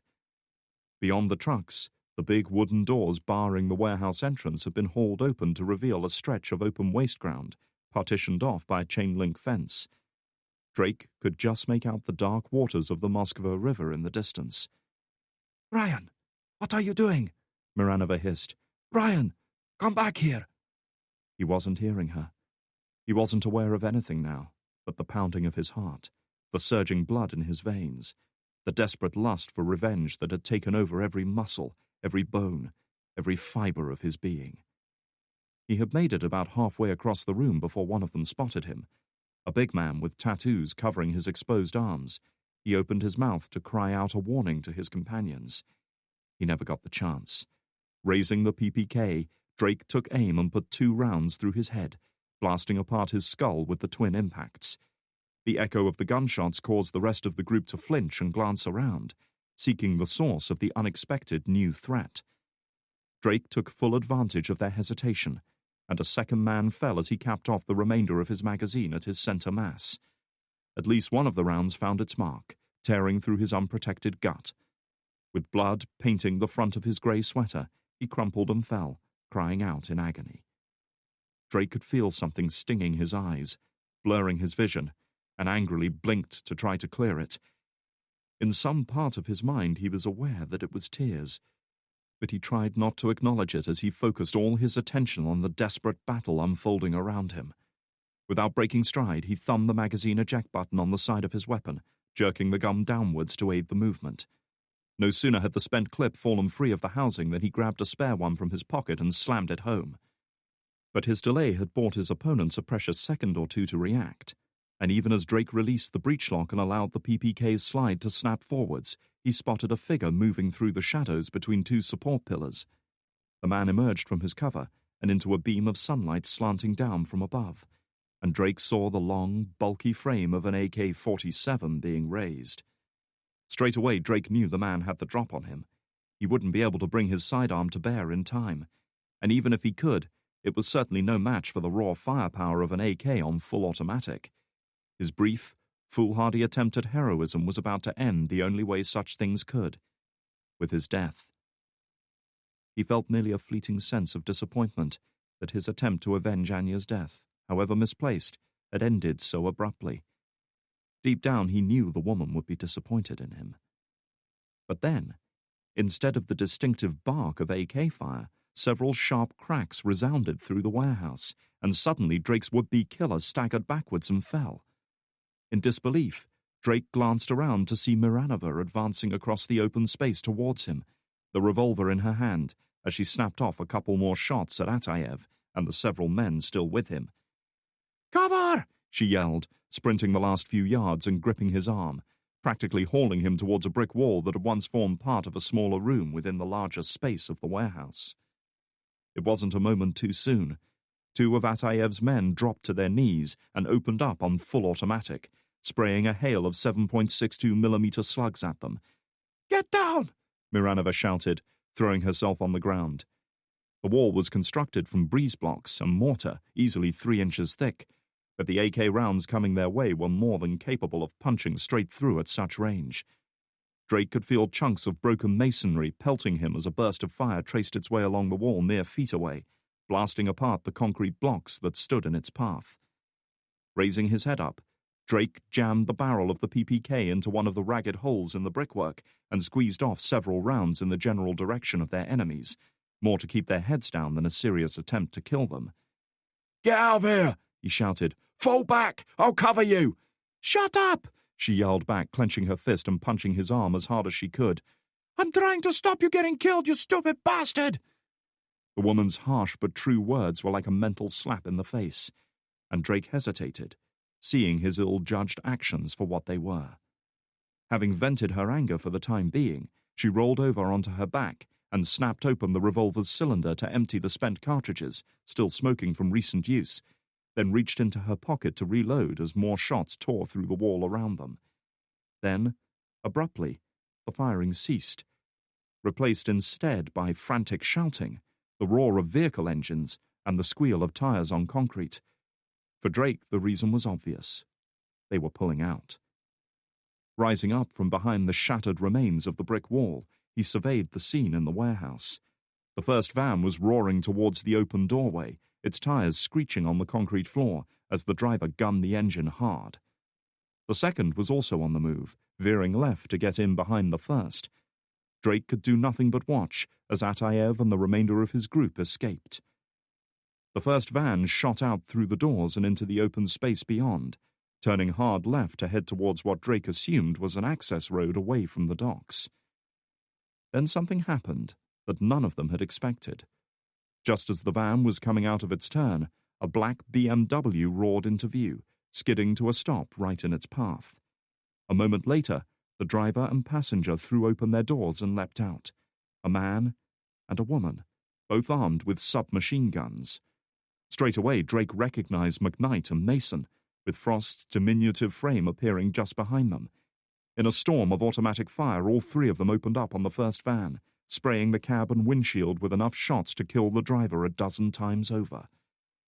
Knowing it would be suicidal to venture outside with such firepower opposing them, the driver of the second van jammed on his brakes, bringing his vehicle screeching to a halt before reaching the doors. Even as this was happening, the van's rear door flew open, and 3 men jumped down, trying to make a break for it by running in different directions. One was the young man with the spiky hair still clutching his laptop computer. His eyes were wild with fear as he sprinted left with no apparent plan beyond getting as far from the shooting as possible.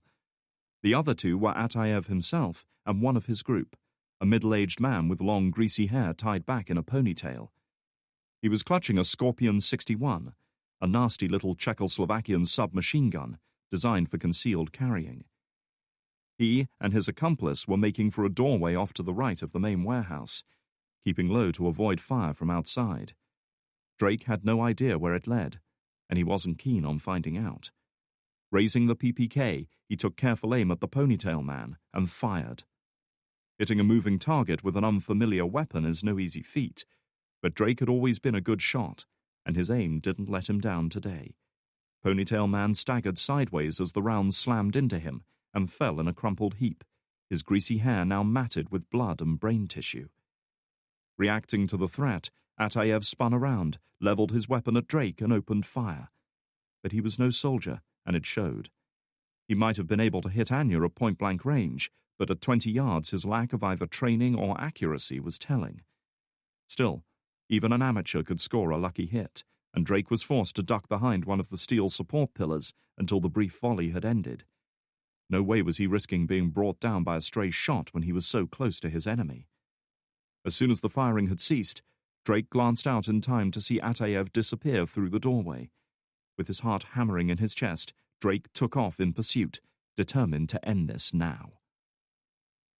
Outside, the 3 Shepherd operatives were pushing forwards into the warehouse, spread out in a loose offensive line.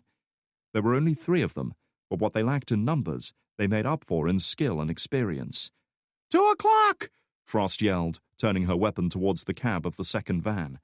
The driver had thrown open his door and was using it as a shield while he opened fire on them. McKnight was in no mood for negotiating with the man and promptly leveled her MP5 submachine gun at his unprotected legs. A single burst took out both knees, dropping him. "Get him!" she cried, continuing her advance as Frost hurried over to disarm the injured man. Nearby, Mason spotted a young man sprinting off towards the rear of the warehouse, moving with long, loping bounds that reminded him of an ungainly gazelle. Bizarrely, he seemed to be clutching a computer rather than a gun. "Stop!" he yelled, taking off in pursuit. However, no sooner had the young man reached the shadowy archways that ran along both sides of the room than a second figure emerged from the darkness, grabbing his skinny frame and spinning him around in front to form a human shield as he drew down on Mason. Mason could feel the world going into slow motion as he raised his weapon and took aim. In a flash, he replayed that sickening moment in the rifle range at Langley when he'd missed his target and realized his hopes of returning to field ops had been dashed. It seemed like a lifetime ago now. Adjusting his aim, he exhaled slowly, allowing the tension to leave his body, then squeezed off a single shot. The would-be hostage-taker jerked once as the round slammed into his skull, then went down, as only a victim of a catastrophic gunshot wound could, jerking and thrashing as the remnants of his brain misfired. His weight had pulled the skinny young man down with him. Still covering him, Mason hurried over and kicked the dying man aside to reveal the computer hacker beneath.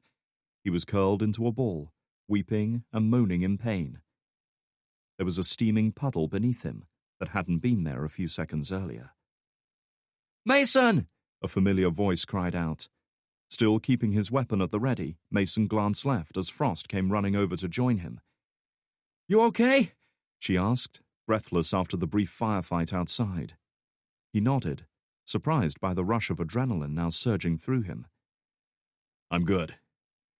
He thought he saw a fleeting smile on the young woman's face, though it soon vanished as she looked around. "Where's Ryan?" Atayev might have a head start, but he was a decade older than Drake and considerably out of shape. He could hear the rasp of the man's labored breathing and the heavy thump of his footfalls, even as he vaulted up the stairs in pursuit. As he had soon discovered, the doorway that Atayev had fled through opened out into a stairwell that apparently led all the way up to the roof. But wherever the man was trying to flee to, Drake would ensure he didn't make it. His own lungs were heaving, the muscles in his legs burning as he leapt up the stairs, taking them 2 at a time, but he ignored it. Pain was irrelevant to him now.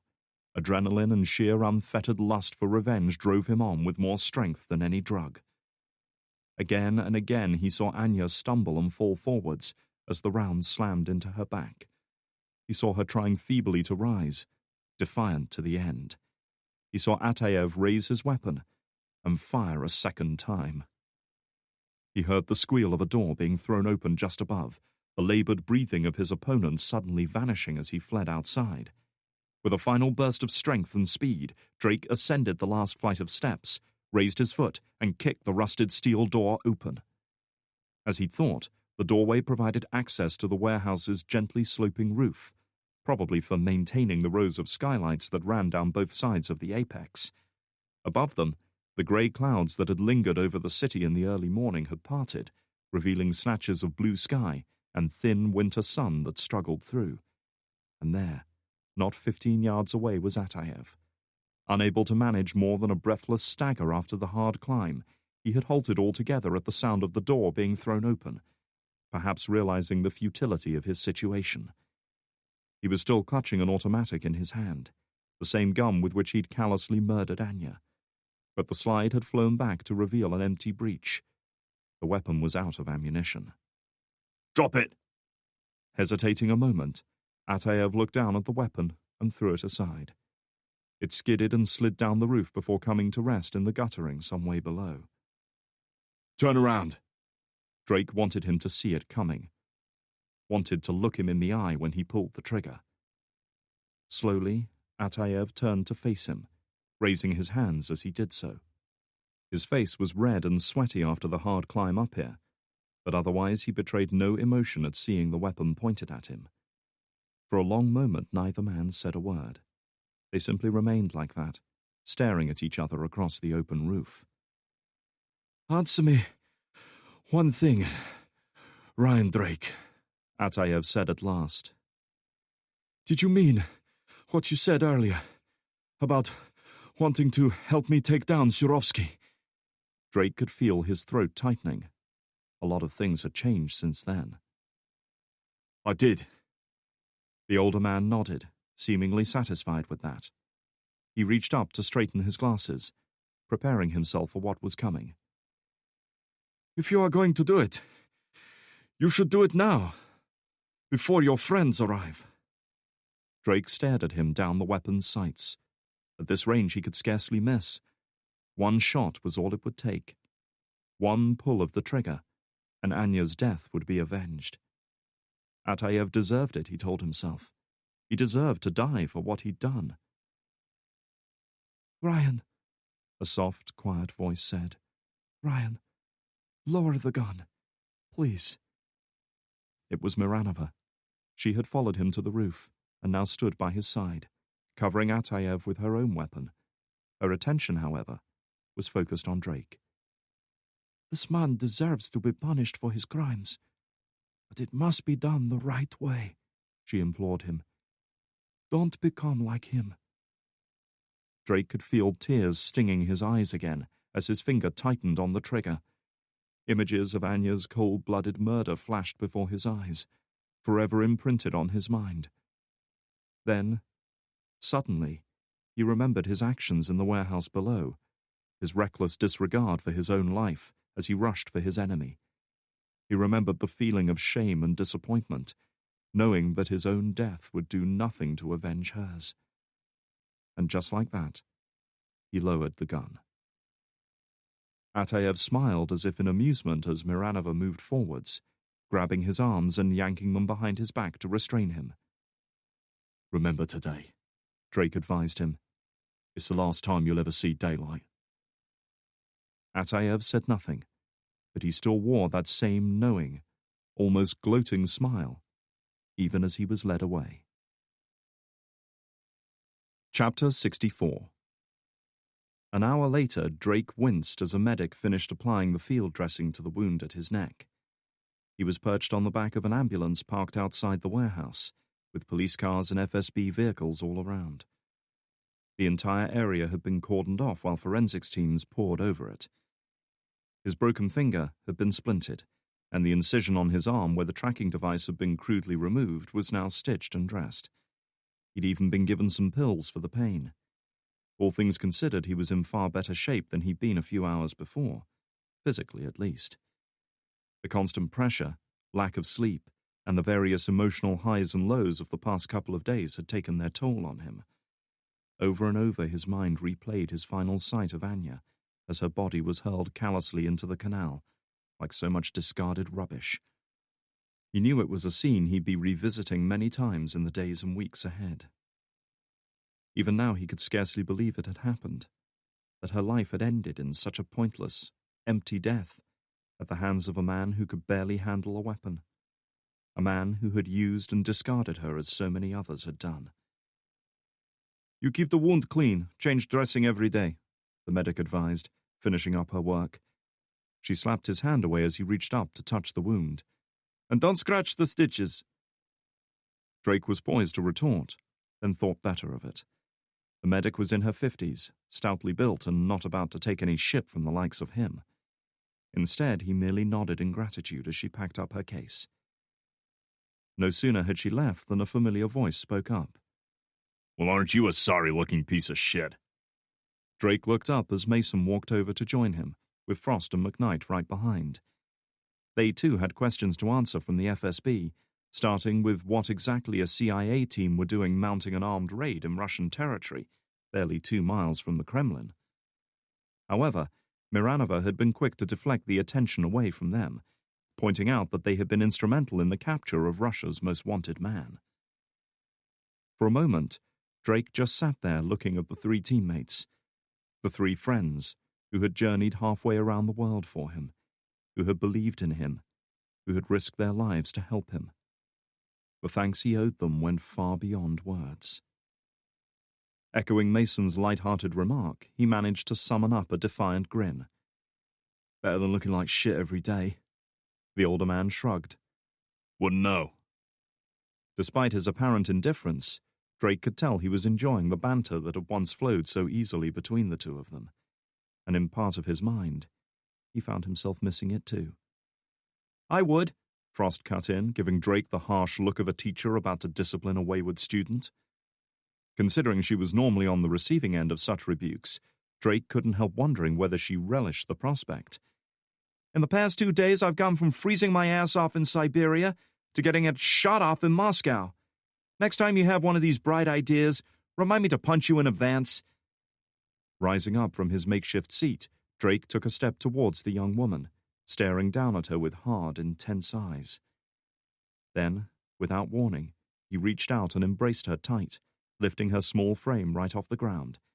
God damn it, put me down or I really will punch you, she warned, though he couldn't help noticing that a blush had risen to her face once he let go. You're just lucky you're already hurt. Deciding to let that one pass, Drake turned his attention to Mason. The man had joined the team under less than auspicious circumstances, and had certainly caused him to doubt the wisdom of his decision more than once, but had come through for him when it mattered most.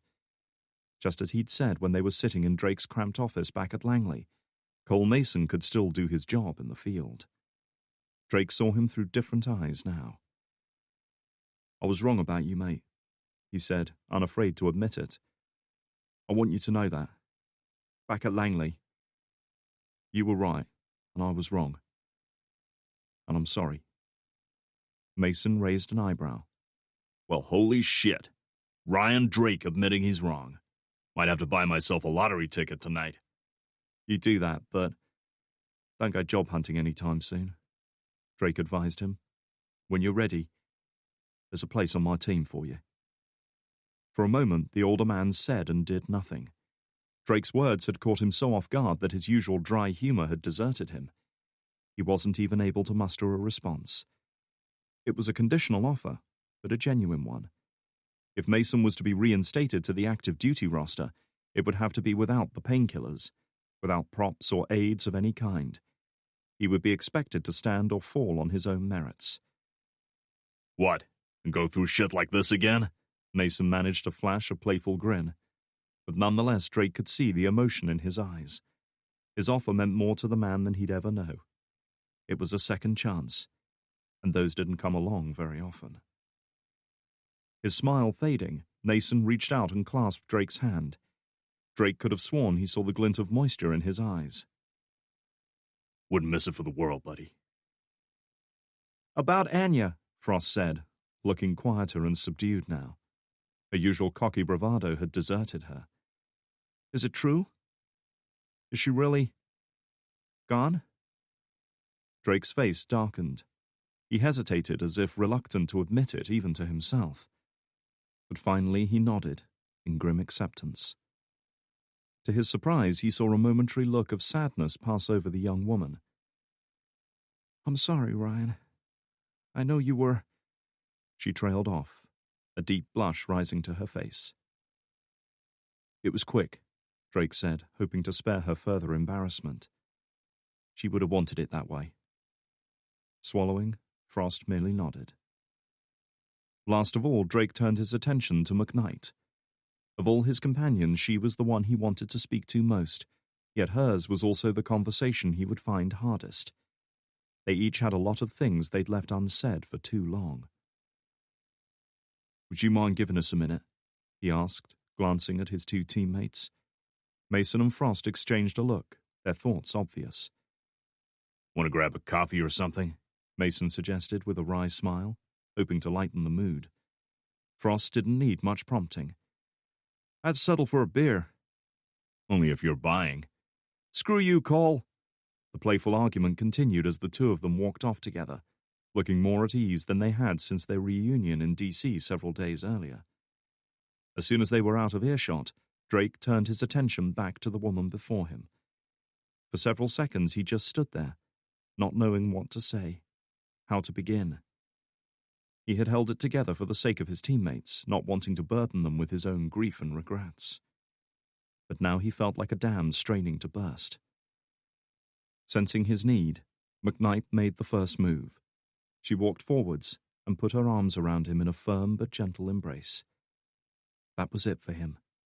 The emotion, the tension, the doubts and fears and betrayals and grief and sadness that were churning just beneath the surface of his mind at last broke through, and he closed his eyes, clinging to her as tears began to flow down his cheeks. "It's okay," he heard her whisper in his ear, her own voice close to breaking. "It's okay, Ryan. I know." Drake could say nothing as he held her. He could do nothing for the next few seconds but let out everything he tried so hard to suppress. And at last he grieved for Anya, the woman who had touched his life so profoundly, but who had remained always an enigma to him. "I'm sorry, Sam," he said, wiping his eyes as he finally let go. "Christ, you don't have to apologize for this," she promised him.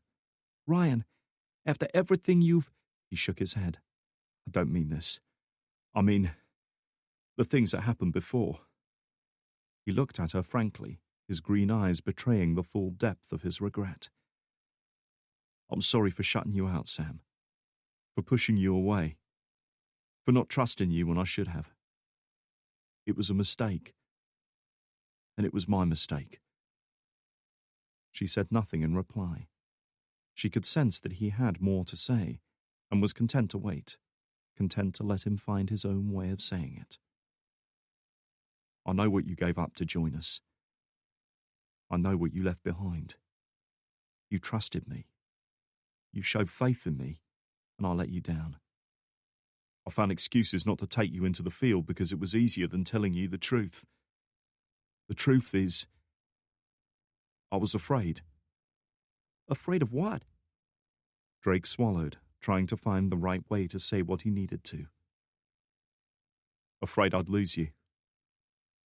Afraid you'd trust me with your life, and I'd fail you."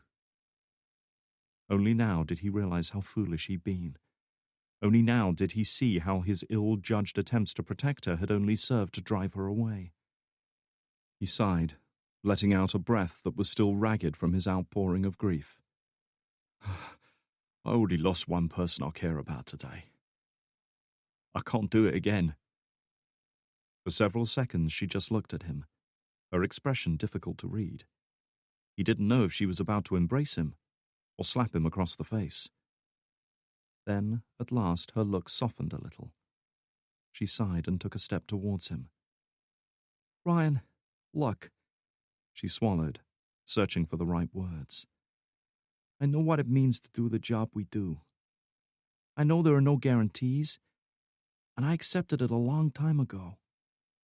I was putting my life at risk before I met you, and I'll probably do it again, because that's my life, my choice. You don't get to make it for me." She was speaking quietly, her voice measured and controlled, but there was a firmness in it too, a resolution to make him understand and accept how she felt. "It's not any easier for me, you know," she went on, looking into his eyes now. "When you go out into the field, I know you might not come back. But I accept it because that's the decision you've made. I respect you enough to abide by that." He felt his hand on hers, warm and soft, her grip firm. "All I want is the same from you, Ryan." She wouldn't back down on this, and if he was honest, he hadn't expected her to. But this was a conversation that had been coming for a long time. He'd needed to tell her how he felt, somehow make her understand what was holding him back. She understood. She accepted it, but she wouldn't submit to it. "All right," he said at last, feeling as though a weight had been lifted somehow. He saw her lips turn upwards in a smile. It was faint, tentative, but it was genuine. "Good," she said, the smile broadening. "'Cause if you don't, I'll kick your sexist ass." Even Drake couldn't help but smile at that. It was just like her to make light of something like this. "So, where do we go from here?" she asked. Drake looked over her shoulder, seeing another figure he recognized amongst the police and FSB agents hurrying back and forth. A woman, bruised and bloodied and disheveled, her clothes ripped and torn, reminding him strangely enough of the first time he'd met her. Miranova. His momentary glimmer of good humor abated, the look in his eyes hardening with resolve as he thought about what she represented, the masters she served. And most of all, he thought of the man she'd taken into custody. "I've got a few things I still need to sort out with the FSB," he said, looking at McKnight again. "You mind if I have a word with Miranova?" McKnight's dark brows drew together in a frown. She had seen something in his eyes, something that left her with a sense of foreboding. "You sure you're okay?" He nodded, reached out and took her hand in his. "I'll be fine. I just need to put this one to bed, Sam. I have to make sure it's done right." Hesitating a moment longer, she finally nodded acquiescence. "I'll go round up Frost and Mason before they cause any more trouble," she said, turning away. "Just watch yourself, okay?" Drake managed to catch Miranova's eye as he approached. She smiled a little in greeting, though the fatigue in her eyes was difficult to hide. She, too, had been in the wars over the past couple of days, and like him, she was feeling every moment of it now. "How are you feeling?" she asked, looking him up and down. "Ready for round 2, he said, managing a weak smile. "You?" "I will pass on that." She sighed and looked up at the warehouse, and the sunlight shining through broken cloud overhead. "You saved my life, Ryan." Drake blinked, surprised at her sudden shift in tone. Reaching out, she laid a hand on his and squeezed gently. "You risked your life to get me out of there. I won't forget that. And I will make sure that you and your team have no trouble from us." Drake wasn't sure what to say, but somehow he didn't think he was worthy of her gratitude or her help. He had lied to her, used her, put her life at risk more than once over the past few days. If only she knew, she wouldn't be thanking him now. Sensing she'd made him uncomfortable, she pulled her hand back. "We recovered the computer from Atayev's technical expert," she said, adopting a more businesslike tone. "From what he has told us, they were planning to open up the FSB's computer systems to every hacker on the internet. An attack like that would have crippled us for decades." "But it's safe now, right?" She nodded. "He proved very cooperative once we threatened him with life imprisonment. Everything he did has been undone." Drake sighed, reached into his pocket and held up the chess piece that Atayev had left with him.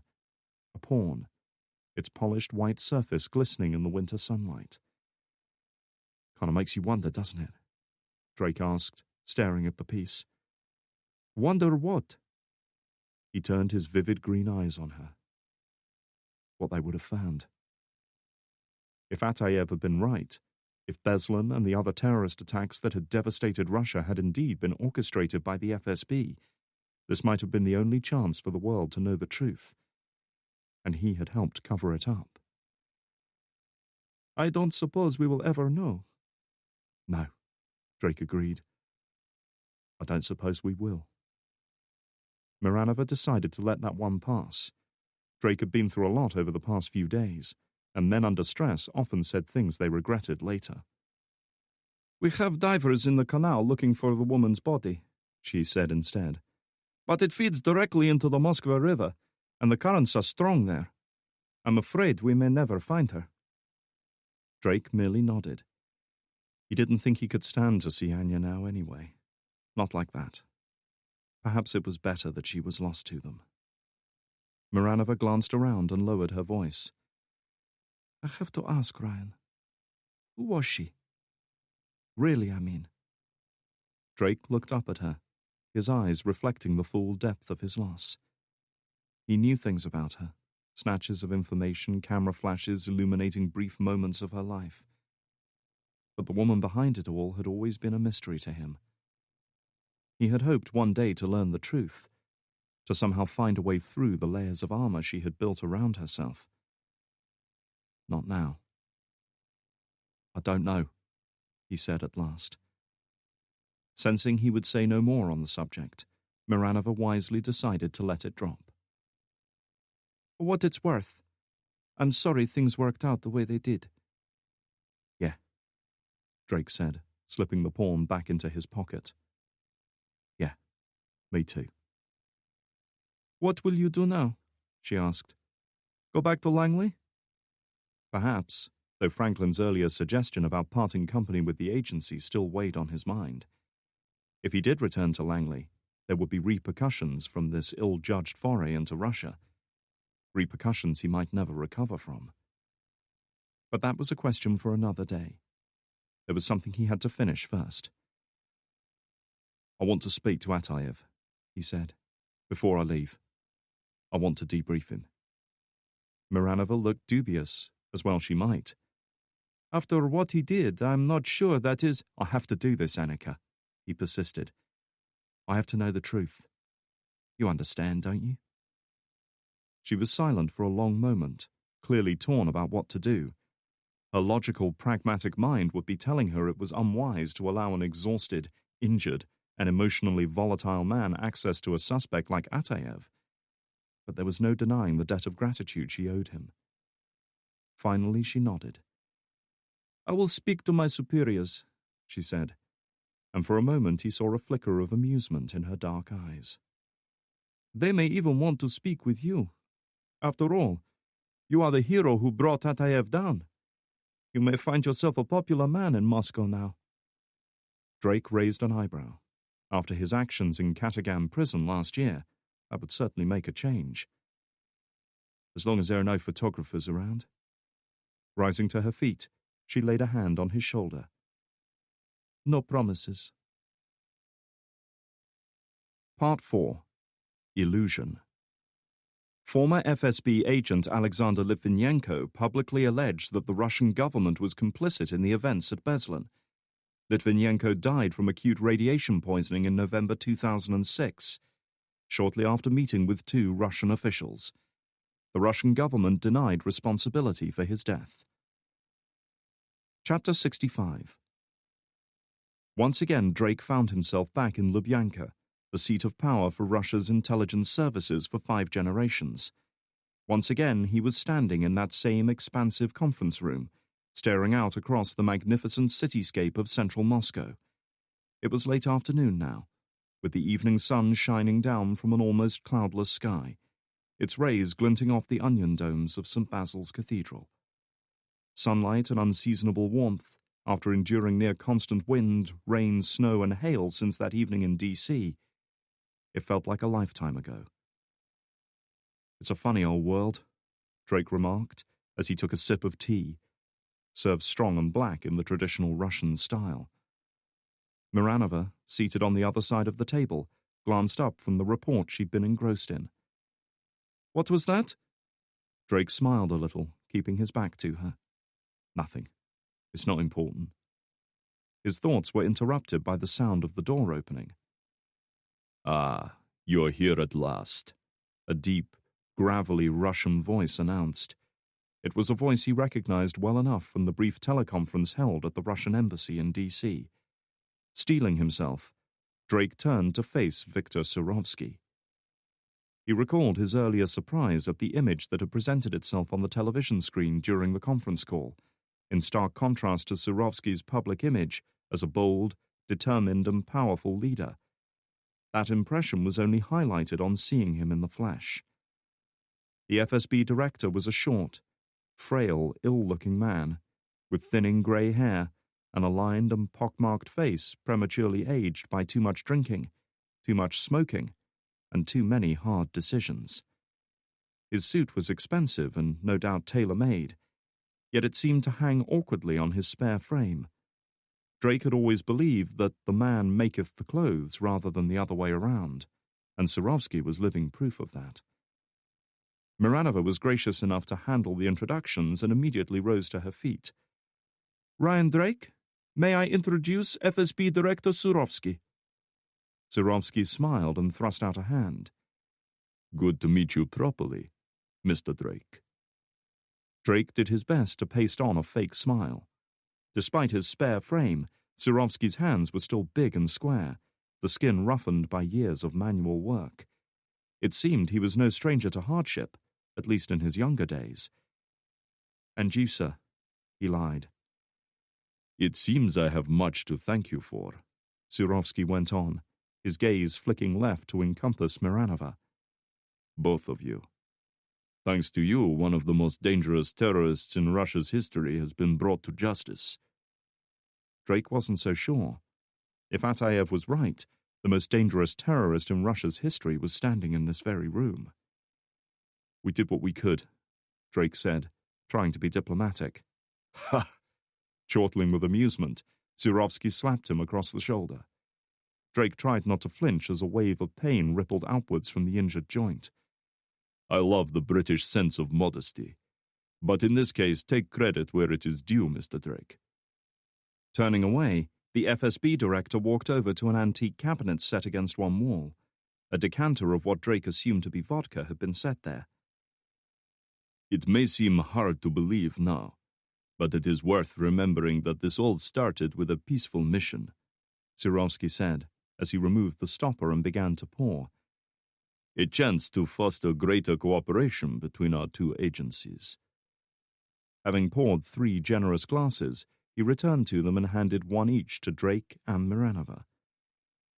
"It may not have come about exactly as intended, but perhaps we achieved our aim after all."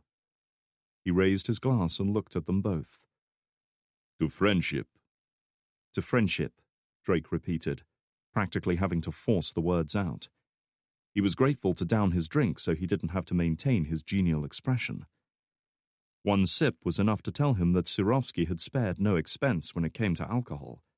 Drake was a whiskey drinker by preference, but even he appreciated the quality of the Russian spirit. Laying the empty glass down, Surovsky adjusted his belt as if to signal it was time to get down to business. "Now, Agent Miranova tells me you wanted to speak to the leader of the terrorist group." Drake nodded. "That's right." Surovsky surveyed him for a long moment, his dark eyes shrewd and assessing. "May I ask what you want to talk to him about?" "I only want the truth." Some of the tension seemed to leave Surovsky. "Then I think we have something in common, Agent Drake. 2 of my colleagues, both good men, are dead because of him." If he was expecting sympathy from Drake, it was misplaced. After a moment or two, even he seemed to recognize this. "Come then," he said, nodding towards the door. "You too, Agent Miranova. You have a right to be there too."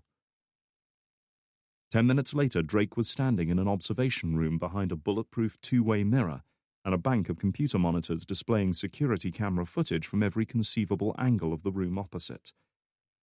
All of this technology was in place to monitor and record the interrogation room's sole occupant. Buran Ataev was seated at a metal table in the center of the brightly lit concrete cell, his hands and feet cuffed and chained to the floor. He was dressed in an orange jumpsuit of the type worn by prisoners at Guantanamo Bay and countless other prison facilities the world over. His face was completely serene, his eyes closed as if he were meditating. He was sitting with his back straight, his chin raised, his chained hands folded on the table in front of him. "He has said nothing to us since he arrived here, sir. Not a single word," explained the guard manning the observation room, watching the prisoner as if he were an enigma that refused to be solved. "He has not moved a muscle. He just sits there." Surovsky nodded, unfazed. "Mr. Drake here wants to speak with the prisoner." The guard hesitated a moment before complying. "Yes, sir." He looked at Drake. "The prisoner is secured, but 2 armed agents will accompany you." Drake got the message. They weren't there to protect Drake from Atayev. They were there to protect Atayev from Drake. Surovsky folded his arms and looked at him. "Ready, Mr. Drake?" He took a breath and raised his chin a little. "I am." Roman Kalyilev pushed himself away from his desk, having decided to finish work early today. What the hell, it was Christmas Eve after all. Most of the other executives were clocking off early themselves, and after everything he'd been through in the past couple of days, he felt he'd earned it. His mysterious blackmailer had never shown up for her rendezvous on Poklanaya Hill.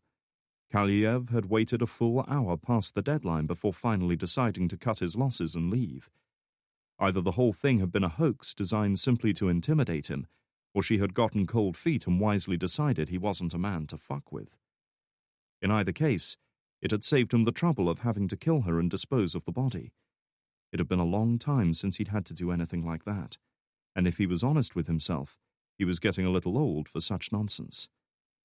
That was part of the reason he'd retired from FSB service in the first place, taking Surovsky's generous retirement package as a farewell gift and using it to invest heavily in a small but growing engineering firm. Spying and counter-spying was a young man's game. If you stayed in too long, sooner or later your luck ran out. Now perhaps he could put it behind him. Perhaps he could look forward to a better future, free from the secrets and mistakes of the past. With those thoughts fresh in his mind, he snatched his coat off the peg, closed his briefcase, and left the office, remembering to lock the door behind him. Atayev opened his eyes as the electronically locked door buzzed open, and Drake entered the room, with a pair of armed agents following close behind. He was forced to squint to see, his glasses having been removed in case he tried to harm himself with them. "Agent Drake," he said, bowing his head a little in acknowledgement. "You will forgive me if I don't stand to greet you." He held up his manacled hands as if to apologize. A chair was sitting opposite him. Saying nothing, Drake pulled it out and lowered himself into it, staring at the man on the other side of the table the whole time. Atayev met his gaze without flinching. He was waiting for Drake to make his move.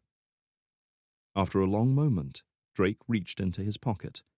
The two agents in the room tensed a little, their hands moving slightly closer to the weapons they carried within their suit jackets. However, they relaxed when Drake gently laid a single white chess pawn down on the metal table, the same pawn Atayev had left with him earlier in the day.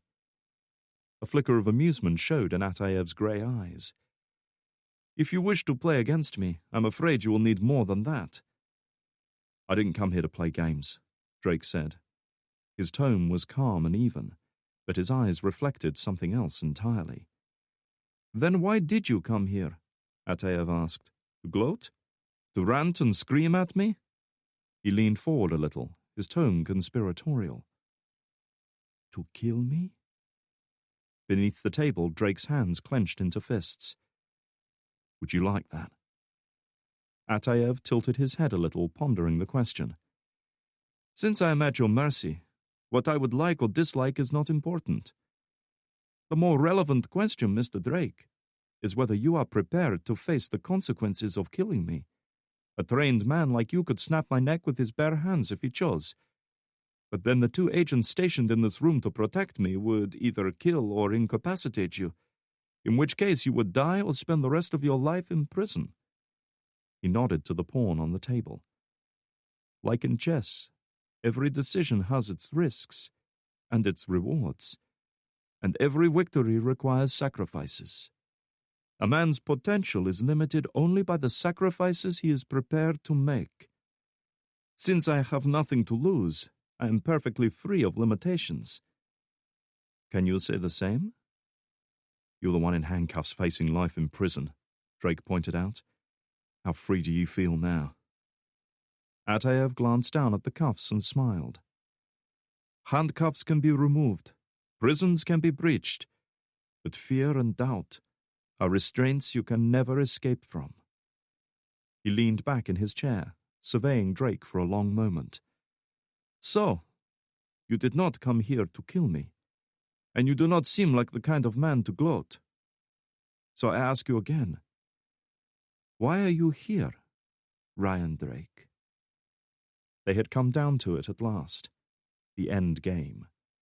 Drake had only one move to make. The only thing he had come here to do. In his mind, he imagined himself making the move, like a coiled spring suddenly unleashed. He imagined himself leaping to his feet, reaching out and gripping Atayev's head and slamming it down on the table, aiming for the pawn he positioned with such care. He imagined the polished wooden point, hardened by the long years, shattering his skull and carving its way into the delicate brain tissue within. He imagined the brief moment of satisfaction, knowing he'd killed the man who had ended Anya's life. The grim triumph that would be his before the guards moved in. But before he acted, he had to know the truth. "Why?" he asked, the pain in his voice impossible to hide. "Why did you kill her?" Atayev said nothing for a long time. He just sat staring at his opponent across the table, the Grand Master preparing to reveal the final decisive moves of his strategy.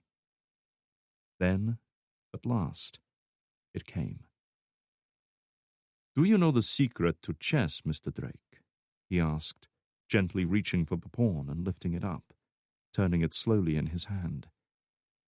"Illusion. Not what you do, not what you could do, not what you will do, but what you make your opponent believe. You present him with threats, threats which must be dealt with, threats which he becomes so consumed with eliminating that your true purpose, your true goal, is kept hidden from him." In the observation room, Viktor Surovsky leaned forwards, his hands resting on the desk in front of him as he watched the conversation play out. Despite everything, despite the security and the guns and the bulletproof glass and the cameras everywhere, he felt a momentary twinge of uncertainty. Eternally paranoid as men in his profession often were, he caught himself wondering if his position, so strong and unassailable only moments ago, was quite as dominant as it had seemed. He was tempted to order Drake removed from the room, so the true interrogation could begin. The only reason he had even allowed Drake in there was in the hopes he or Atayev might inadvertently reveal something that Surovsky could later use to his advantage. However, sheer curiosity compelled him to keep watching. What harm could it do, after all? Drake and Atayev would both be dealt with once this was over. He preferred to spare Miranova's life, though it might be necessary to eliminate her as well before he was finished. For now, though, he waited. "Once you make your opponent believe that a threat is real, you need only justify that belief," Atayev went on. "You give up those pieces which are no longer useful, allowing his confidence to grow with each sacrifice, allowing him to come closer and closer to victory, while always keeping it just beyond his grasp. And all the while, you carefully position your truly important pieces, the ones which seem so harmless and insignificant throughout the whole game, just waiting for the right time to make your move." He reached up to scratch the tip of his nose before going on. "And at that moment, even as your opponent reaches out to seize victory, you strike."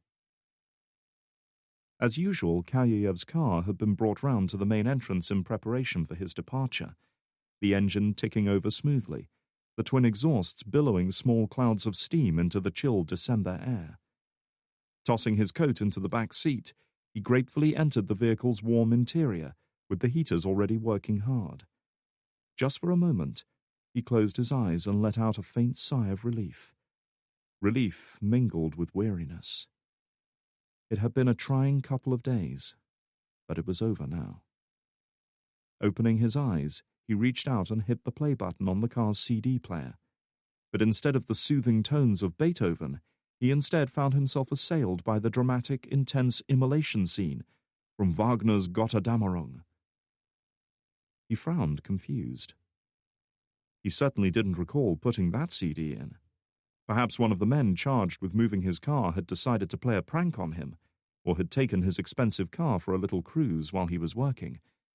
In either case, he wasn't amused. He was just reaching out to eject the disc when suddenly something inexplicable happened. The car's central locking system engaged, all 4 doors clicking shut. What the fuck? He mumbled irritably, pressing the unlock button on his key fob. There was no response. The doors remained locked. The entire central locking system must have failed. Feeling a twinge of unease now, Kalyev tried to open the door manually, only to meet with the same result. He was trapped inside his own car. What a ridiculous end to an already difficult couple of days. Now he would have to suffer the indignity of calling for help. Twisting around in his seat, he reached for his coat and the cell phone he'd left in the inside pocket. That was when he saw it. Gleaming and black on the rear parcel shelf. A small, intricately carved bishop from a chess set. Suddenly, a muted boom shook the car's chassis from below, startling him. What the hell could have caused that? Had the engine failed as well? It was only when he smelled smoke that he looked down and saw wisps of it starting to filter through the vents. More of it was drifting by outside his windows, and as he glanced out the windshield, he saw flames licking from beneath the bonnet. The car was on fire. Panicking now, he frantically grabbed at the door handle, trying to wrench it open, but still it wouldn't budge. He tried to hammer on the window, but the toughened glass intended to deflect bullets firmly resisted his efforts. Help! He yelled as the first flicker of orange flames began to appear below. The air was thick with acrid smoke now, stinging his eyes and searing his throat. Somebody, help! He could see movement outside, could see the panicked faces of men he walked past so nonchalantly every day. He heard the faint thump as they hammered on the windows, trying to break them, trying to reach him. And all the while, the piercing strains of Wagner's Gotterdammerung continued to resound through the car. Coughing, trying to draw breath from the searing, choking black smoke now filling the car, he desperately tried to clamber between the front seats, only to find himself stuck between. The flames were growing fast now, greedily licking upwards to consume the upholstery, the carpets, and the fabric of his trousers. Blinded by the smoke, and able to hear nothing now but the final tortured strains of Wagner's last opera, Kalyev let out an agonized scream as the flames surged upwards to consume him. No sooner had Atayev finished speaking than the electronic door buzzed open, signaling a new entry to the interrogation room. Drake glanced over, wondering if Surovsky had heard enough and ordered Drake removed from the room. To his surprise, however, it was Miranova standing in the doorway. He hesitated a moment, wondering what she had come to tell him, but his surprise and curiosity immediately gave way to shocked disbelief as the woman raised her sidearm, leveled it at the 2 agents standing behind Atayev, and pulled the trigger. The first agent went down instantly, the well-aimed round blasting out the back of his head to leave a bloody smear on the white concrete behind. The second barely had time to go for his weapon before a second shot reverberated around the room, and he too crumpled and fell. There are times to think, and times to act. Times when even a momentary delay could mean the difference between life and death. This moment was definitely the latter. Hurling his chair aside, Drake sprang to his feet and rushed at the woman. He had no idea what was going on, but he certainly didn't intend to become victim number 3. He hadn't made it more than 2 steps before Miranova's weapon swung around to face him. "Don't!" she hissed, staring at him down the sights, her eyes completely devoid of mercy or compassion. She was a trained killer, a professional operative like himself, and one wrong move on his part was all the justification she needed to pull the trigger. Skidding to a halt, Drake stared at the woman in disbelief. "The other thing you should always remember about chess, Mr. Drake," Atayev said, having sat calmly through the entire confrontation without even flinching. "Even a king can be brought down by a humble pawn." Chapter 66. Washington, D.C., 4 days earlier. "I want to go over that revised speech as soon as it's ready," Anton Demichev said, flicking through the incoming messages on his cell phone as he talked. Outside, the rain-lashed buildings of central Washington swept past. "We need more emphasis on the fact that this is our initiative." Like the vain, egocentric fool that he was, Demichev was relishing the prospect of making the announcement of a joint US-Russian counterterrorism strategy to the country's media. No doubt he intended to take most of the credit himself, even though the deal and the bulk of the negotiations over shared intelligence would be handled by far more deserving subordinates. None of these things concerned Miranova at that moment, however, as she just felt her own cell phone vibrating. Quickly reaching for it, she opened the newest message. As expected, it was simple, direct, and to the point. Now. Reaching down, she checked her seatbelt was firmly in place, took a deep breath, and braced herself for what was coming. It happened fast. A sudden explosion of glass and blood up front announced the impact of the high-powered sniper round, killing the driver instantly. Such was his complete disbelief at what had just happened, Demichev could only muster a single word. "What?" Miranova said nothing. With no one to direct it, the car slewed sideways on the busy freeway, clipping another vehicle as it went. Miranova stared out through the shattered windscreen as a concrete barrier hurtled towards them. A heartbeat later, the car made contact with the solid obstacle in a sickening, crunching, jarring impact that jerked her forwards in her seat with bruising force. And then, just like that, an unnatural stillness descended on the car, as if a storm had just passed over them. Miranova opened her eyes and looked around. Spots of light were swimming across her vision, and the blood pounded in her ears. But she was alive, and, as far as she could tell, unharmed. "Jesus Christ!" Demichev gasped, staring around in wide-eyed shock. "What the fuck happened? Andrei, what's going on?" Andrei Laganov, Demichev's personal assistant, never got a chance to respond. With a crunch of metal, the passenger door beside him was forced open. Laganov turned just in time to see a silenced pistol thrust through the gap and jerked violently as a single round entered his forehead. The door beside Demichev was forced open in similar fashion, only this time a taser was leveled at the car's occupant. Demichev let out a startled cry as the weapon discharged its payload of several thousand volts and slumped forward to curl up in a fetal position in the footwell. Miranova said nothing while this was happening and made no move to intervene as the semi-conscious man was dragged from the wrecked vehicle. She looked up into the gaunt, unsmiling face of Goran, one of Atayev's hired thugs, then glanced at the automatic he was holding. Supposedly it was loaded with low-powered soft lead slugs, the kind that the Kevlar vest she was wearing should easily see off. But she was under no illusions. This was going to hurt. "Ready?" he asked. She nodded. "Lower right side. Don't go for the chest." The last thing she needed was to break a couple of ribs. Without hesitation, he took aim and fired a single shot. The impact felt like a cannonball fired straight into her gut, and she buckled forwards, coughing and gasping. She could taste bile in her throat, and fought the urge to throw up. "You all right?" "I'm fine," she managed to say. "Help me up." She stifled a groan as he hauled her out of the wrecked car and towards the waiting ambulance, having to support the injured woman while she got her breath back. Demichev was already on board and restrained, ready to be ferried to the underground parking lot where they would switch vehicles. After that, the pain of the crash would be the least of his problems. Miranova wasn't looking forward to it much herself. Her part in the charade would require her to be tied, hooded, and forced into a hidden compartment within the van they'd be using. It was a task she didn't relish, but it was necessary if she was to gain the trust of the CIA. And in the end, the rewards would more than make up for it. Despite the pain, she allowed herself a triumphant smile as she clambered into the ambulance, surveying the once powerful FSB leader lying curled on the floor. In the end, this would all be worth it. Chapter 67.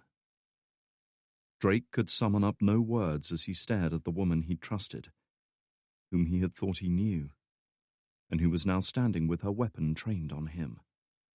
All traces of emotion had left her. Only now did the full magnitude of his mistake finally settle on him like a crushing weight.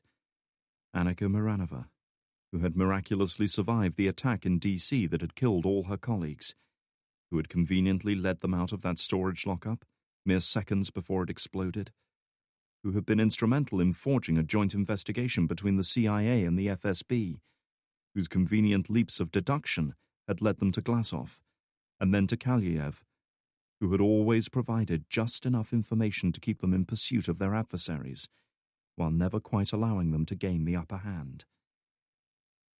Once you make your opponent believe that a threat is real, you need only justify that belief. You give up those pieces which are no longer useful, allowing his confidence to grow with each sacrifice, allowing him to come closer and closer to victory, while always keeping it just beyond his grasp. Miranova, who had survived the shootout at the foundry, who had allowed herself to be taken prisoner so she could end up by Drake's side for the final confrontation with Atayev. Miranova, who had just killed 2 of her fellow agents, and was even now working to unlock Atayev's restraints with one hand, while keeping Drake covered with the other.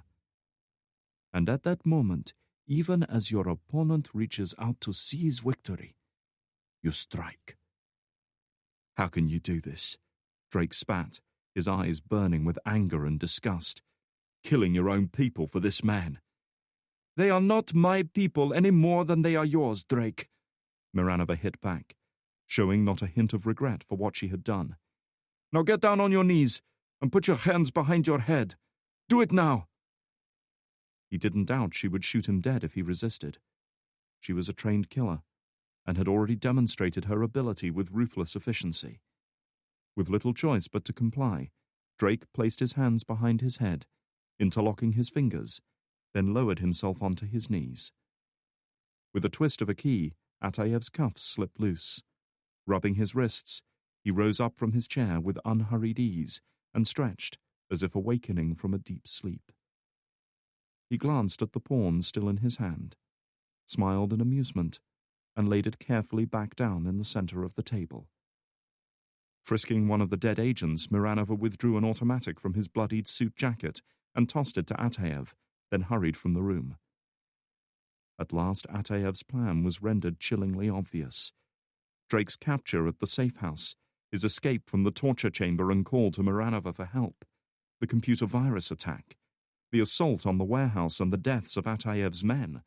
Even the capture of Atayev himself had been nothing but a carefully crafted deception, to make them believe Atayev was beaten, that they had won, and he had lost. All of the killings, the sacrifices, the betrayals, all of it planned and executed with absolute precision to bring Atayev to this place, at this moment, with his most hated enemy of all, the final piece, the Black King. It was all for him, wasn't it? Drake said, hardly believing the scale of their failure to anticipate his plan. Shirovsky. Atayev nodded. He was untouchable. There was no other way I could get to him. How did you manage to turn her? I didn't, Atayev said simply. She joined me willingly, agreed to dedicate her career to finding the truth about Beslan.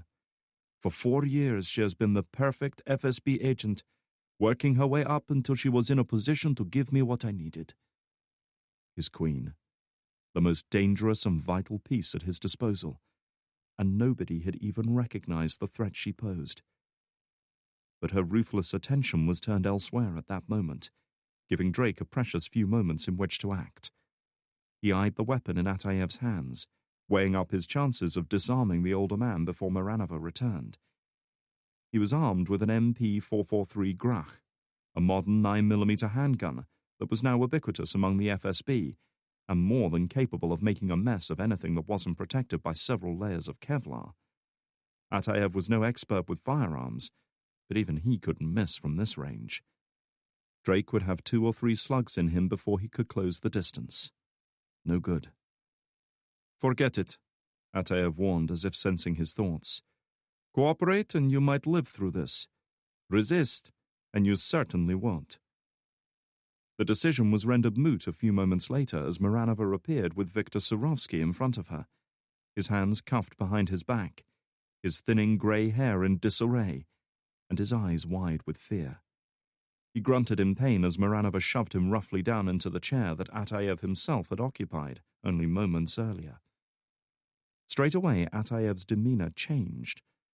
The layers of logical, calculated self-control seemed to peel back as Drake watched him, revealing the core of absolute, unquenchable hatred within.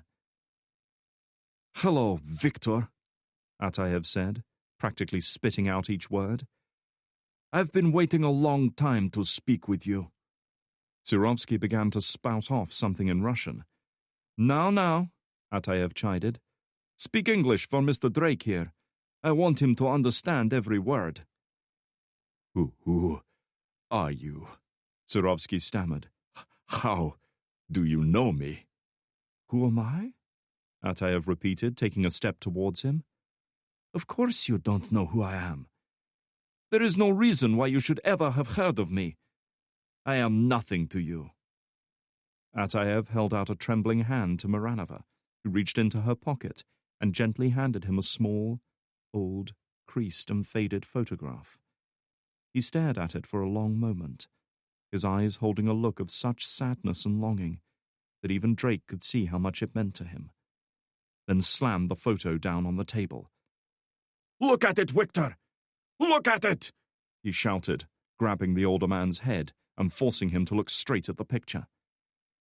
It was an image of a young girl, perhaps 10 years old. She was sitting cross-legged on the porch of some house, beaming a dimpled smile right at the camera. Even in the tarnished image, Drake could see the sparkle in her eyes and her resemblance to Atayev. "There is no reason you should know her either, is there?" Atayev asked. "Let me tell you. Her name was Natasha, 12 years old, killed by a Russian army bullet. She was my daughter. And she was one of 400 other innocents who died at Beslan because of you, Victor. Because of you." I don't know what you're talking about, Surovsky pleaded. This is madness. Balling up his fist, Atayev swung a right hook against the side of Surovsky's face. It was a clumsy, uncoordinated strike from a man clearly not used to using his fists, but it was delivered with such unrestrained fury that it snapped Surovsky's head sideways. The older man let out a cry of pain as blood began to flow from a cut over his eye. "Do not lie to me!" Atayev shouted right in his face. "You engineered the attack at Beslan, just as you did the other terrorist attacks. You sacrificed the lives of hundreds of the same people you swore to protect. You turned our country against itself. You silenced everyone who tried to get at the truth. And you did it for one reason: power." Surovsky was trying to shake his head, but Atayev's grip prevented it. No, that is not true. His eyes flicked to Miranova, as if hoping to reason with her. I would never do such a thing. Only a monster would even think of it. For a moment, Drake's mind flashed back to his earlier conversation with Miranova about that very same thing. Be careful of fighting with monsters, lest you become a monster. "And the monster is exactly what you created," Atayev said, releasing his grip. "Along with your partners in crime." On cue, Miranova handed him her cell phone. Selecting the video playback option, Atayev turned the screen towards Surovsky as the first file began to play. The image on the screen was of Demichev, stripped to the waist and bound to a chair, breathing hard and clearly in pain. His face was bruised and bloodied, testimony to the ferocious beating he had just taken. "Once again, tell me your orders," said an off-screen voice. Atayev's voice. "My orders were to suspend border patrols along a certain route," he rasped. "The route leading to the school. We were to make no effort to stop the terrorist group." "Even though you knew where they were going," Atayev's voice prompted. Demichev closed his eyes, and his shoulders began to shake up and down as he broke in tears. "Yes. And who gave you these orders? Please. He will kill me if I... Who gave the order?" Atayev demanded. Demichev's shoulders slumped in defeat. Viktor Surovsky! The screen went blank. Then, as Atayev selected a second video file and hit play, this one, unsurprisingly, featured Mazalsky in a similar state of duress. If anything, he looked even worse than Demichev had. What were your orders? Atayev's off-screen voice asked. Mazalsky's head was down, as if he barely had the strength to lift it. When he spoke, his voice was quiet, his speech slurred. To suspend all surveillance activity on known terrorists, and release any members of the group already in custody. And where did these orders come from? The voice demanded. Mazalsky raised his head up then, revealing the extent of his injuries. The orders were given by Director Surovsky. Having made his point, Atayev laid the phone down on the table and turned his attention back to Surovsky. Do you still deny it? Surovsky was staring blankly at the phone, frozen as if in shock. Then, slowly, he turned his head around to look at Atayev. What you did to those men, they were under torture, he protested weakly. Their confessions mean nothing. Confessions extracted under torture have always been good enough for the FSB, he reminded his captor. Admit what you did. Why? So you can kill me, just like you did them? I have no desire to kill you, Atayev assured him. But over the past few days I have become very good at hurting men while keeping them alive. I no longer have the time or the tools I would like, but I can show you a little of what I have learned. With that, he leveled his weapon at Surovsky's leg and, without hesitation, fired. There was a small explosion of blood and fabric across his left thigh as the single round tore through skin and muscle tissue, and a moment later, the crack of the gunshot was drowned out by Surovsky's howls of agony. That was only a flesh wound, Atayev said once his cries had subsided a little. The next one will not be. I will give you 3 seconds to speak the truth. Then I will shoot out your left kneecap. 3 seconds later I will take your right. You will never walk again, Viktor. After that, I leave it to your imagination. 1. In desperation, Surovsky's eyes turned on Miranova. Whatever he has paid you, I will triple it. Get me out of this. You will suffer no blame for what you did, I swear it. The woman said nothing. She was far beyond such petty bribes now. 2. Atayev's finger tightened on the trigger. Let me go, and I can get you out of Russia, he said, turning his attention back to Atayev. I can give you money, a new name, a new life, anything. Name it. 3, Atayev warned, turning his head away to avoid the blood splatter as he pulled the trigger. All right, Surovsky cried, bucking and kicking in his chair. All right, damn you! I admit it! I admit it! Atayev's grip on the weapon relaxed just a little. Go on. Surovsky let out a defeated sigh that might have been called a sob, and allowed his head to slump forwards, the harsh electric light shining off the balding dome of his head. Bloodied and broken, he was a pathetic-looking figure.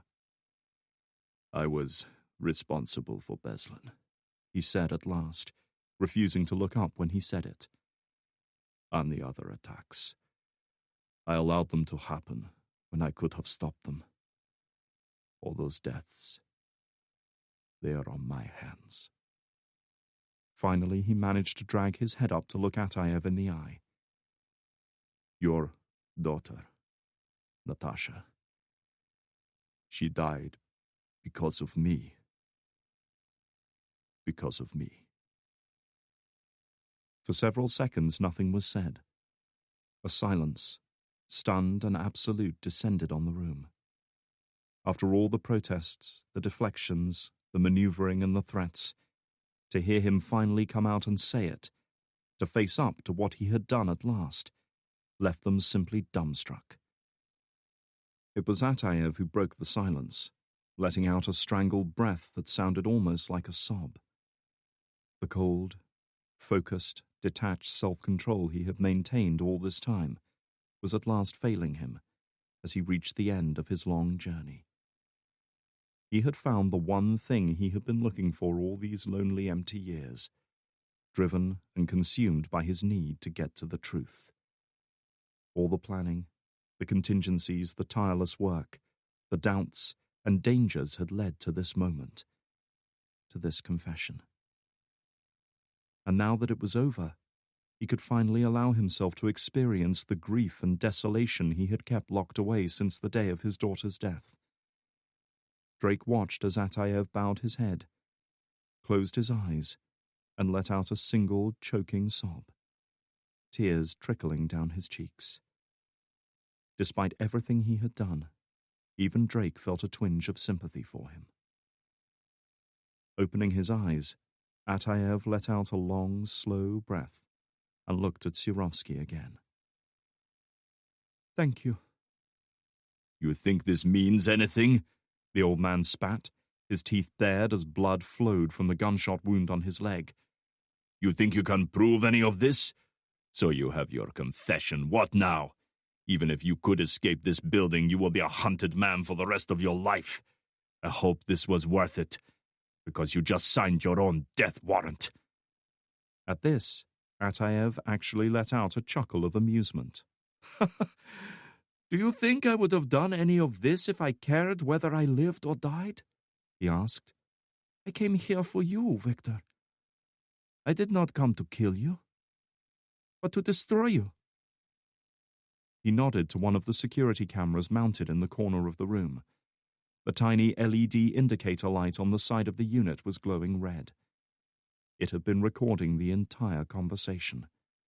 Miranova had enabled the cameras that Surovsky had ordered shut down. Ataev smiled, relishing the look of growing horror on Surovsky's face.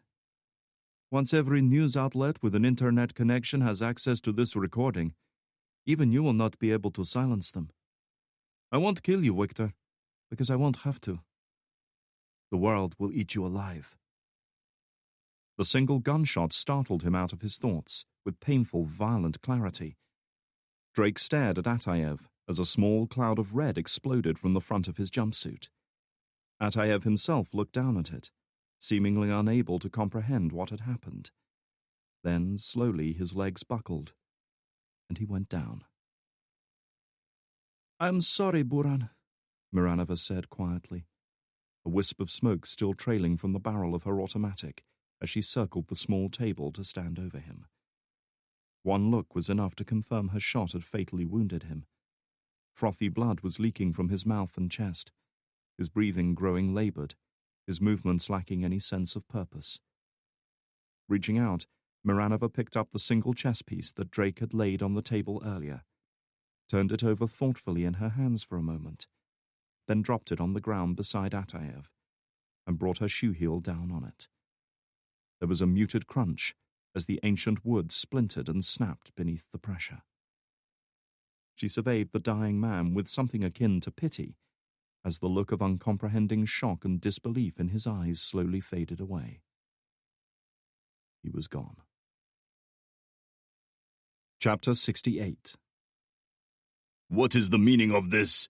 Surovsky demanded as Miranova bent down and snatched up Ataev's weapon. The old man looked just as perplexed as Drake felt at this sudden turn of events. "What the hell are you doing?" Releasing the magazine from the weapon, she pulled back the slide to eject the round in the chamber, then tossed the empty gun to Drake. It landed on the floor right in front of him, though he made no move to go for it. "Pick it up," she ordered. Drake did nothing. Even if he didn't understand her motivation, it was obvious enough why she wanted him to take the weapon. She wanted his prints on it. He saw a flicker of anger in her eyes now. "One way or another, you will pick it up.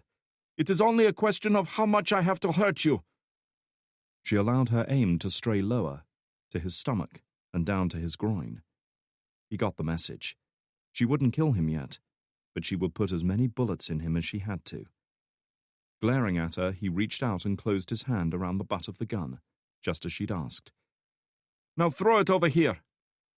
With no option but to comply, he slid the gun back across the floor towards her.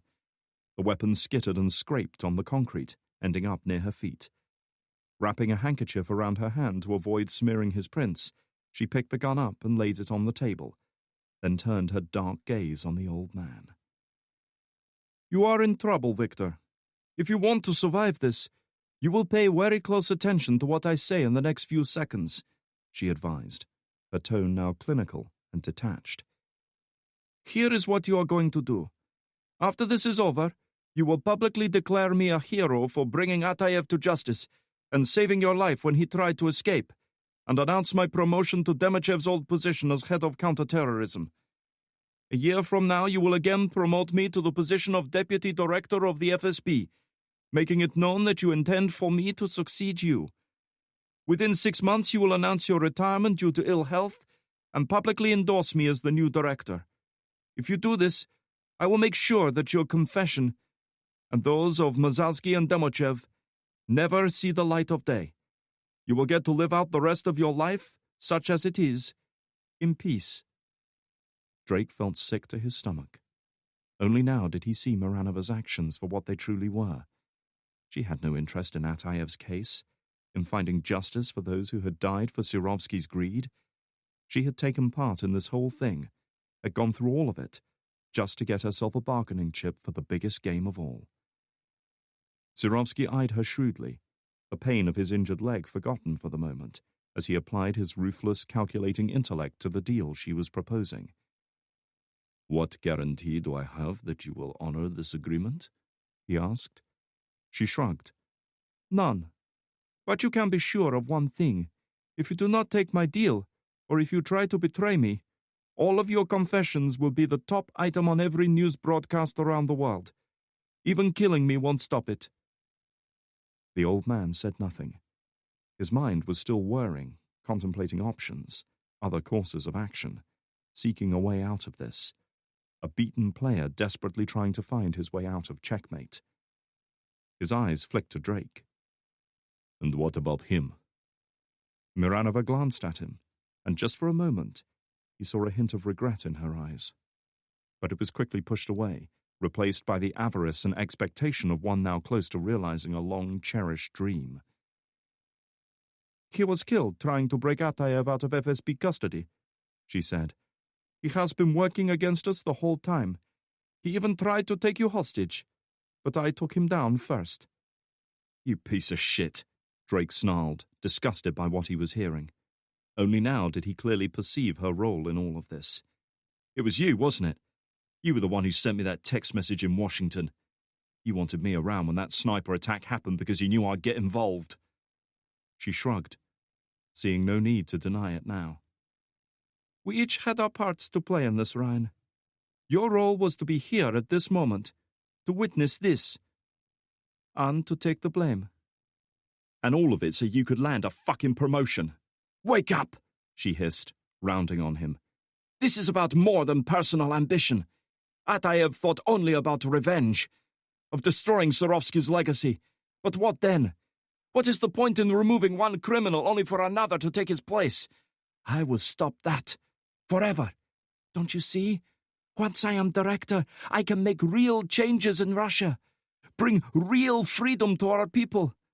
Even if it has to be done by playing Victor at his own game, that is worth fighting for, worth killing for. She seemed to change before his eyes then, the passion and belief behind her words somehow burning through the cold facade she had adopted. Drake saw a glimpse of the perverted idealism and warped sense of justice that had driven her to commit such a callous act of betrayal.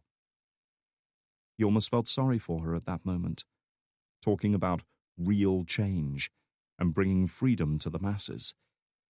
Even if she believed them, even if she believed she could make them real, they were nothing but flimsy words used by every dictator and tyrant, every terrorist and butcher throughout history, wishing to prevent another criminal stepping in to fill Surovsky's shoes. She was simply becoming the very thing she despised. And all those people at Beslin who died because of him, Drake asked, gesturing to Surovsky. What about them? Miranova hesitated, the muscles in her throat tightening as she saw a momentary glimpse of her bold, brilliant scheme through the eyes of another. Suddenly it didn't seem quite so justifiable, quite so easy to rationalize as a necessary evil. Saying nothing, she instead turned her attention to Sirovsky. "Time is ticking, Victor. Soon the agents upstairs will realize something is wrong.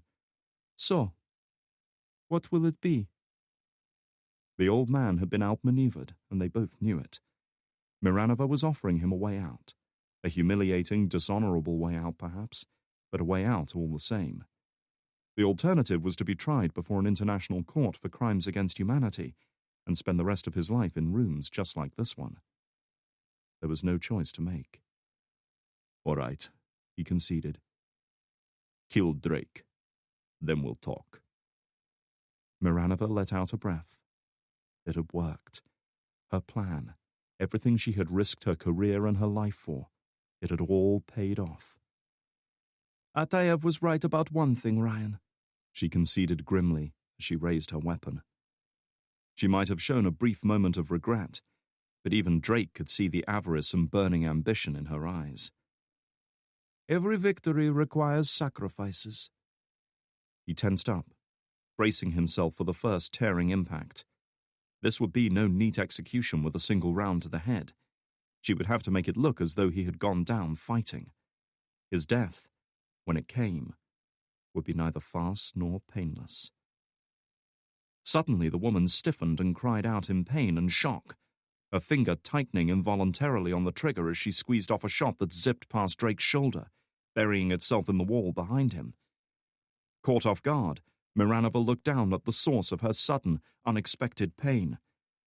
The base of the ruined chest pawn protruded from her leg, the jagged and broken tip buried in the fleshy part of her right calf, and clutching it in a desperate grip, jamming it in deeper with every ounce of his waning strength, was Ataev.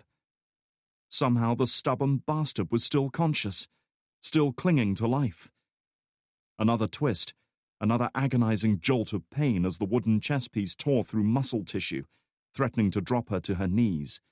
She had to do something. Reacting instinctively, she trained her weapon downwards, aiming for his head. On the other side of the room, Drake had watched this bizarre spectacle unfolding, watched as the dying man used the only weapon available to him to lash out at the woman who had betrayed him. The injury was little more than a flesh wound, almost comical in comparison to the death she could deal out with the automatic in her hands. But at that moment, it was enough.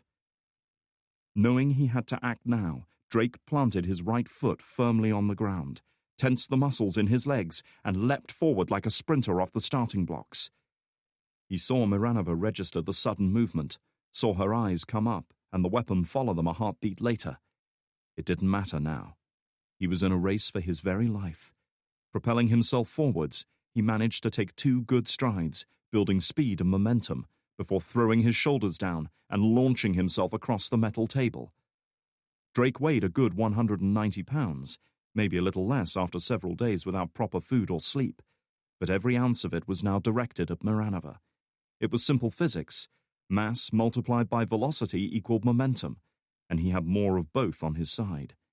He impacted hard, tackling her around the waist like a rugby player and knocking her into the wall opposite with bruising force. He heard her grunt of pain as the side of her face collided with the wall and tried to drive his shoulder in harder, looking to crush the air from her lungs. All thoughts of compassion and restraint had vanished now, driven away by the desperate nature of his situation. Only one of them was coming out of this alive. Miranova might have been surprised by his sudden attack, but she was a trained operative just like him, and she knew how to handle herself in a fight. An elbow to the side of his head caused an explosion of light more powerful than the flashbang grenade that had blinded him earlier in the day, while a knee to his stomach almost doubled him over. He tasted the harsh burn of bile in his throat. Miranova wasn't stupid. She knew that the pistol gave her the advantage, but in a close-quarters struggle like this, it was also a liability. Drake was all over her, too close to get a decent shot. But she could still use the weapon in other ways. He saw Miranova bring the butt of the pistol down like a club, striking the recently repaired wound at his shoulder joint. Pain more intense than even he could have anticipated rippled outwards from the point of impact and travelled all the way down his arm to leave his fingers numb and tingling. They were both hurting now. It was just a question of who could take more. Through blurred vision, he searched frantically for the gun, knowing he had to keep it out of play. He saw the barrel rising up towards him as she tried to put a round in his stomach. Any injury there would certainly drop him. Then suddenly an idea came to him, a memory of something he had seen Anya do in a similar situation. Reaching out, he grasped the weapon by its slide and jammed it back hard just as Miranova pulled the trigger. Nothing happened. Not even a click.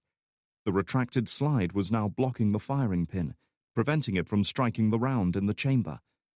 Stalemate, at least for the next few seconds. Looking down at her right leg, he saw the bloody wound where Ataev had struck her, and in the center of it a faint gleam of white wood. The pawn, still embedded in her flesh, as she hadn't yet had the chance to remove it. Even as she tried to wrench the weapon free of his grip, Drake raised his foot and slammed it downwards against her leg, managing to catch the protruding object perfectly. The effect was not unlike pulling open a zipper. There was a moment of taut resistance as skin and muscle stretched to their limits, and then, with an almost audible rip, the pawn slid downwards by several inches, leaving a bloody track of torn flesh in its wake. Even she couldn't endure such an injury, and with a cry of pain she started to go down. Her grip on the weapon slackened just enough for Drake to yank it out of her hand. Realizing what he was doing, Miranova grasped desperately at the gun, just as he reversed his grip on it and turned the weapon on her. He felt the barrel press against soft flesh, felt her trying to tear his fingers away from the pistol grip, and suddenly there was a muted thump as the weapon discharged. For a moment the two of them remained frozen together like that, each holding the other close, with bloodied hands, each staring into the other's eyes as if trying to make sense of what had happened. There was no pain. It had happened too suddenly for that. Then, slowly, Miranova's eyes grew unfocused. Her grip on Drake slackened, and with a weary, ragged sigh, she fell. Blood stained the front of her blouse. Still gripping her, Drake lowered her to the floor and watched in silence as she took her final breaths. She looked neither angry nor frightened as her life faded away. Her expression rather was one of confusion, as if she couldn't quite understand how her plan had unraveled. Drake said nothing as she convulsed and finally lay still. He had no words to explain what he felt towards her. For now, he was content merely to know that it was over. Drake! Looking over, he saw Ataev lying a few yards away, one hand pressed against the wound at his chest, the other outstretched as if reaching for something. Only then did Drake see the crumpled and faded picture of his daughter Natasha, just beyond his reach. Leaving Miranova, Drake reached for the picture and gently pressed it into the dying man's hand, then laid his arm across his chest so that she was close to him once more. He might have held on long enough to help stop Miranova, but it was obvious the gunshot wound to his chest would prove fatal. "Don't fight it," Drake said quietly. Whatever else this man had done, his last act had been to save his life. "She's waiting for you. You'll see her soon." Ataev swallowed and nodded. He had said before that he had no fear of death, and looking at him then, Drake was inclined to agree. He opened his mouth to speak again, but could only manage the faintest whisper. Drake leaned in close and strained to hear. "The pawn." Frowning, Drake glanced around and eventually spotted the small, blood-stained chess piece lying near Miranova. It must have come loose during their fight, and now lay alone on the concrete floor, broken, jagged, and stained with a dead woman's blood. Drake couldn't imagine why Ataev would want such a grisly memento now, but it was clear from the pleading look in his eyes that it was important. Snatching it up, Drake tried to hand it to him, only for the man to push it away. You, he whispered, closing Drake's fingers around the pawn. Remember what I said. He managed to raise his head a little, driven by a final desperate need to be understood. Remember. His head lolled to the side, where he seemed to see something that pleased him. He smiled, a peaceful, contented smile, closed his eyes, and lay still. He was gone. Drake glanced down at the pawn Ataev had given him. Despite the bloodstains and the damage it had taken, there were still little patches of white shining through, and as he looked a little closer, he began to understand why Ataev had wanted him to have it, the final message he had tried to impart. He is dead? Surovsky asked.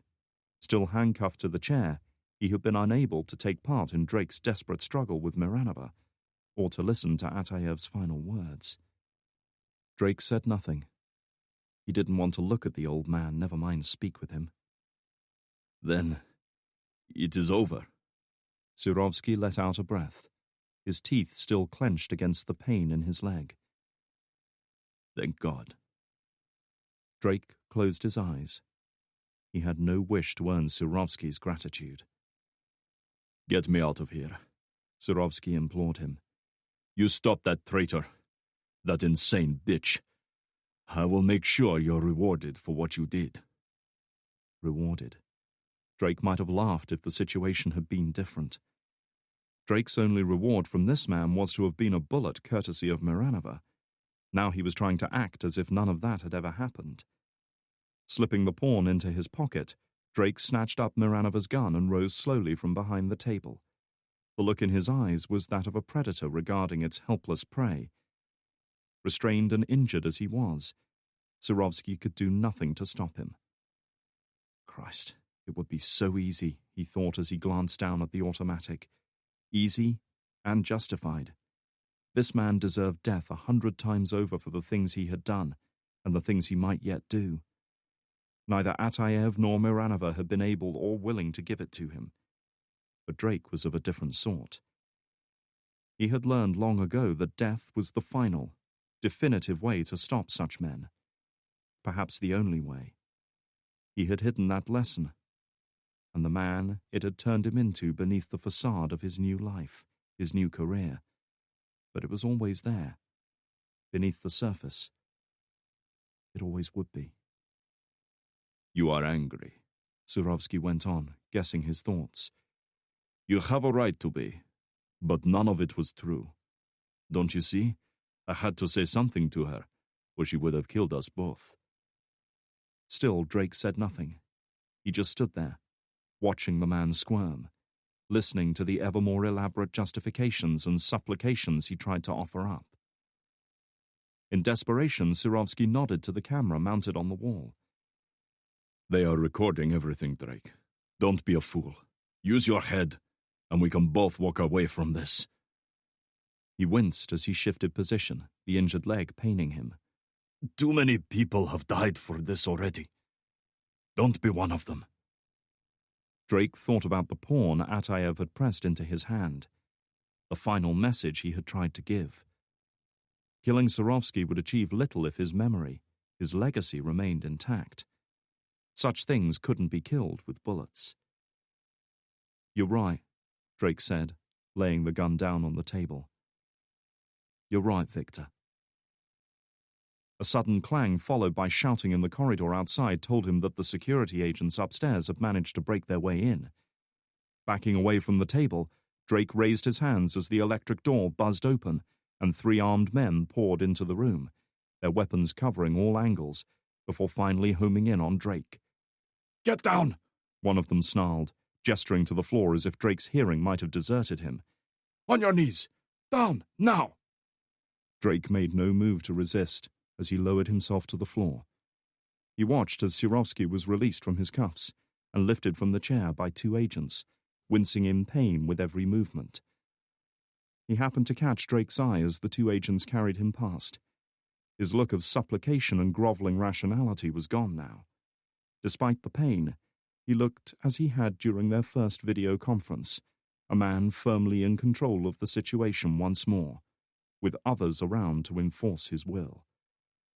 The look Drake gave him in return was enough to take some of the edge off his arrogance, and he avoided eye contact as he was helped gently from the room. Drake was afforded no such luxury. His arms were yanked behind his back, and his wrists cuffed, heedless of the injuries to his neck and shoulder. He had expected as much. As far as they were concerned, he was a hostile until proven otherwise. He looked up as another man entered the room, an older man with a craggy, careworn face and a greying beard. Kamarov. He surveyed Drake for a long moment, saying nothing. His expression was difficult to read, though Drake got the impression he was trying to make his mind up about something. Perhaps whether to kill him or let him live. There wasn't much he could do about it either way. Finally, he snapped a command to the agent who had cuffed Drake, then turned away and strode out of the room. Chapter 69. It was the second time today that Drake had found himself restrained in a moving vehicle with a burlap sack over his head. Somehow he doubted he'd live to have a third such experience. After being held for an hour or so in an interrogation room at Lubyanka, he'd been cuffed, hooded, and hauled out to a waiting vehicle that had quickly sped off. He had no idea where he was being taken, and after a dozen turns, starts and stops had lost all sense of direction. All he knew was that he'd come to a halt now. This was it. This was where they were going to execute him. He heard the door being opened and felt a rush of cold air. Then a moment later, strong hands seized him and pulled him outside. For the next few seconds he stood there while the wind sighed around him, waiting for the single shot that would end it. No shot came. The bastards were toying with him, letting him sweat, trying to make him plead. "If you're going to kill me, fucking get on with it," he growled, now far beyond caring. "I'm bored of this shit." Then, to his surprise, he felt his wrists seized in a strong grip. There was a click, and a moment later the cuffs came away.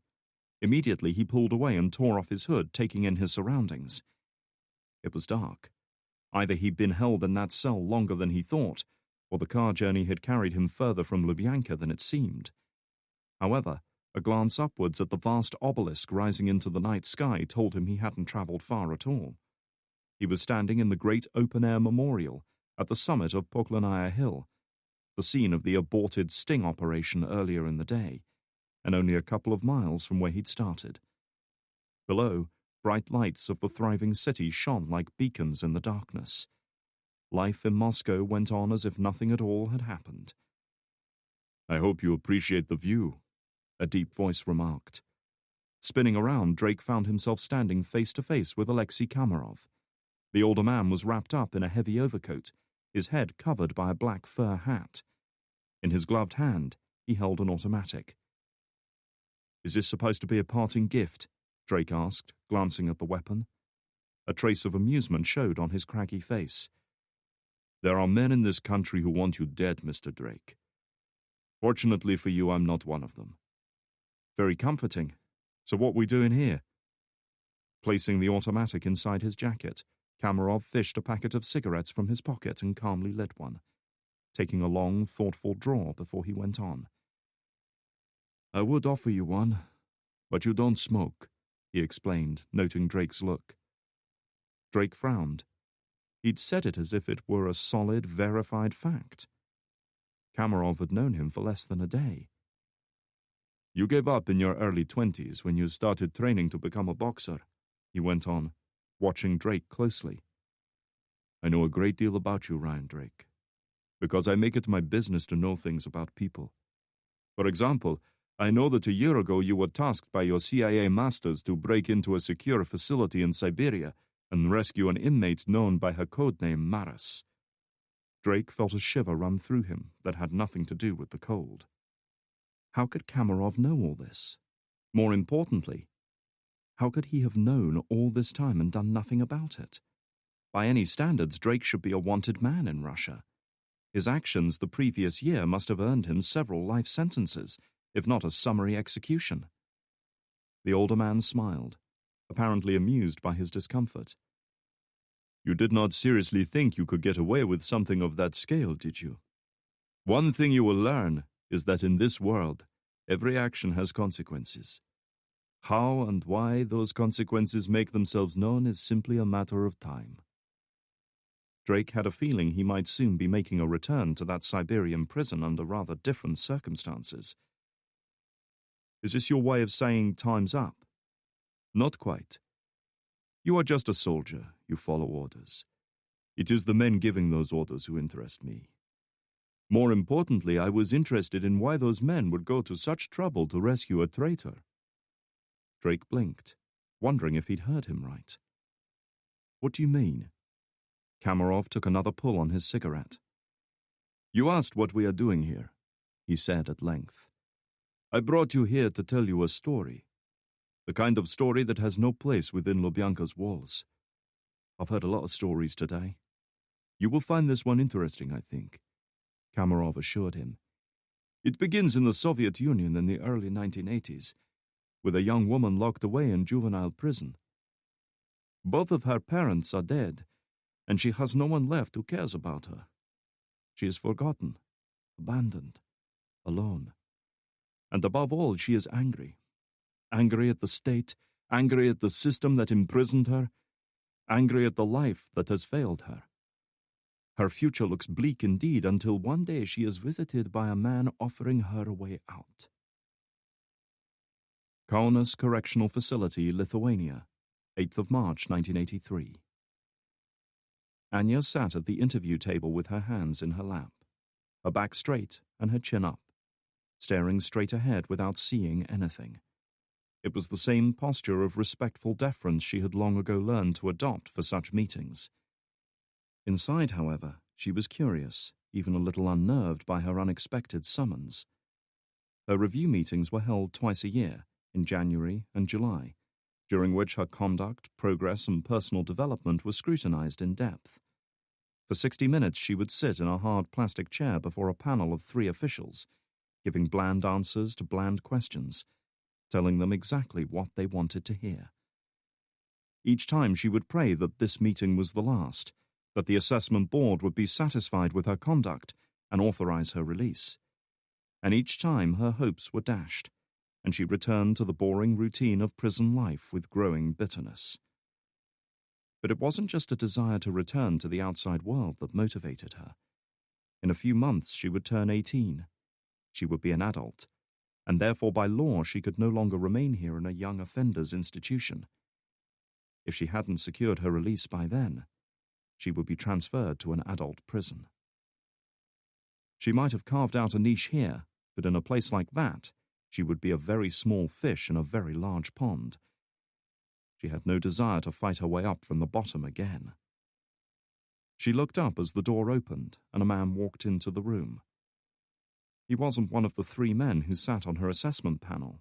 Indeed, she couldn't recall ever having seen him before. She guessed he was in his mid-40s, not old yet, but seasoned and experienced, with the tanned and slightly weather-beaten complexion of a man who had spent much time outdoors. His features were strong and ruggedly handsome, his dark hair swept back from a high forehead, his grey eyes clear and focused. He wasn't a tall man, perhaps an inch or so shorter than her, but despite his modest stature, he carried himself with the understated confidence of a man used to being in control of a situation. There was no swagger or bravado about him, but rather a quiet self-assurance that she found both intriguing and strangely appealing. He was holding a large folder under his left arm that she was quite certain contained her review notes from the past 3 years. She recognized the worn and creased cover. He approached and held out his free hand, his grey eyes focused on her. Anya, isn't it? He asked. Anya was taken aback. No one had ever shaken hands with her before. She couldn't recall anyone even making such a gesture. That was something men did. Hesitating a moment, she reached out and took his hand. His grip was warm and strong, the skin on his palms slightly roughened by physical labor. May I sit here? He asked, gesturing to a chair opposite. Again, she felt caught off guard. No one had asked her permission to do anything before. Her wishes and desires were not important to them. But this man had taken the time to ask. "Yes," she said after a few moments. Smiling, he lowered himself into the chair and sat with one leg folded on top of the other, the dossier resting on his lap. He surveyed her in silence for a few moments, taking in her rigid posture, her raised chin and clasped hands. "You can relax a little," he said, a hint of amusement in his eyes. "I'm not a drill sergeant. I won't shout at you." Anya frowned. No one had ever told her to relax either. Feeling oddly self-conscious now, she leaned back a little in her chair and watched as the new arrival opened her review folder, his eyes scanning the pages. "I hope you don't mind, but I took the liberty of reading your file on my way here," he explained, without looking up. "According to the review board, you're a model inmate, Anya. You're respectful to the staff here, you spend most of your day in the library, and you haven't been cited for disciplinary action in the past 2 years. And yet I'm still an inmate here," she thought. "The file also says you're more than capable of defending yourself in a fight," he added, glancing up at her. "Is this true?" Anya felt a deep blush rising to her face. Fights were a way of life in a place like this, where only the strong and ruthless earned respect. Anya had been involved in more than her share over the past 3 years, though she was careful never to be seen as the instigator. She might not start the fights, but she always finished them.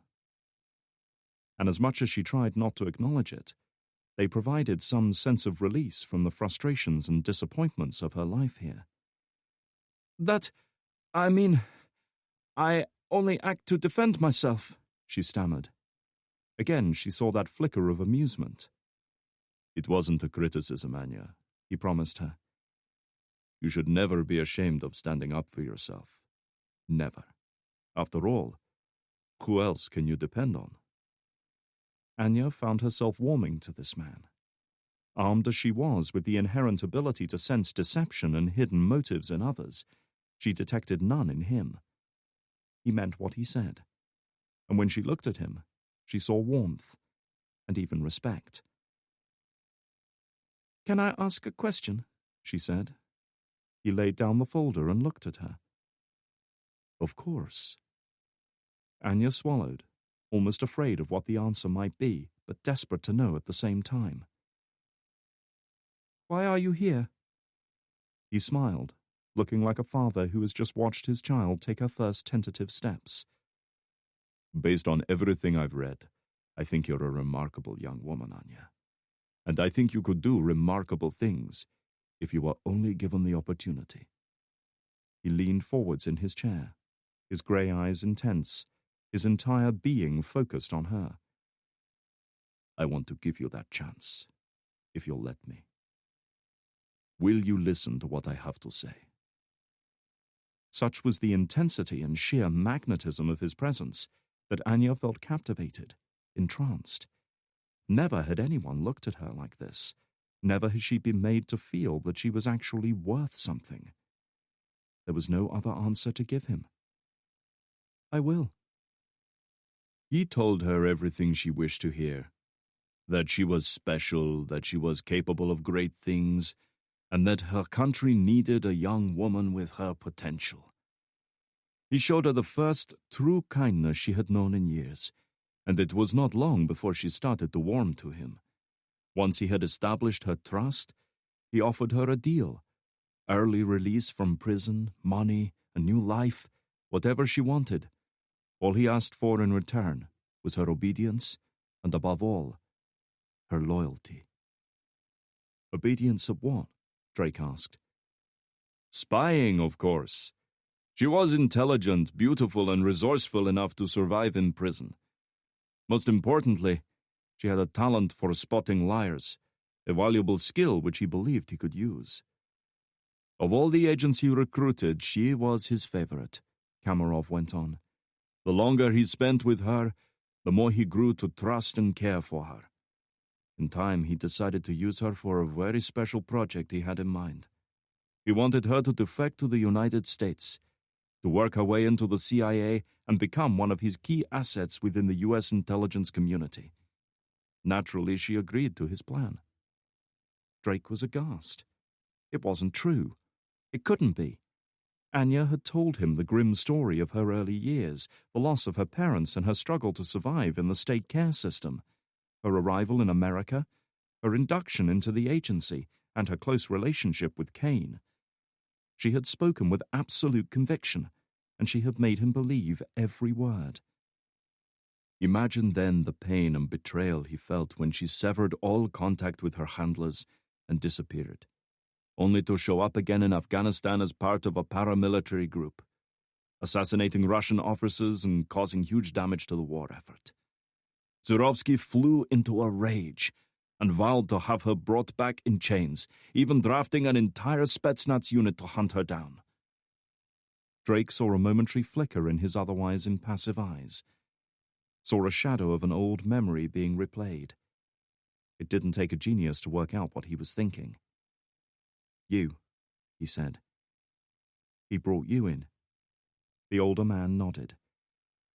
"We were handed intelligence that Anya and her group were leaving Afghanistan, and that they intended to cross the Pakistani border through a remote mountain valley. That was where we sprang our trap. But even outnumbered and surrounded, they fought like nothing I had ever seen. In the end, we took only one prisoner, Anya. She had sacrificed herself, holding us off until the others could escape."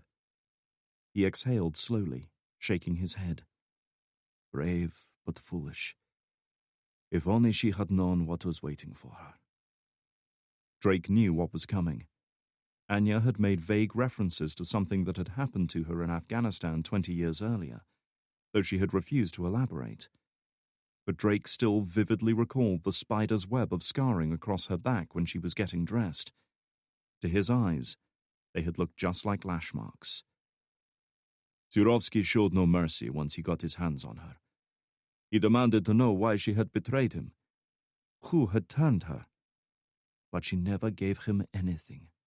No matter what he did, no matter what he made others do to her, she never spoke a word. He was silent for a time, taking another draw while he stared out across the city. Never in my life have I seen such resolve. Never. I always asked myself why she resisted, what she was fighting so hard to protect. And after a time, I began to feel ashamed. Ashamed of what we were doing to her. "What happened to her?" Drake asked, almost afraid of the answer. Kamarov swallowed, then raised his chin a little. "She escaped, and against my expectations she made it out of the country alive. I had hoped that would be enough for her, that she would leave the CIA and find a new path. I was wrong." He sighed, looking around the room. "And 20 years later, I was brought in to hunt her down again. History repeating itself, as they say." "Why are you telling me all this?" He looked around, and Drake could see the weight of the regret he still carried with him. "Because I am getting too old for secrets, and because I know now the man I have been serving. I saw the recording of Surovsky's interrogation. The look of disgust in his eyes was obvious, even in the dim light. I can't undo the mistakes I have made, but I can stop myself making another today." He pointed off eastwards, towards the towering walls of the Kremlin. "The U.S. Embassy is about half a mile in that direction," he said. "Even you should be able to make it that far. I suggest you get yourself out of Russia, and think very carefully before coming back." Drake couldn't believe it. After everything that had happened, Kamarov was letting him go. "What about you?" The older man took one last draw on his cigarette before flicking it away. "I will do what I always do. Survive." With that, he returned to his parked car, opened the driver's door and eased himself in before firing up the engine. Lowering the window, he leaned out and regarded the younger man thoughtfully for a long moment. "You are a brave man, Ryan Drake. Not very wise, but brave," he decided. "I think I understand what she saw in you." Drake never got a chance to reply, as Kamarov swung the vehicle around and drove off, leaving him alone. Part 5. Instigation. To date, no Russian official of any rank has been reprimanded for the handling of events at Beslan. Chapter 70. Aspen Hill, Maryland, 29th of December 2008.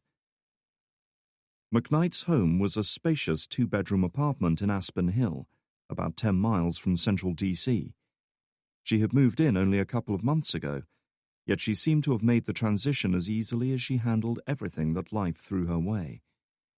The place was well-ordered, tastefully decorated and furnished to take full advantage of the floor space on offer. It was a stark contrast to Drake's cluttered, untidy home, with its mismatching furniture and heating system that never quite seemed to work properly.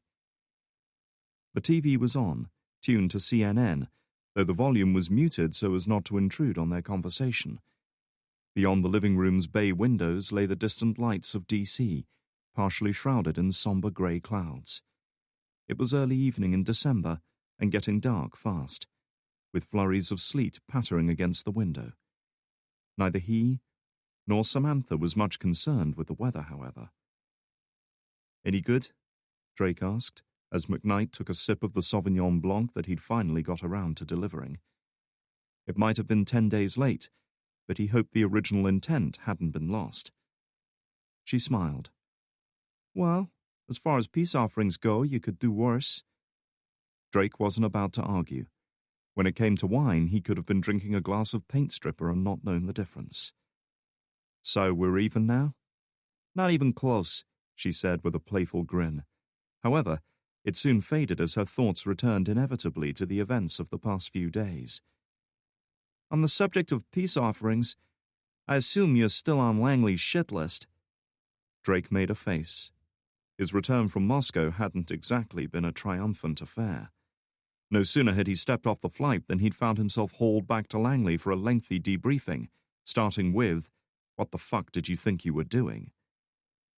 The questions had continued in that vein for some time, with Drake being as evasive as possible about Anya, while doing his best to make his actions appear justified. He'd been fighting a losing battle right from the start, and yet just when it seemed as though he was staring at a summary dismissal and a prison sentence, the debriefing had come to an abrupt end. He couldn't say for sure, but he suspected this change in attitude was due in no small part to Dan Franklin taking the heat off him. "I think someone up there likes me," he remarked. "God knows who or why, though." She snorted in amusement at that. "And Surovsky?" Drake's expression darkened at the mention of his name. He had seen and heard nothing of the man since his departure from Lubyanka, and for now at least he was content for it to remain that way. Challenging him directly was a quick way to get killed. "He's going to get away with this, isn't he?" McKnight asked, taking another sip of wine as she looked out the window. "Everything Atayev accused him of was true, and he gets to walk away like nothing happened." Drake didn't respond immediately. His attention had been drawn away from her, to the TV that was still playing news coverage from CNN. It was muted to allow them to talk comfortably, but Drake had a feeling she would want to hear the latest news piece. "Maybe not," he said, reaching for the remote. Frowning, McKnight glanced round, and straight away found herself confronted by unnervingly familiar images of a short, withered-looking man being escorted out of a secure building and into a waiting vehicle, with crowds of reporters pressing in on both sides. The flashes from their cameras formed an almost continuous burst of light, starkly illuminating the aged, pockmarked face of Viktor Surovsky. Beneath the video footage, a bold, urgent newsfeed scrolled across the screen. Beslan massacre. Russian cover-up? "We see here images of Director Surovsky being escorted from the FSB headquarters building in Moscow," the news anchor announced, an edge of excitement in his voice at what was clearly a major story. "Neither Mr. Surovsky, the FSB, nor the Russian government have issued any statements yet in response to the videos which were released over the internet in the past hour, but sources in Moscow have suggested that an official statement will be forthcoming later today. Once again, a number of video recordings have been released via the internet, which appear to show senior FSB agents admitting their involvement in the hostage crisis, which claimed the lives of nearly 400 civilians in Beslan in 2004. These recordings are too graphic to show on television, but they... The voice was cut off abruptly as McKnight muted the TV and turned to Drake, her expression one of incredulity. "You," she gasped. He said nothing to this, just took a sip of his wine. Not too bad after all, he thought. "How did you know?" In response, Drake reached into his pocket and held up a little memento of his encounter with Ataev. The little white chess pawn that the man had given him as a parting gift, the top broken off in a jagged point, which held more significance than Drake had ever imagined. A simple twist allowed him to unscrew the base, revealing a small, hollowed-out compartment within. Taking Samantha's hand, he turned the pawn upside down and allowed a little micro SD card to fall into her palm, the sort of memory card used in digital cameras all over the world, the sort Ataev had used to record Demachev and Mazalsky's confessions. The contents of that memory card, while not enough to conclusively prove Surovsky's guilt, had nonetheless ignited a media firestorm. Within the hour, every major news network worldwide had picked up on the story and was running it continuously as reporters and investigators clamored for more information. No amount of threats or intimidation or political maneuvering could stop it now. Men like Surovsky were untouchable. Well, almost. It wasn't mercy or compassion that had kept him from killing Surovsky in that interrogation room, but rather the growing realization that he didn't have to. A far worse fate awaited Viktor Surovsky.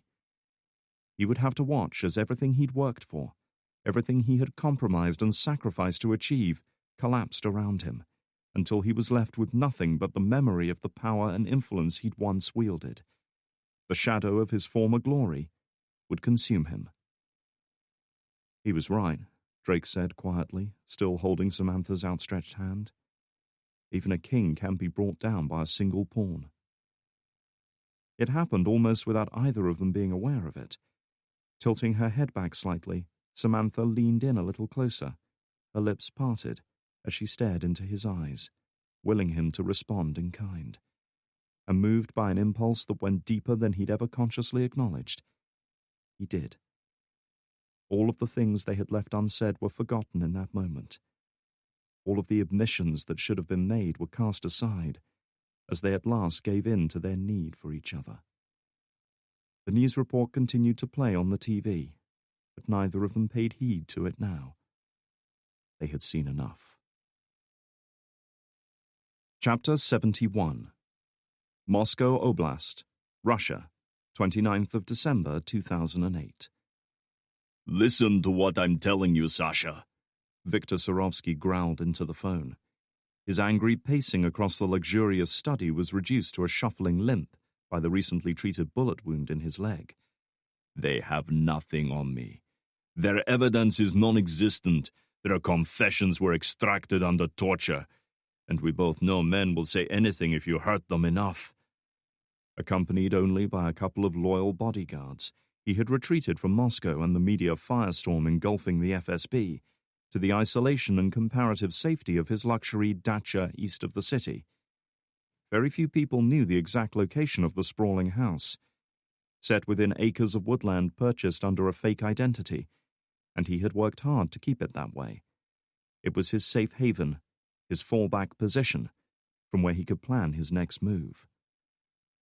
The darkened, snow-covered forests and the frozen lake beyond the big windows of his study were a deceptively peaceful counterpoint to the turmoil now raging within his organization. "I'm sorry, Viktor, but this is out of my hands. It's out of all of our hands now," replied Alexander Sasha Polunin, the head of the FSB's Internal Security Directorate. "The Kremlin's up in arms. They're already talking about appointing a special commission to investigate the claims.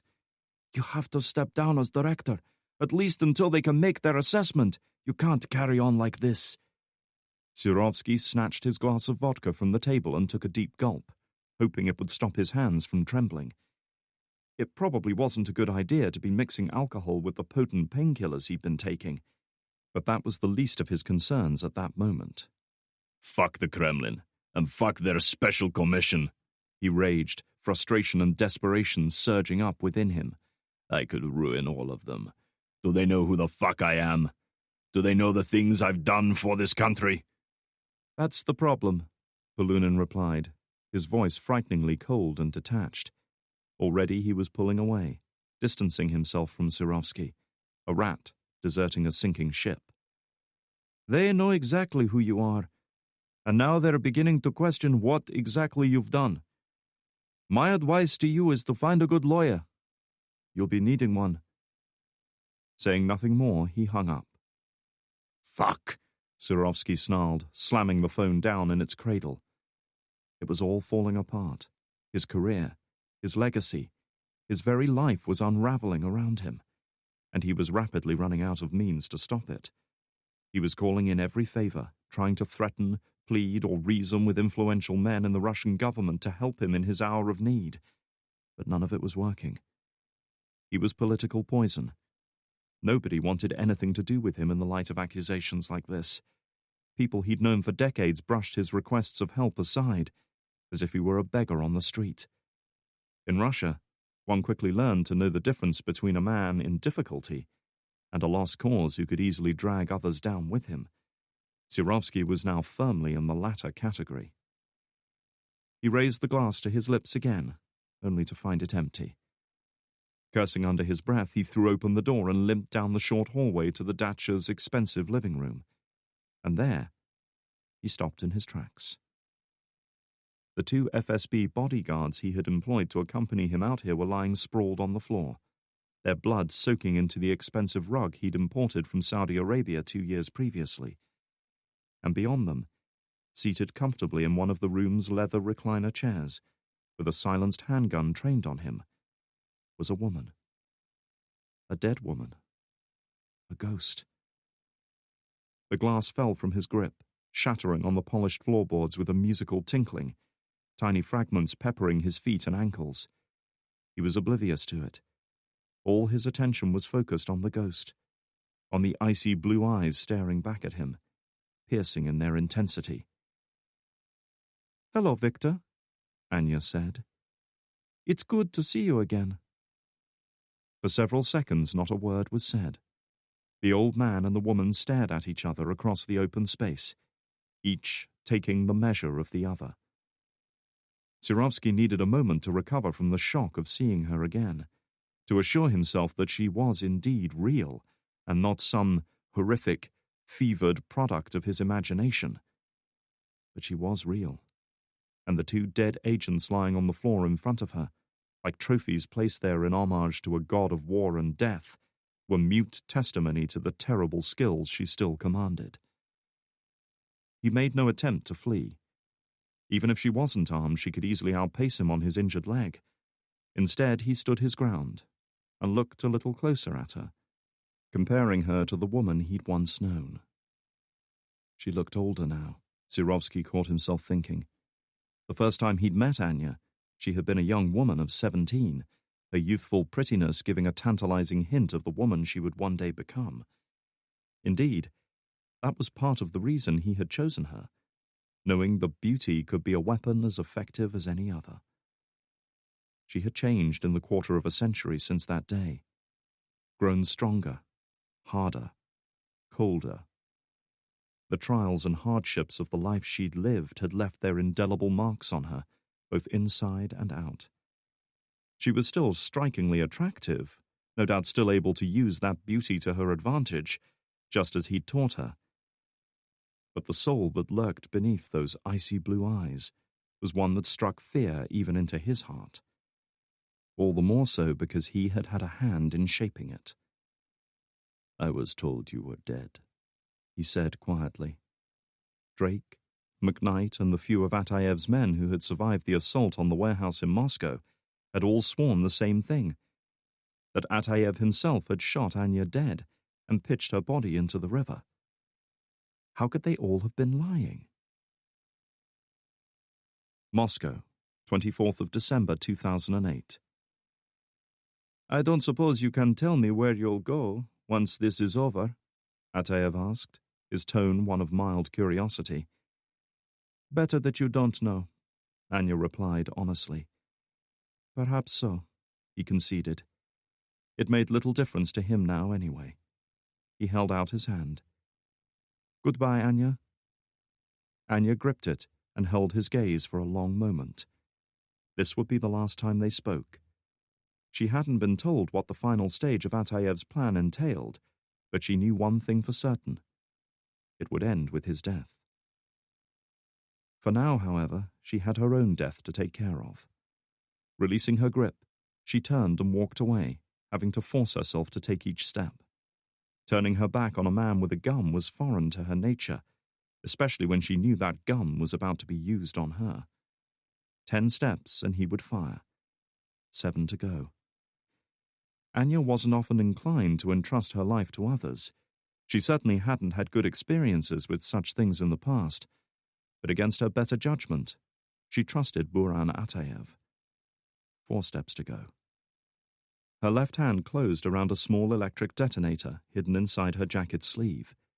The detonator wire trailed up her arm and into a pair of blank squibs fixed to the back and front of her vest, each with a small plastic bag of blood secured over them. The blood was real. It was even her own, extracted from a vein in her left arm only minutes earlier, in case forensics wished to analyze it. The only fake thing would be the manner in which it was shed. 2 steps. Anya took a breath, tensing herself in preparation. She had been shot before while wearing Kevlar vests. It was never a pleasant experience, and she was quite certain she would have some impressive bruises when this was over. But with a little luck, she would be alive to see it. She was about to find out. She felt the impact of the bullet before she heard the shot, slamming into her back slightly to the left of her spine. Perfect. At the same moment she triggered the detonator, watching with satisfaction as blood sprayed from her chest. She staggered forwards and collapsed into a muddy pool of water, putting on a show of trying to get up despite her mortal injury, while Ataev closed on her. Right on cue, he kicked her over onto her back, raised the weapon, and fired a second shot into the center of her chest. Fired at such close range, she felt the bruising impact more than the first shot, and it was all she could do to keep from crying out in pain. Instead, she forced herself to slump back into the pool of freezing water.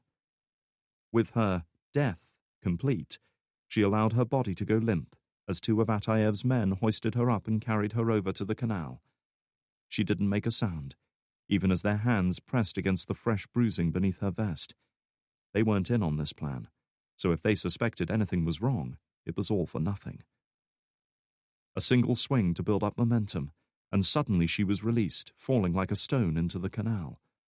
She took a breath, bracing herself as the frigid water enveloped her like a million needles pressing into her flesh all at once. She did her best to push aside the pain, knowing the cold wouldn't prove fatal. She had always been a strong swimmer, and was no stranger to freezing water, and despite the discomfort, her clothes would provide enough insulation to keep hypothermia at bay, at least for a while. She had made sure to include a few lead weights in her vest so that she would sink quickly beneath the surface.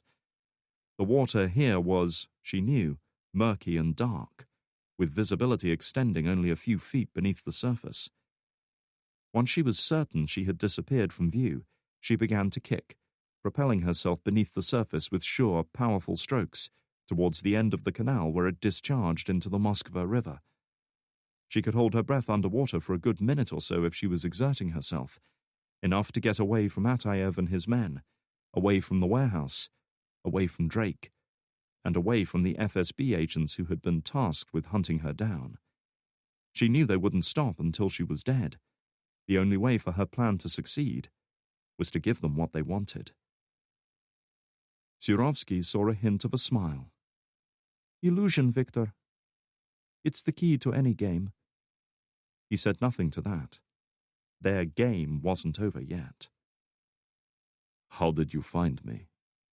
Only a few people on Earth knew the location of his private residence. That was precisely why he'd come here, knowing he was safe from reporters, safe from investigators, safe even from his own government. but apparently not safe from Anya. Anya reached into her pocket and held up a cell phone. "All I needed was your private number." It was all he could do to keep from sighing in frustration. The purpose of the cyber attack on the FSB's network was all too obvious now. It hadn't been done with the intention of compromising their systems and laying waste to the agency's secrets, but instead to gather a single, vital piece of information. With his private phone number and a little resourcefulness, Anya could track him anywhere on the face of the earth. And with Moscow no longer safe for him, she had known he would retreat somewhere he believed to be safe, with only a few loyal security personnel she could easily overcome. It had all been a ruse, he realized now. Her cooperation with Ataev, the men she had killed, the risks she had taken. All of these things had been nothing but stepping stones on her path, each one bringing her a little closer to her goal, to the man she had been pursuing with single-minded purpose. All of it to bring her to this room, here and now, so she could confront the man who had twice tried to destroy her. "You did all of this to get your hands on me." Anya rose from the chair, her eyes still fixed on him. "You went to a lot of trouble to get your hands on me in Afghanistan, and again in Iraq. Both times you made a lasting impression on me. I thought it was about time I returned the favor." "So, what now?" She raised her weapon. "Now, we go for a walk, Victor." A couple of minutes later, Anya emerged from the dacha with Surovsky in front of her, his hands firmly bound behind his back. A car was parked some distance away beyond the building's security perimeter. The old man had a long walk ahead of him, in sub-zero temperatures at night. She shoved him forwards, eager to be out of here, but she'd only covered 10 yards before she halted, catching something in her peripheral vision. After years of operating in environments where a single lapse in judgment could mean the difference between life and death, her senses were attuned to any tiny shift in her surroundings. And more than that, she had learned to trust her instincts. Someone was watching her. She gripped her M1911 tighter, took a deep breath and whirled around, dropping down on one knee to make herself a smaller target as she leveled the weapon at her enemy. "Don't," Kamarov warned. He was standing about 15 yards away, covering her with an MP-443 handgun, not flinching for an instant. His face was set and grim, muscles taut, finger tight on the trigger. He had the drop on her. Anya froze, her weapon still pointed at the ground. She knew that one pull of the trigger was all it would take to end her plans for revenge right here. Even if Kamarov wasn't an excellent marksman, which she knew from experience he was, he could scarcely miss at such range. So she did nothing. She waited, her mind racing. She hadn't anticipated this. She hadn't anticipated him. They remained like that for a few seconds, neither moving a muscle. The tall pine trees at the edge of the clearing swayed and rustled, stirred by the cold night breeze. Just for a moment, a fleeting smile crossed her face. A bitter, ironic smile. Twice now this man had been pitted against her, and twice she had lost. How appropriate that he should return now. At the end. One last obstacle to overcome. "Remember what I said to you once, Anya," Surovsky remarked, a triumphant smile creasing his pockmarked old face. "I've played this game a lot longer than you, and I'll still be playing it long after you're gone." He looked over at Kamarov. "Kill her, Alexei. We're done here." Anya tensed, readying herself to act. Her first target would be Surovsky. Even if Kamarov killed her for it, no way would she allow that man to live. To her surprise, however, the FSB agent did nothing. He just stood there, covering her, his finger on the trigger, but no more. "I gave you an order," Surovsky said, a harder edge in his voice now. Kill her. Kamarov ignored him. His eyes, staring down the weapon's sights, were locked with Anya's. "We are both getting a little old for this, don't you think?" he said sadly. 20 years ago they had both been soldiers, both strong and fit and in the prime of their lives. Now, looking at Kamarov, she saw the toll that 2 decades had taken on him.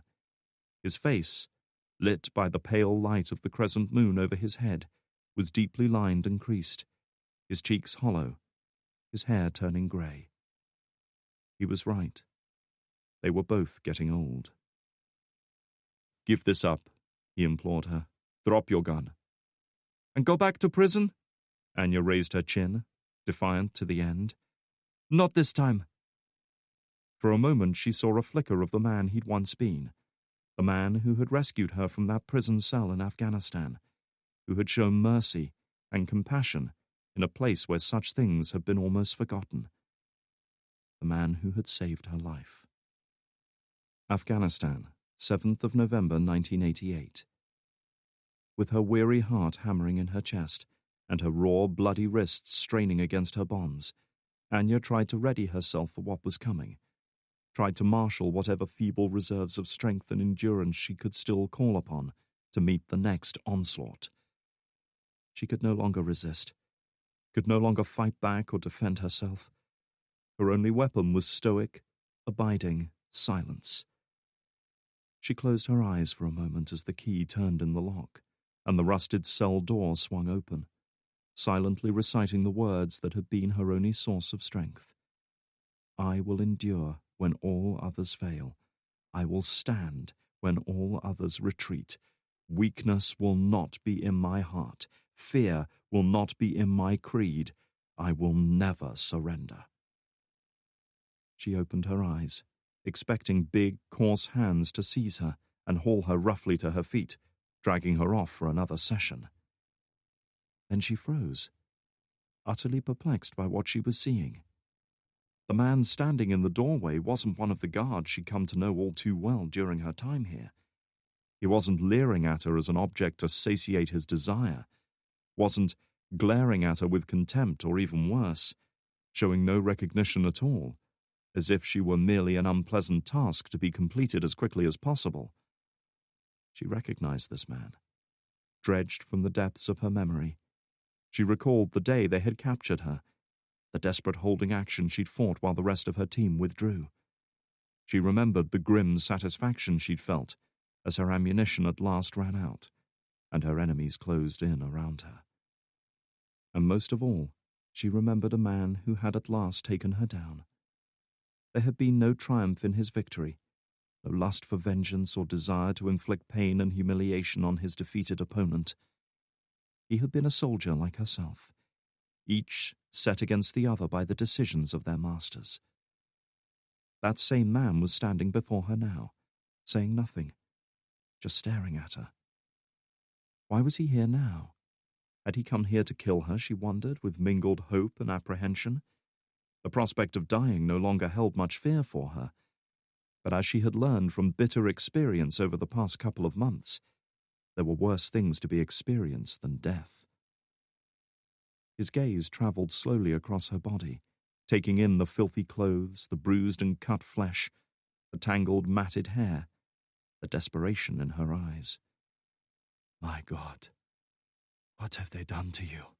he whispered, his voice sounding as though it was about to break. He approached, and instinctively she tried to back away, her eyes wide with fear. "It's all right," he said, kneeling beside her. "I'm not here to hurt you. I've seen too much of it already." Anya frowned, not understanding what was happening. What she was seeing and hearing didn't conform to the grim pattern that her life had assumed. And just like that, she felt something she hadn't felt in a long time, something that had almost burned out completely, but which had suddenly rekindled into a raging inferno. Hope.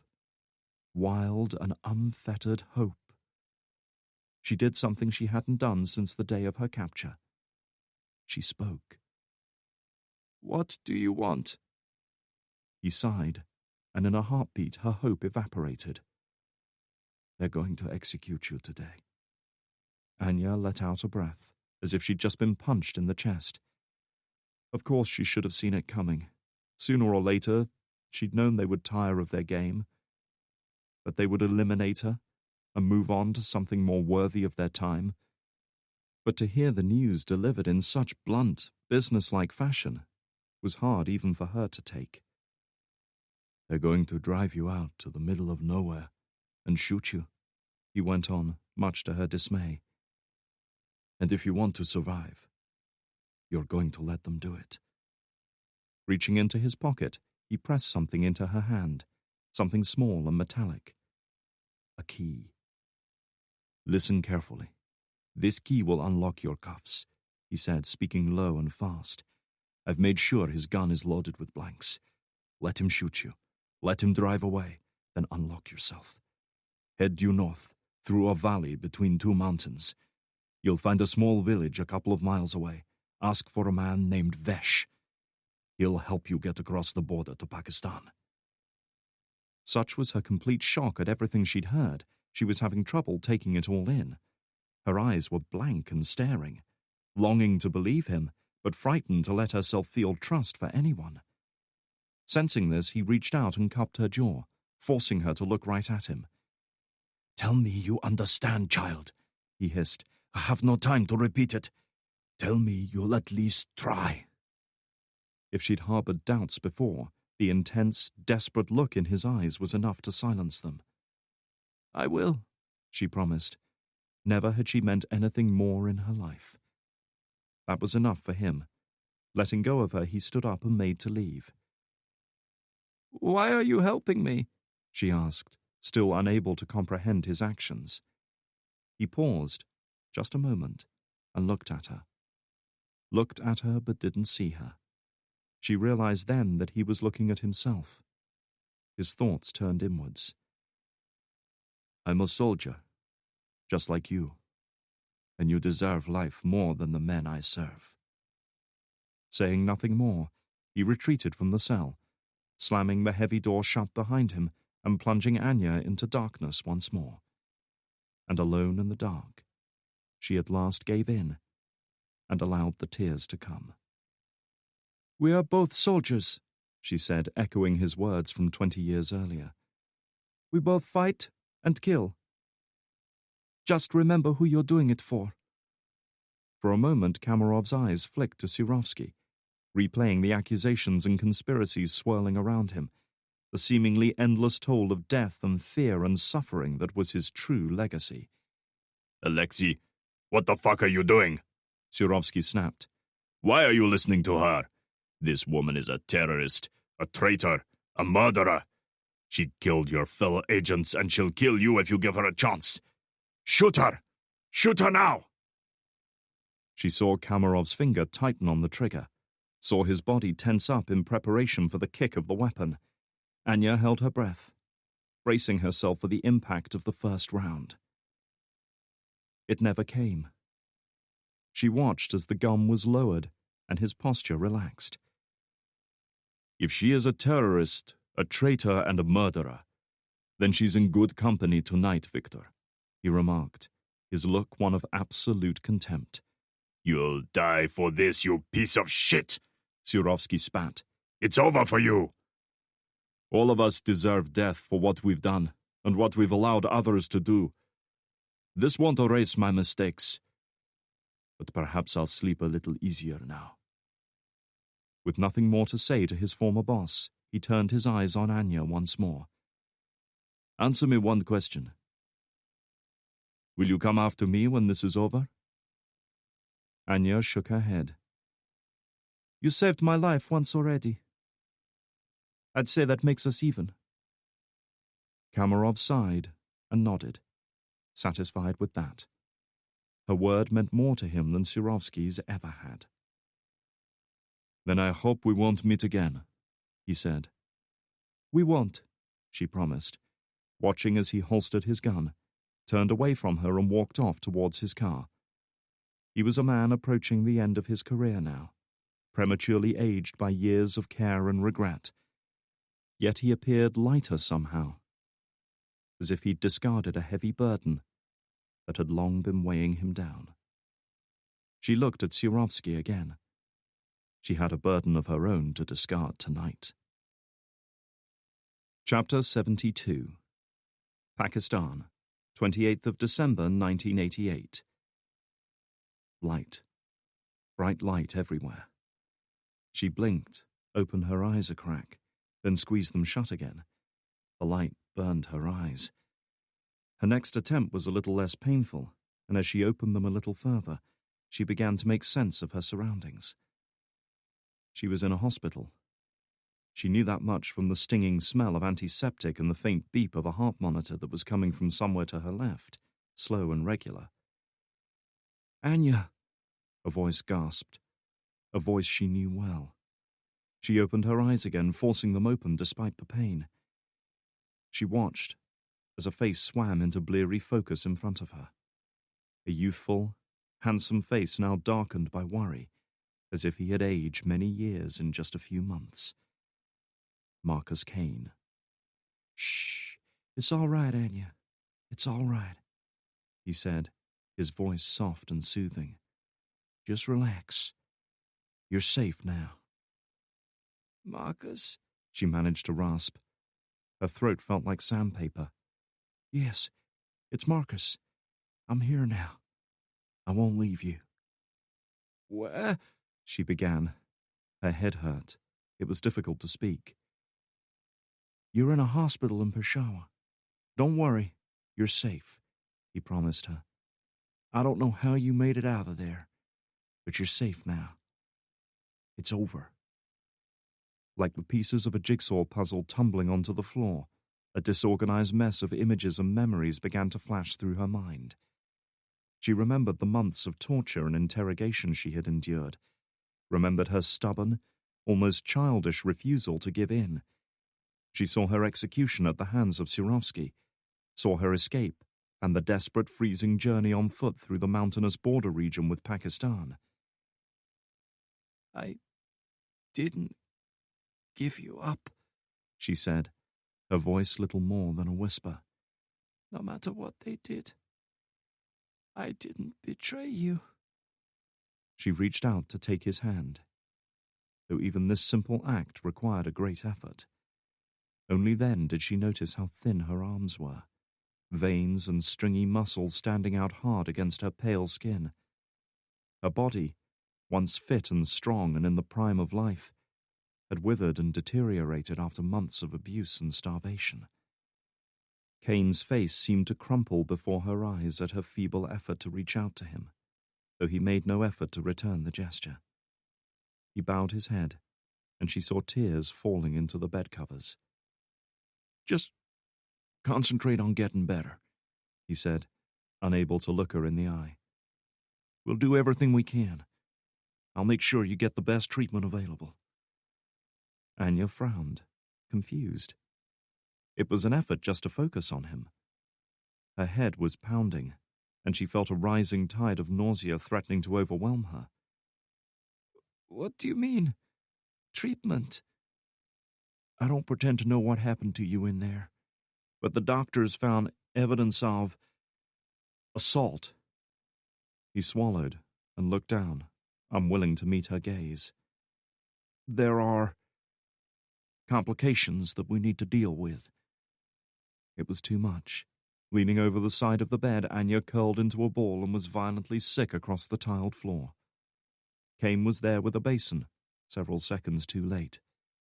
The sad, grief-stricken look in his eyes was more obvious than ever. He couldn't even bear to look at her, as if her very appearance disgusted him. Only then did she begin to suspect the truth. Her survival had not been anticipated. She was expected to have died a heroic death for her adopted country, not to have survived and returned, tainted. She was an embarrassment to him and to the agency. She was a blight, a sore, a gangrene, a dirty, uncomfortable little secret to be hidden away and forgotten about. "Christ, Anya, I'm so sorry," he said, his voice breaking. Sorry.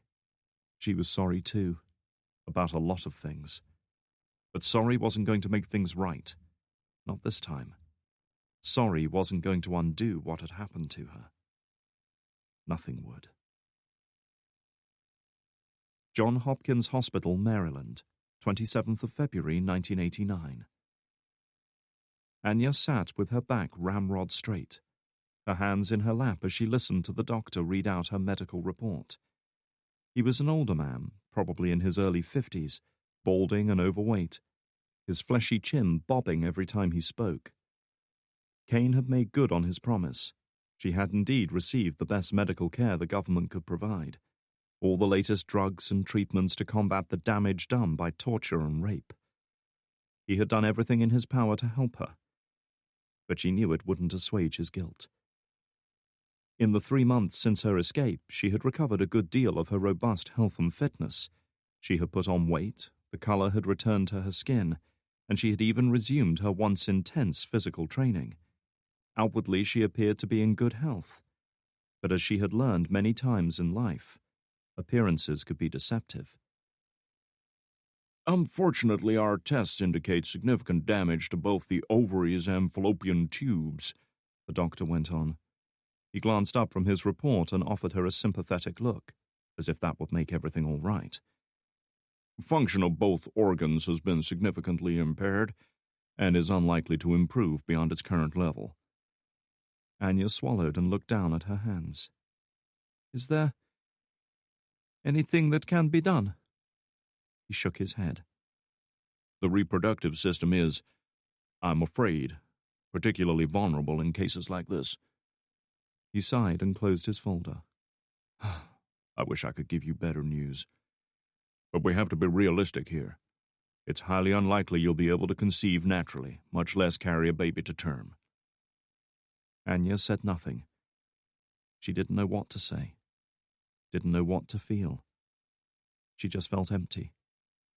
All thoughts and emotions purged from her. Rising stiffly from her chair, she nodded to the doctor. She couldn't remember his name. She didn't care. Thank you for your help. He regarded her over the rim of his glasses. Are you all right? We have people you can talk to. She shook her head. I'm fine. Thank you. Leaving his office, she walked to the restroom at the end of the hallway and locked the door behind her. She stood by the sink, just looking at herself in the mirror. She reached up to move a lock of hair out of her face, noticing with a kind of mild disinterest that her hand was shaking. There were tears in her eyes. She noticed that too. Yaroslavl Oblast, Russia, 29th of December 2008. Bringing the jeep to a halt, Anya killed the engine, opened her door and stepped out. The cold night air hit her straight away, seeming to steal the breath from her lungs as a northerly wind sighed across the flat snow-covered steppes.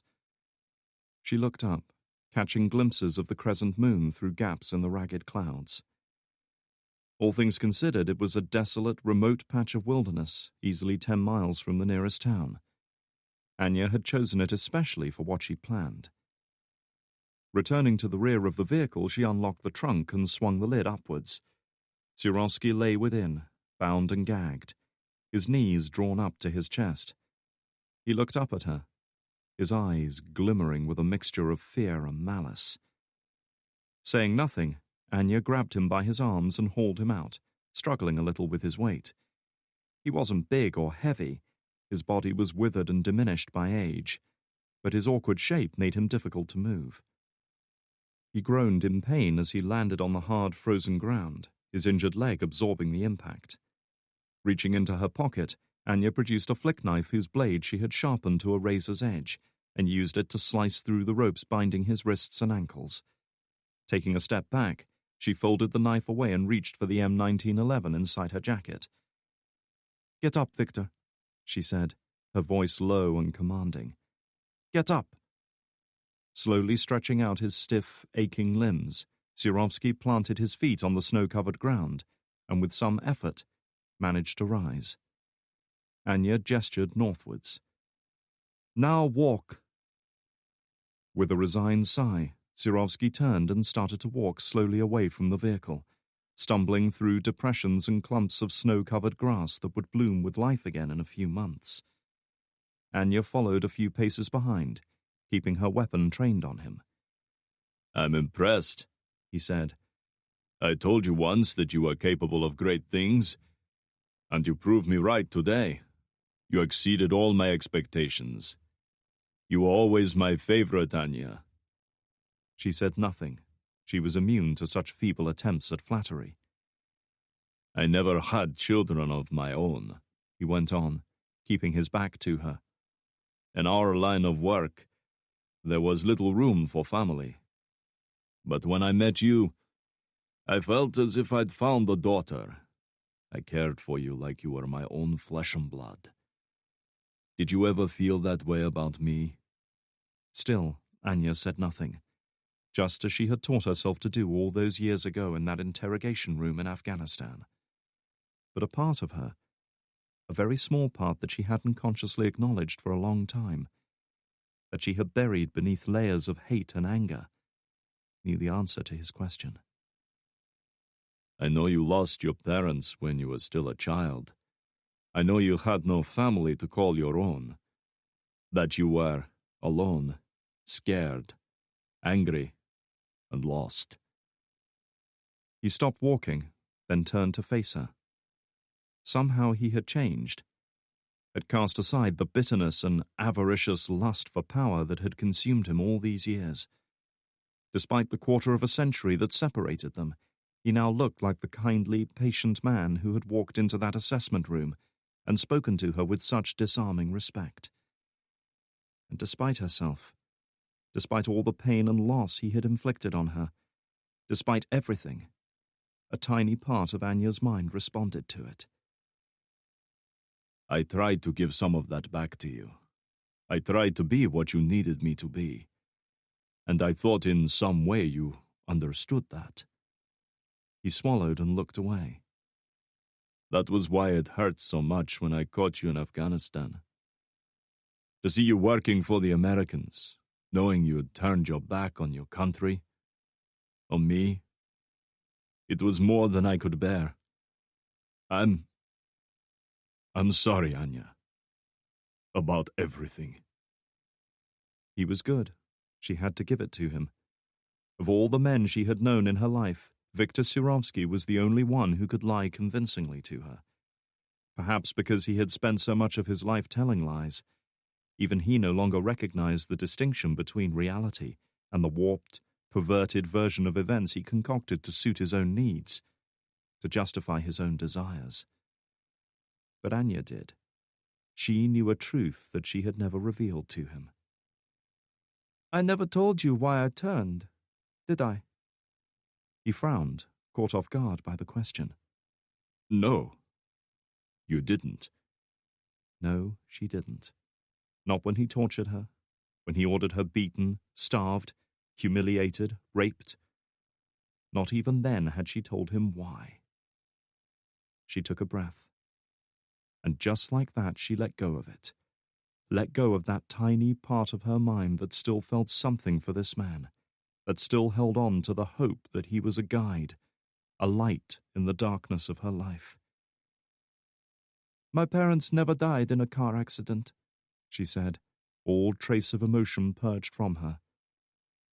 They were executed for crimes against the state, because they dared to believe their country would one day be free. They were executed by you, Victor. That was why you found me all those years later. It wasn't just random chance. You knew who I was, and you knew where I came from because you made it happen. You took me under your wing for what? To assuage a guilty conscience? Or just to tie up another loose end? Surovsky just stared at her, dumbfounded. He had no answers for her, no rehearsed lies or contingencies to fall back on. She didn't care. She didn't want to listen to whatever perverted justifications he might dream up. You took everything from me. Everything and everyone I ever cared about. You destroyed my life, killed the person I once was, and the person I could have been. You even tried to kill me. But you failed, Victor. You couldn't kill me. Zirovsky's mask of fatherly kindness had vanished, thrown aside now that he knew it could serve no purpose. There could be no coming back from this. He glared at her like the enemy she was, his face hard and grim in the moonlight, his grey eyes smouldering. "So, what now, Anya?" he asked. "You brought me all the way out here to take your revenge. Well, here I am." He raised his hands. "An unarmed old man. Quite an opponent for someone like you. Take your shot. Kill me, and get it over with.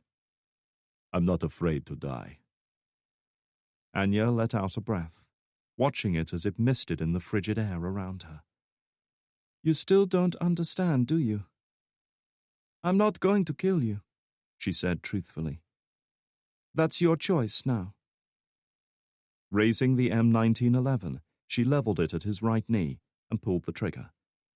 There was a flash, a loud crack that echoed across the vast empty steppes, and Zirovsky's leg buckled beneath him. He went down screaming in pain and clutching the shattered remains of his knee joint. "You bitch!" he cried, flecks of saliva flying from his mouth. His eyes were wide with fear, pain, and impotent fury. "You fucking bitch!" Anya said nothing, instead cocking her head to listen as another sound drifted across the night air. A high-pitched, almost otherworldly howl, soon joined by others. A wolf pack, alerted by the sudden noise and the smell of blood on the air. She smiled. She had chosen this spot carefully indeed, making sure it was well within the territory of a large pack. She had always found such predators fascinating, and had spent much time throughout her life observing their behavior. "They sound hungry," she remarked. "Did you know that wolves can smell blood from nearly 4 kilometers away? I'd say you have 5, maybe 6 minutes before they track you down. I wouldn't want to be here when they arrive. But like I said, I came here to give you a choice." Reaching into her jacket, Anya withdrew a second pistol, a Makarov PPM, and tossed it on the ground in front of him. "There's 1 round in the chamber, Victor. The rest is up to you." Teeth bared in hatred, the old man snatched up the weapon, leveled it at her, and without hesitation pulled the trigger. His effort, however, was rewarded with nothing but a harmless click, as the firing pin struck a dud round. Anya sighed, as if in disappointment. "Like I said, I gave you a choice. If you really had tried to take your own life, I would have given you a live round to finish the job." She looked at him a moment longer, no emotion in her eyes, not even disgust. She felt nothing for him now. "Goodbye, Victor." With that, she turned and started back towards the jeep. "Anya, wait!" he yelled after her, trying to crawl in pursuit. "You can't leave me out here! You can't do this!" She no longer heard him. She kept her back straight, her chin up as she walked away, every step carrying her further from him. In the distance, but closer than before, she heard wolf song, a pack of hunters closing in on their prey. "Anya! You bitch!" he screamed in desperation. "Anya!" Clambering up into the driver's seat, Anya calmly started the engine, eased off the clutch, and swung the vehicle in a wide arc before driving away. She didn't look back. Chapter 73. Washington, D.C., 31st of December, 2008. "I'll have one more," Drake said, pushing his empty whiskey glass across the bar, oblivious to the music and revelry going on all around him. With about 20 minutes left of 2008, the world was busy celebrating the start of a new year. In D.C. in particular, the excitement was palpable. They had a new president and a new administration to look forward to next year. Barack Obama, the first Democrat in 9 years and the first black president in history, would be taking office in just a few weeks. Drake, however, was in less of a celebratory mood. as he reflected on the events of the past couple of weeks. Anya was gone. His own position within the agency was more tenuous than ever, and Surovsky had mysteriously vanished after the fallout from the Beslan scandal, apparently never to answer for his crimes. He might have been stripped of his power and authority and pursued by several international tribunals, but he'd still get to live out the remainder of his life as a free man. Everything they had risked their lives for had come to nothing. As for Drake himself, he could at least feel good that he'd finally made peace with Samantha. More than that, in fact. She was a far better person than he deserved in his life, yet somehow, in the midst of all this chaos and danger, they had found each other. He couldn't say where things were heading for the two of them, but right now, that was all right with him. That was a question for the year ahead. She had invited him to see in the new year with her, and as much as he wanted to, he'd known he would be poor company tonight. For him, tonight was about remembering what had been, rather than celebrating what was, and what might be. In truth, he found it hard to see the way ahead now. He would carry on living as he had for the past 18 months, with a sword balanced over his head, waiting for that day, that inevitable moment, when his luck finally ran out. The barman eyed him dubiously for a moment. Drake had already knocked back 3 whiskeys in the past 10 minutes and showed no signs of slowing down. But what the hell? They were busy, and it was New Year's Eve. He wasn't going to waste time cautioning him to take it easy. Drake was just handing over the money for drink number 4 when he felt someone bump into him from behind. He heard a giggling laugh and a slurred apology before his new friend shoved her way past. Almost without thinking, Drake reached into his back pocket, checking his wallet hadn't been lifted. After everything that had happened over the past week or two, being pickpocketed would truly be a perfect way to cap it off. His wallet was still there, and so was something else. A small, folded slip of paper that hadn't been there when he left his house. Frowning, he lifted it out and unfolded it. Scrawled across it in bold, flowing handwriting was a simple message. Jefferson Memorial, North Side, 10 minutes. Drake could feel his heart beating faster the moment he took in the message, and immediately whirled around, his eyes searching the crowded bar for the woman who had bumped into him. The place was heaving with men and women of all ages. None of them stood out. Turning back to the bar, he caught the barman's eye and beckoned him over. "Hey, you see a woman bump into me a few seconds ago?" "It's New Year's Eve, buddy. People come and go. You want something else?" he asked impatiently, eyeing the dozen or so other customers vying for his attention. Drake looked down at his drink, then at the note. He thought he recognized the handwriting from a similar incident in Kabul several months previously, yet his logical mind cautioned him that it couldn't be who he thought it was. It just couldn't. Yet unaccountably, he found himself smiling. "No, nothing at all," he said. "Thanks, mate." Abandoning the drink and the bar, he pushed his way through the crowds of revelers, ignoring the occasional irritated stare, and hurried outside. The rendezvous was about half a mile away on the other side of the Potomac. An easy 5-minute run on any normal day, but not tonight. And he had a feeling his friend wouldn't stick around if he was late. Located on the south shore of the tidal basin and well away from the iconic monuments of the National Mall, the Jefferson Memorial Building is one of the lesser-known landmarks of the nation's capital. A neoclassical dome set on circular marble steps and supported by stone columns, it is nonetheless an impressive structure dedicated to the 3rd President of the United States. Drake had run past it many times during his morning exercise, though usually under more favorable circumstances. He arrived there 9 minutes after leaving the bar, tired and breathless after the short run through the busy streets of D.C. In stark contrast to the crowds thronging the streets near the Capitol building and Lincoln Memorial, there weren't more than a couple of dozen people in the area, some within the open building, but most walking through the stands of Japanese cherry trees that had been planted all around it.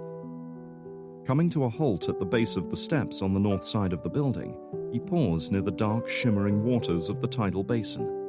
The view of central D.C. was impressive to say the least, but he wasn't here to sightsee. He looked at the people nearby, his eyes flitting from face to face, desperately seeking the one he wanted. Most of them were couples, hoping to see in the new year in a romantic setting. None of them looked familiar. The seconds ticked by and still no obvious candidates presented themselves. He began to feel a sickening moment of doubt, wondering if this was nothing but an elaborate prank made credible only by his imagination and desperate desire to believe it. Was he really that foolish? And then, just like that, his doubts vanished. I was starting to wonder if you would make it, a woman's voice admonished him. You're out of shape, Ryan. Drake closed his eyes for a moment, letting out a breath, trying to calm himself. He could feel his hands shaking, could hear the pounding of the pulse in his ears. It was her. Somehow, it was her. Opening his eyes, he turned around, finding himself face to face with Anya. She was dressed in a long overcoat, her eyes shining in the glow of the floodlights illuminating the monument behind, focused on him. Drake took a step towards her, small, almost tentative, as if she were a mirage that might vanish suddenly before his eyes. Saying nothing, he reached out and gently ran a hand down her cheek, as if to assure himself she was real and solid. Her skin was warm and soft to his touch, and unlike before, she made no move to stop him. He saw her eyes close, felt the warmth of her breath on the palm of his hand. It was too much for him. Taking another step forwards, he threw his arms around her and pulled her into a tight, almost painful embrace, burying his face in her neck. He could feel the strong, steady rhythm of her pulse, could smell the scent of her hair, could hear her intake of breath. Her arms were around him, every ounce of her strength pulling him close as if to make him part of her. Almost without him knowing it, he felt the sting of hot tears in his eyes. I thought I'd lost you, he said, his voice nothing but a ragged whisper. I know. I'm sorry, Ryan. I'm sorry. There was a tremble, a tension in her voice that he'd never heard before. She was holding on, but only through great effort. But I had to do it. There was no other way to get to him. Zurovsky. He felt rather than saw her nod. He won't trouble you again. Zurovsky hadn't disappeared. Anya had made him disappear. She had gone through all of this, had risked her life, had made herself a wanted terrorist, all to confront the man who had tried to kill her. Regaining some sense of composure, he pulled away so he could look at her properly. For perhaps the first time since he'd met her, he saw real remorse in her eyes. Was it true? What Kamarov told me about you, he asked. That you were sent to America by him. He saw her eyes open wider in surprise for a moment, though it soon gave way to resigned acceptance. She swallowed and nodded, admitting it at last. I was young, angry, frustrated. Zurovsky offered me a way out. He promised me a new life, a life with purpose, and I took it. It wasn't until later that I realized the kind of man I had sold my soul to. Why didn't you trust me? The look in his eyes reflected the depth of his emotion, the fear and doubt and anger he had felt since all this started. All of it needless. Why didn't you tell me? Anya met his gaze and replied as only she could, honestly and without reservation. I have trusted people before, and it has not ended well for me. And I didn't want you to know the truth about me. This was something I wanted, something I needed to do alone. He understood. In some part of his mind, he understood the suffering Zurovsky had inflicted on her, the damage he had done that could never be repaired. The man's legacy was a festering wound in Anya's soul, and only she could heal it. Drake sighed and released his hold on her. Despite all the years of danger and conflict she had seen, despite the countless times she had risked her life, there still remained that small part of her that doubted herself, that was afraid to show itself, for fear of being destroyed. So what now? Surovsky's dead. Everyone thinks you're dead. As far as he could see, there was only one conclusion to draw. It's over. No, she said, her gaze hardening. There is still one man left, the man at the center of it all, and he will answer for the things he did. Drake felt his heart sink. That man was Marcus Kane, once Anya's mentor, her confidant, her guide and her closest friend. Now he was one of the most powerful and influential men in the agency, and likely to become the next director before too long. This had all started with Kane last year. He was the one who had first enlisted Drake to bring Anya home. He was the one who had turned Anya's former protégé against her, who had sacrificed innocent lives to cover up his own mistakes. He was the one who now held a sword over Drake's head and was just waiting for a chance to bring it down. It had started with Kane, and it would end with him. Anya would make sure of it. She wouldn't stop, wouldn't relent, wouldn't give up until she had completed her final mission. It seems he is our common enemy, she went on. He would kill you just as readily as he would kill me. But together we might... No, Drake interrupted her, his tone hard and uncompromising. Not like this. Anya frowned, taken aback by his flat refusal. What do you mean? We can't keep doing this, Anya. I can't keep doing this. You holding all the cards and me kept in the dark? You almost got me and my team killed twice over. I can't and won't let that happen again. If you want my help, if you want to work with me, then we do it as equals. No more secrets, no more lies. If you can't give me that, walk away now. He'd had to say it, even if it meant parting ways with Anya right here, right now. Even if he never saw her again. He had to make her understand what was at stake. Risking his own life was one thing, but the lives of his team, of his friends, was something Drake would never compromise on. The woman said nothing for several seconds.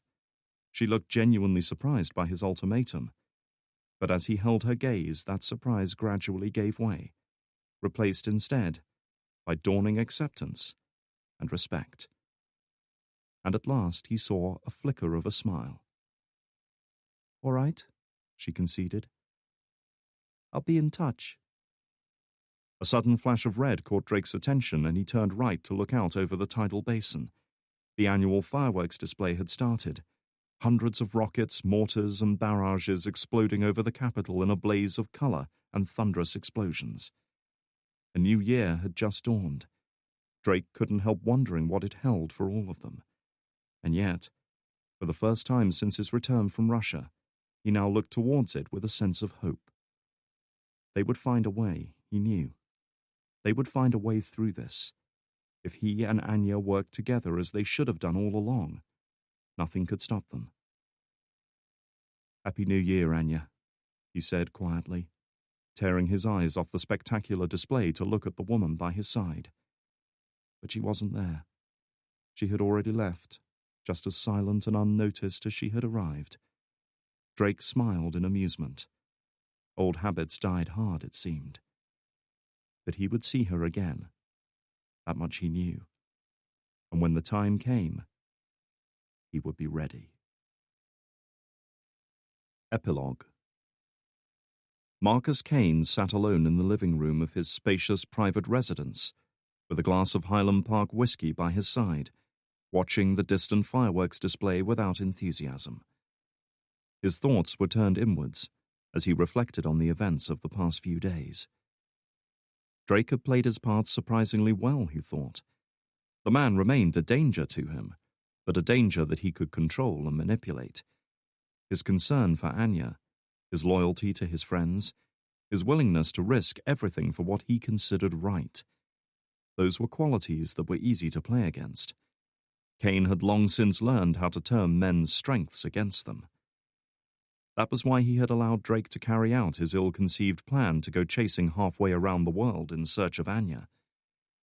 That was why he'd seen to it that Drake wasn't officially prosecuted for violating agency protocols, and why the man was still free to move around instead of being locked in a 6x8 cell. That was the reason he'd made no serious attempt to recapture Anya since her escape from Iraq the previous year. Because of Drake's actions, Viktor Surovsky was now dead, and so was Richard Carpenter, Kane's former associate, who had become the shadowy head of a private military company waging a dirty war in Afghanistan. Both men had been thorns in his side for far too long. Both had the ability to undo everything he'd worked for, and both had to be eliminated. Anya, always the perfect soldier, had done her duty without fail. Kane was under no illusions about her supposed death. He'd played that game long enough to sense a deception, and had guessed her plan the moment he'd read the reports from that warehouse in Moscow. She had faked it, allowing her to get close to Surovsky so she could kill him. Clever. Rather obvious, but clever all the same. And now that their work was almost done, it was time to dispose of Drake and Anya. He heard the bleep of his phone and reached over for it. "Yeah," he said, his voice betraying a hint of weariness now. It was late, and this was his third whiskey. "It's me," a female voice said. "You were right about Drake. He was the one who exposed Surovsky. He had the videos hidden inside the chess piece." "I see." It was always satisfying to have a suspicion confirmed. "And he doesn't suspect you?" "He trusts me," she confirmed, not without a hint of regret, he noted. He would be mindful of that when using her in future. "I made sure of it." "Good. Then we'll keep an eye on him. If I'm right, she'll make her move soon. And when she does, then we'll be ready." Kane reached for his whiskey and took a sip, relishing the rich, peaty flavor. "And when this is over, I'll make sure you're rewarded." She said nothing to that, another indication that she was far from pleased to be part of this. "I have to go now. I understand." He was about to lay the phone down when a thought occurred. "Oh, and one more thing.